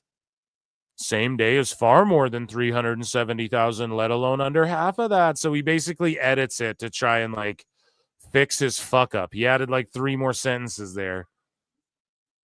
I find it curious based on, but he goes, I can't accept 1/6. But then he edits it to go, I find it curious, Brian, more than meets the eye, Decepticons. Fucking idiot, man. I can't accept that too. I better change that wording. Because he knows he's just bullshitting, bro. He knows he's wrong. Harley Cameron is taking time off. The broken nose spot in her AEW Dynamite tag match where Megan Bayne dropped her on her face on the ring steps and the doctor came out was a planned spot as a storyline cover for her taking time off, Brian.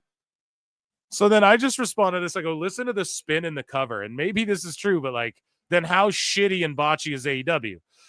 I write, so Harley Cameron was planned to take time off. So when Bayne dropped her on her face and broke her nose during the match and the trainers came out, that was planned. Fuck out of here. Because she dropped her on her nose and fucked her nose up. And Anna Jay got her nose fucked, and so did Chelsea Green. Now, again, people go broken nose. It's not broken. Just because you get popped and you get a black eye, that doesn't mean broken. It could be, you know, just deeply bruised or whatever. There's different states, right? You can work your nose over time and shit like that. Over time. Over. Roger. You guys ever see Airplane? I love that movie. But yeah, so I guess that was planned for her to take time off. We know why, so that Ty Mello could reunite with Anna Jay, and then we get no more Harley Cameron and Anna Jay, which fans were actually getting behind. This company fucking sucks, bro. It really is bad, okay? It really is bad. Other than Thekla, this shit really is bad. The best guy's Tony Khan. Got to be completely honest here. Moving along here. So Dave Meltzer talks more about the ideas. He says, actually, the idea that the result of Hangman Page versus Will Ospreay at AEW Double or Nothing was determined at the last minute is not accurate, although supposedly those even close to the vest didn't know. Tony Khan talked to Ospreay and Page the day before. They gave their thoughts, but he said Page was winning and told them not to let anyone know. So the day before isn't last minute to these dumbass, like, guys, I mean, You fucking mark! And the Oilers, just as we took a dub over fucking Dave, we took a dub in overtime 4-3 over Florida. It's going to be a clean sweep, and we're partying in Miami this year, bitch. Don DeMarco. Okay. 58 super chats tonight. That's fucking crazy. But yes, and that's crazy. The Oilers won. I was biting nails for a second. This fucking Fighter Fest has been crazy. And we also have Dave Meltzer being entirely crazy, saying the idea was last minute wasn't true. It was less than 24 hours, though. And that's not like in the 12th hour or whatever. You know, that's not in the final countdown. That's not like in the fucking nut cutting time of like, we need to have a decision on who's going over. That's crazy, man. Dave is fucking nuts. That's the biggest show, one of the biggest shows of the year. So that means they didn't know who was winning the fucking tournament till a day before. Fully. Like, that's pretty fucked, man. And then, yeah, they just announced it, the Intercontinental title match, winner takes all, Omega versus Okada, just fucking... So Meltzer said what, Posa? It was that pesky Super Luchas list, I tell ya. So here's what Dave had to say. More lies about AAA. Again, I've been so spot on. Come on now. Don't fuck with your boy, okay? And listen to the pod with Husey. We actually didn't get into that a lot because he just tells me all this shit anyways. But he's not the only one, man. But Stephanie Vaquer, who is on the Worlds Collide show, had and may still have orders regarding Forestro and Sanson, family members of Quattrero, her ex-boyfriend, who she accused of DV, and Hydra, who spoke out negatively against Vaquer in public on that issue. So, of course, Dave is bringing this up. I mean, I guess it's good to know. But for us, Forestero, Sanson, and Hydra have not been signed by WWE. Oh, my God, Dave. Oh, my God, Dave. None of them have been signed by WW fucking E, man.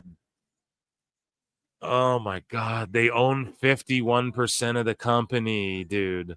They just absorbed whatever contracts are there. They just own AAA. They own the majority stake of AAA, meaning they own all the contracts, blah, blah, blah, blah, blah.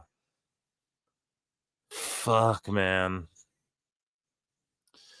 Anyways, Alberto, who was listed by Super Luchas on the list of those signed by WWE, which Super Luchas was wrong, doesn't look like he will be used in the U.S. since friend Hugo Savanovich through Lucha Online has been pushing for WWE to put him on the show. Yeah, man. It's pretty crazy. The dude who fucking who writes these shows has said the exact opposite. Shout out K100. Like, come on, you guys fucking, Dave, you're real bad. You can just call, he even said it. Conan's like, Orale, mi raza. You can just call me, Holmes. Like, he can just call me. I don't know why Dave prints these lies, you know? So those who are friendly with Alberto are reporting that everything is fine between him and WWE. Yeah, okay, that's not untrue. And he's going to be back in WWE eventually. Okay, they bought AAA. So like what when it's like me when I am like, oh, they're gonna announce another crossover show, but I put it in quotations, like I worded it as AAA crossover marketed like type show is what they're gonna announce because they fucking own AAA. So like, what does that mean really? If you work for AAA, you technically work for TKO and WWE and shit. I don't really like. It's just weird how Dave plays these fucking games. But yeah, that's another thing none of these sheets know about. Why don't they know about this or haven't been talking about this? They're planning another fucking show already.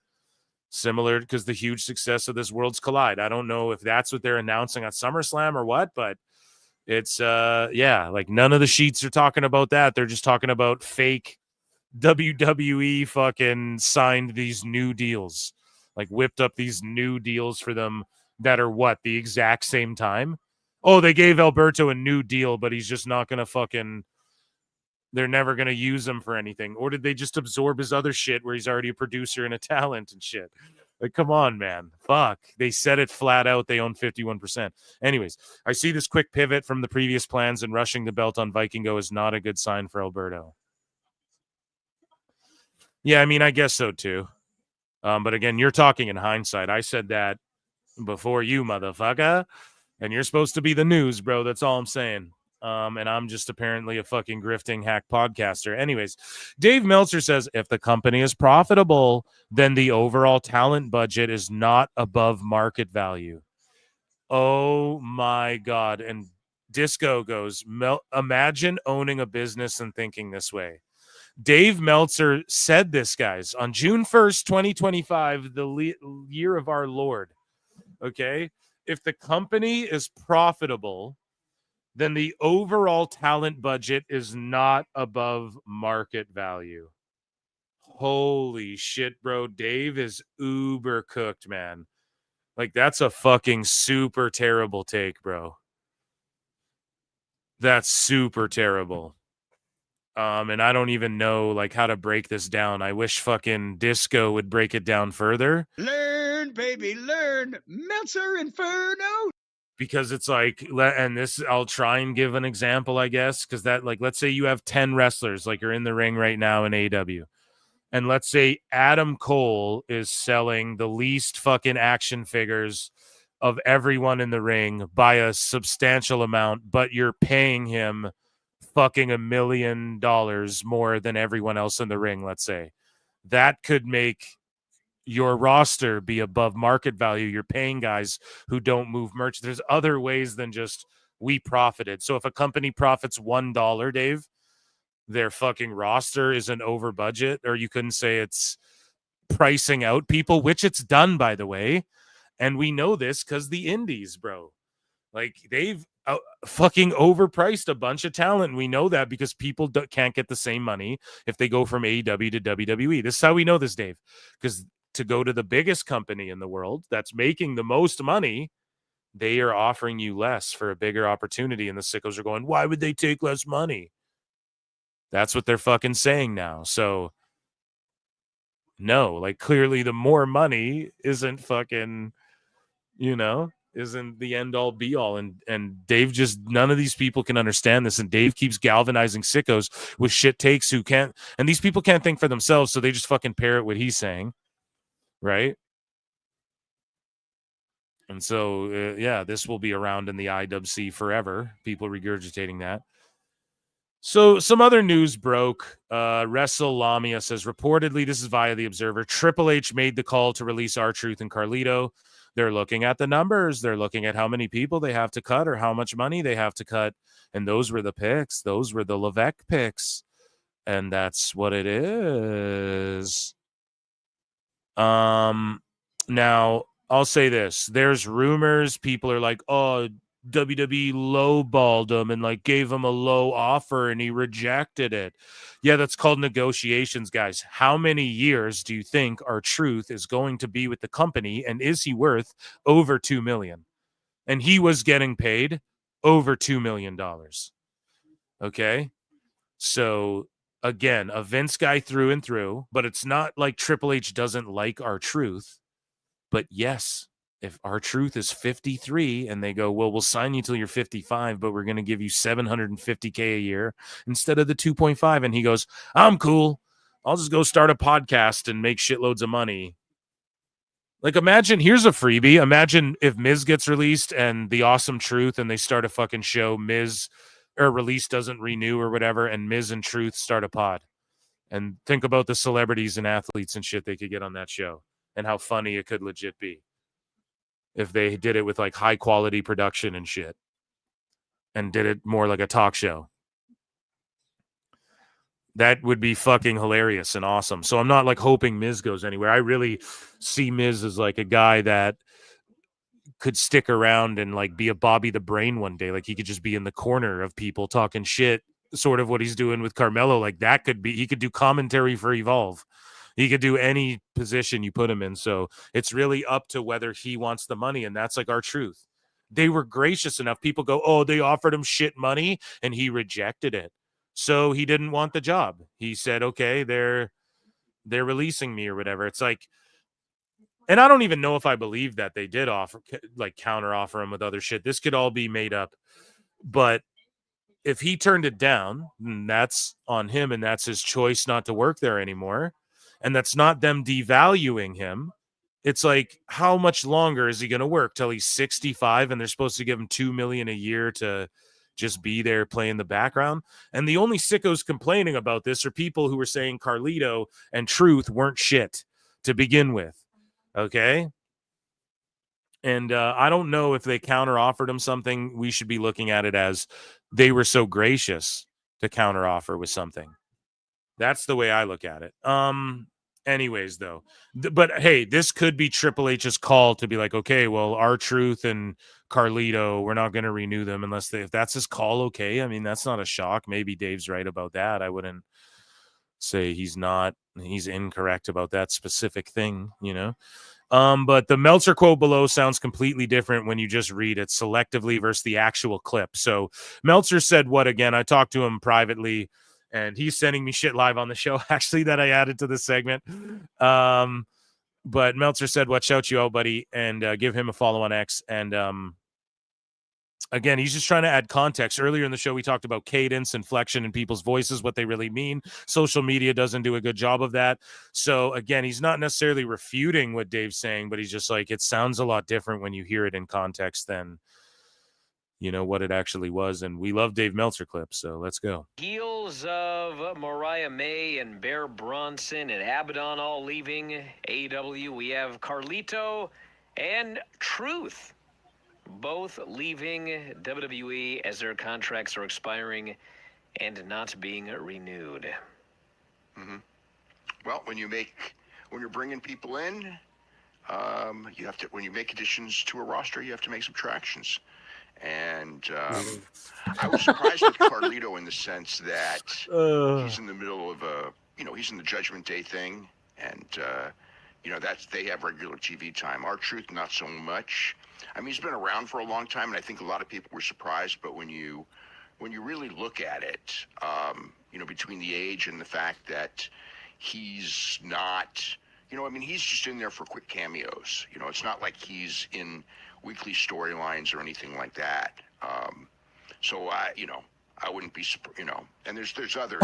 I think that anyone who's on that kind of borderline right now, with so many people being brought up, you've got to consider. I mean, they're going to have a certain number of people on the roster, and every time you hear someone coming in, whether it's from AEW or if they're coming in from NXT, then somebody on the bottom level, if you're not being used in a program, and you're not like this major superstar, you're in danger. And older is worse than younger. I mean, obviously. That's ageist. That's ageist, Dave. those were I mean, they're just choices. There's numbers. They're looking at the numbers, and they're looking at how many do we have to cut, or how much money do we have to cut, and those were the picks. Those were the Levesque picks, and that's what it is. I know a lot of people. I mean, they're I don't think they lose anything by losing Carlito.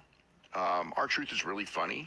Well, the Carlito one is weird because with Truth, it's like they did that last big run. He had the big. Speaking of run, this fucking overrun. Like, come on, man. Just learn your lesson, Tony. This show stinks. Short feud with John Cena. They had the Saturday Night's main event match, and then he lost. And then he lost Jeff Cobb. Jeff Cobb.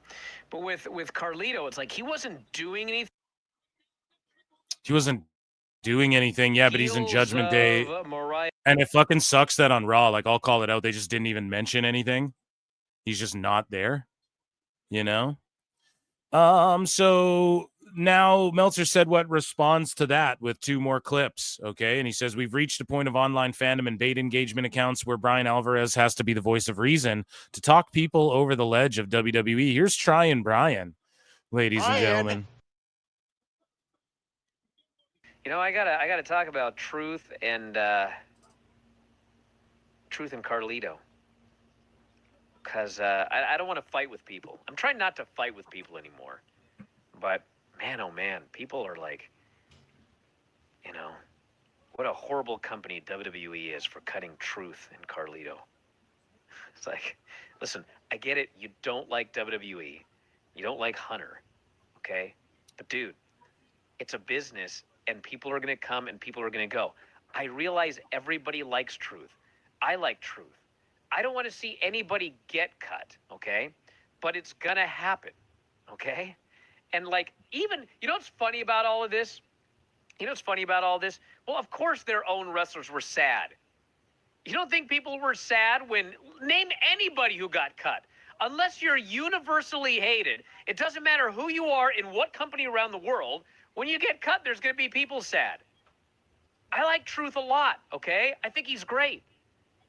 But the fact of the matter is, he had a huge contract that they paid him for years and years and years and years and years and years. And for most of that time, he didn't See, Tryin' Brian, man. Brian's cooking here. do much. And it's not like I'm saying he deserves to be fired, but my point is this. He's 53 years old, and for years, he made really, really, really big money. Unless he is an absolute idiot with his money, he's set for life. Like, think about all of the people. See, everyone's like, oh, he turned down the money they offered. It's like, yeah, he's able to do that because of WWE. He's able to do that. Like, what the fuck don't you people understand about got this? cut. Did you guys read Carlito's the tweet that he made when Carlito got cut? He literally joked, my lawyer contacted me that I may need to pay WWE money back. He literally was stating, I stole money the last couple of years. They paid me a ton of money and I didn't do anything. Carlito joked about that. So, listen. Mariah May. Do you guys hear the negative? Like, there's zero reaction in this building. Like, it's literally quiet as a fucking. You could hear a fly take a shit. Gone from AEW. Abaddon gone from AEW. The Bear Bronson, I think it was Bear, got released. You know, he's gone. You know, there have been others from AEW that have been gone. There are others from WWE that have been gone. Like, they're going to leave one place, and some of them are going to go other places. Some of them are going to have to figure out something to do with their lives, but it happens. Like, no one is a horrible person for letting somebody who had a gigantic contract for decades. It's just like, these aren't terrible people. It's just business. Why does this have to be some tribal thing? It happens. It sucks, but it happens. Right? Right. Right, Alvarez.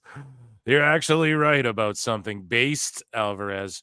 So here's a throwback clip of Jim Cornette and Dave. But the question is, when they and talking about, like, pretty much Meltzer agrees with Cornette, like, dude, this is a throwback clip of 2019. And, you know, Meltzer pretty much agrees, like, bro, if they're not in the millions or around 2 million viewers or whatever, then they're fucked, right?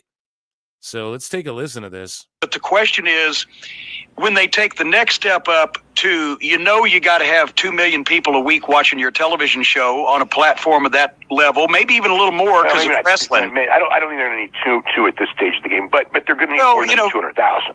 Close to, it's not going to be, goddamn my mother the car fucking numbers or whatever. So what did Dave say? Did Dave just say they have to be within 200,000 or more than 200,000 or within 200,000? Is that what he said? So like 1.8 million? Is that what he was saying? Like, no one can make it out. I'm like, what is he saying? It sounds mumbled, but whatever, they ain't going to last. And they've also got to find a place to do that 52 weeks a year, unless they tape in clumps. And if they tape in clumps, well, they're not taping in clumps unless they change the battle plan. The battle plan is absolutely live 2 hours every, whatever day of the week. So listen to how Dave was already, I found this so compelling, he's already shutting down Jim. Oh, well, they're not going to do that. The battle plan isn't to tape in clumps. They're going to go live like Dave had the ins and outs. Tony's just telling him all this shit. And I get it. You want to talk to the media and hype up your wrestling company, but fuck, man. Week it is because the question is, right now. Do you think, is there in your experience, your perception of this, is there an acknowledgement that this is going to be somewhat of a struggle for them like it would be for anybody else, or is there too much overconfidence? And secondly, do you think that most of them realize? Oh, no, Dave won't even let him fucking finish. That they've got to be, they can't do the fucking, super kicking the 9-year-olds or whatever. They have to be somewhat serious about their efforts to get the people that don't already watch and buy into what they're doing. Okay. I know people won't believe this, but I don't talk to them about those guys about creative or where they're going or direction. In 2019, he's already projecting his defenses being like, I know people won't believe this. I don't think in 2019 anyone really thought you were talking to them about creative and shit. We knew you guys were talking, but like, fuck. Anything at all. Like literally at all. The only stuff I've ever done is a couple of times I've suggested, people that I've seen, hey. Well, and I'm not even saying that as far as talking about creative. I'm saying I don't want the meatloaf recipe. I just want to know, do they know what they're cooking? Is what they're cooking going to be for a small niche audience, or a mainstream palate? I know that. Jesus Christ, Dave. I know Tony Khan, okay? I know that Tony Khan, Yeah, we know that you fucking know Tony Khan. The best guy is Tony Khan. He loves Mid-South wrestling.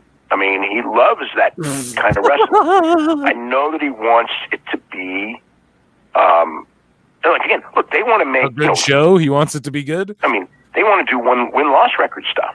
Oh wow, look how that worked out. They want to do win-loss record stuff. Okay, he tried it twice and epically failed both times with the rankings and shit because he fucking sucks. Just even stronger than before. That shouldn't have been his focus. Jim's sitting there like, okay, I don't give a fuck about that. We're talking like, why is that impressive? Because you're an Uber mark, Dave? He's a sports guy. His soccer, football, baseball. He's a sports analytics guy, okay? When he said baseball, like, is he a baseball fan or does he own a minor league team? But the question is, where does that come from? I have no fucking idea. Oh my goodness, a 59th super chat. We could almost hit 60. It would be crazy. Cashman A for 2 says Dom was wearing a Carlito shirt at least. That he fucking was. Yeah. Then the fucking super friends of Dirt Sheets are like, apparently they didn't want anyone wearing R-Truth shirts. It's like, I wouldn't either, but Dom went and did it. And what, are they going to fire one of their most over acts because of it? Like, no. 59 fucking super duper chats. That is crazy. You guys fucking blew my mind. We said, what was it, like 30 or 40 I said at the start?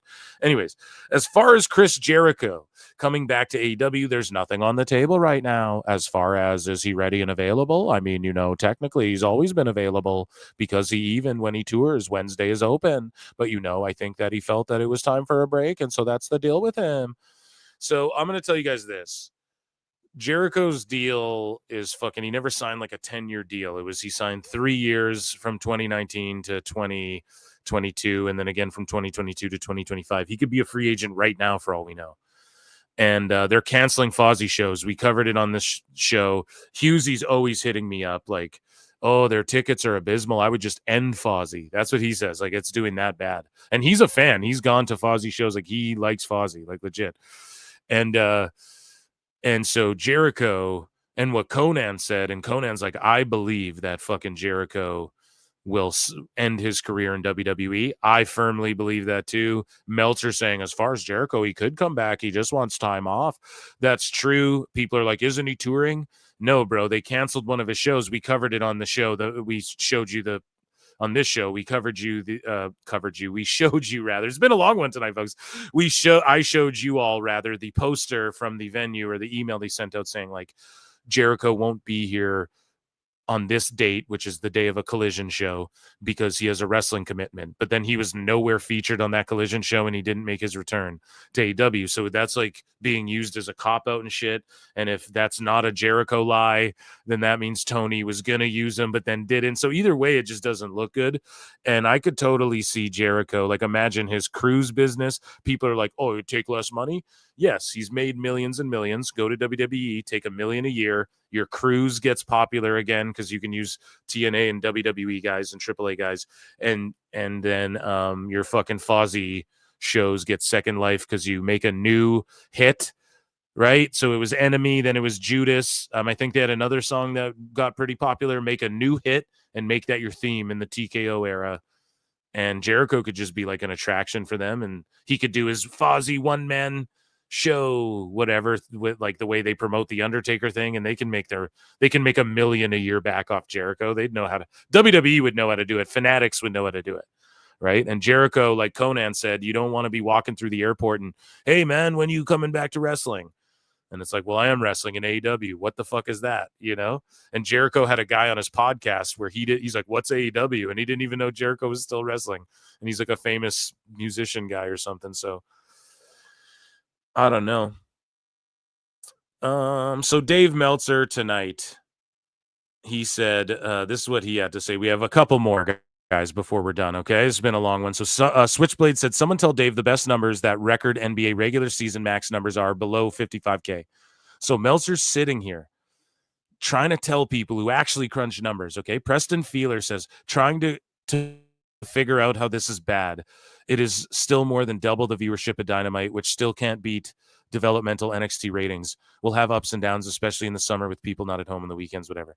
I have no idea what position this guy's taking. It doesn't matter because Dave says for it to be double the viewership of Dynamite, that would mean. Oh, it's like Inception. It's like Time Cop. Stupid idiot. Jesus Christ, man. That would mean 55,000 viewers on Max, a figure that is preposterous. And Dave is saying 55,000 is preposterously low. That's what Dave doesn't understand. Switchblade's going, someone tell Dave the best number that the record NBA regular season Max numbers do are below 55K. And Dave is like, that's preposterously low, 55K. He's not saying preposterous as in there's no way they do more than that on Max. He thinks it's hundreds of thousands. I'm telling you, once you hit the hundreds of thousands, you're talking beating LeBron James and the Lakers and the Mavs. They're not doing that. I'm so sorry to break that to everybody. Don't break my heart, my achy, breaky heart, Brian. So Meltzer goes, SmackDown Friday did 1.38 million, 0.34. It's like super good for wrestling on TV in 2025. But the number one show sometimes is like 1.5 million, you know? So it's like, all right, both with Cena on the show and Cody and no NBA. Shocking, honestly. And then your boy Phil responds, Gadzooks, Meltzer is shocked. He's so shocked. It's so shocked that this number, a perfectly fine number for where we are in the summer and shit, but with Collision, he's like, has nothing. He's not shocked or anything. So then Meltzer responds to Mr. Nobody. Mr. Nobody says, when did WCW start to lose ticket sales after they were hot? Because didn't that last another year or so, even when the product was horrid and ratings were starting to slide? Meltzer goes, ticket sales fell before ratings and faster than ratings. AEW the same. ticket sales fill faster than ratings. So it's happening with AEW, and you're just like, whatever. It's not going to end up like WCW. So you're literally identifying a pattern that I've pointed out a billion times, and so have a million other people. That's the same as failure WCW, and yet you guys you're just like, oh, it's all good though. Oh, and I removed the one. Oh, I fucked up there. I removed it too quick. So Meltzer said there, he's like, fuck, I shouldn't have removed it. But Meltzer goes, the Observer is must-see TV, Brian. And I was like, yo, I'm going to bake Dave's ass in a must-see PWT tonight. But yeah, Dave Meltzer, I'm going to find it. He's like, it means the Observer is must-see news or whatever. Like just feeling himself a little too much, right? So there's Dave Meltzer, Observer is the must-see. That's all the details. Bro, Jesus Christ, ain't nobody trying to see that shit anymore, bro. And then Neckbeards posted this while we were on the air. Unbiased journalism. Here's Dave again, just telling people, like, shilling for the company. Let's see you do this for SmackDown. So Dave goes, if you are DVRing the AEW show tonight, manually check. I just checked and saw it was only recording the first 2 hours because it was listed as Collision in hour 3 and 4. And for some reason, Collision, actually it didn't record because, on my service, it only records Collision and TNT and not when it's on TBS. Imagine, like, people say I'm a fucking drone. Imagine me doing this grunt work trying to explain to people how to watch this show. And it's not like, I'd respect it more if Dave put out a bot copy and paste thing that was like an email sent out. I respect it less because fucking Dave Meltzer is like typing this up. Like he's taking the time to like go off the top of the dome with this one, man. And because you're a fucking shill, Dave, you will always get clowned. And that, ladies and gentlemen, was Dave Meltzer's dumb moment of the week.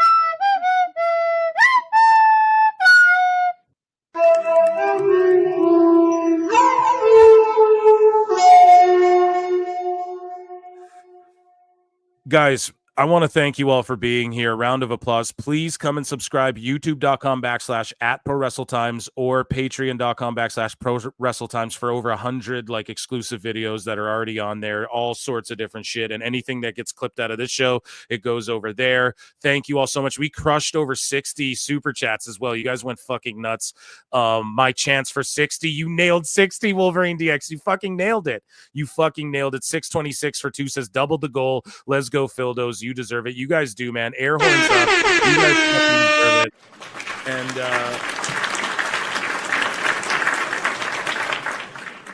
thank you guys so much, man. Tomorrow is Phil Marks Out.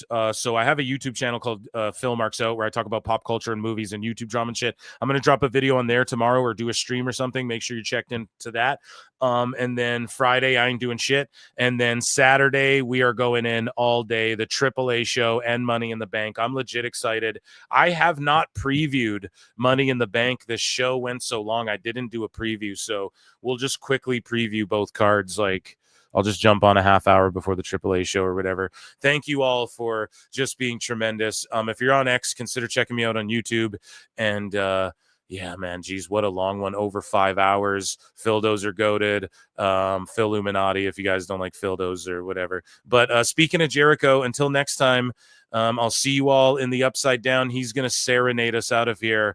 And yeah, peace and love, everybody. Drink lots of water. Thanks for being here tonight. And yeah, until next time, I'll see you in the Upside Down. Stranger Things fucking hate you. Not coming until November. Part 1, 2, 3 parts. Fuck yourselves. Peace. I look and see it's not just me. Jeff, why do you insist on doing this dumb internet shit on TV? I look and see it's not just me. This place is a fucking joke, man. You're a clown. I quit. So many others have stood where I stand. We are the young, so raise your hand. So many others have stood where I stand. We are the young, so raise your hand. They call us problem child. We spend our lives on trial. We walk an endless mile. We are the youth gone wild. We stand and we won't fall. We're for all. The writing's on the wall. We are the youth gone wild. No. It doesn't make logical sense, but it makes. Well, yes, of course. But it makes wrestling booking sense. Of course, this makes no sense. Of course, okay, it makes no sense. However, in pro wrestling booking, which often makes no sense, you would do that. It's about making money. It's not about anything else. Wrestling's always been about making money first and foremost. That's it. I look and see it's not just me. Last weekend was the greatest weekend in AEW history. This is the greatest week. I look and see it's not just me. Security, my safety, my life was in danger at a wrestling show. So many of us have stood where we stand. We are the young, so raise your hand. So many of us have stood where we stand. We are the young, so raise your hand.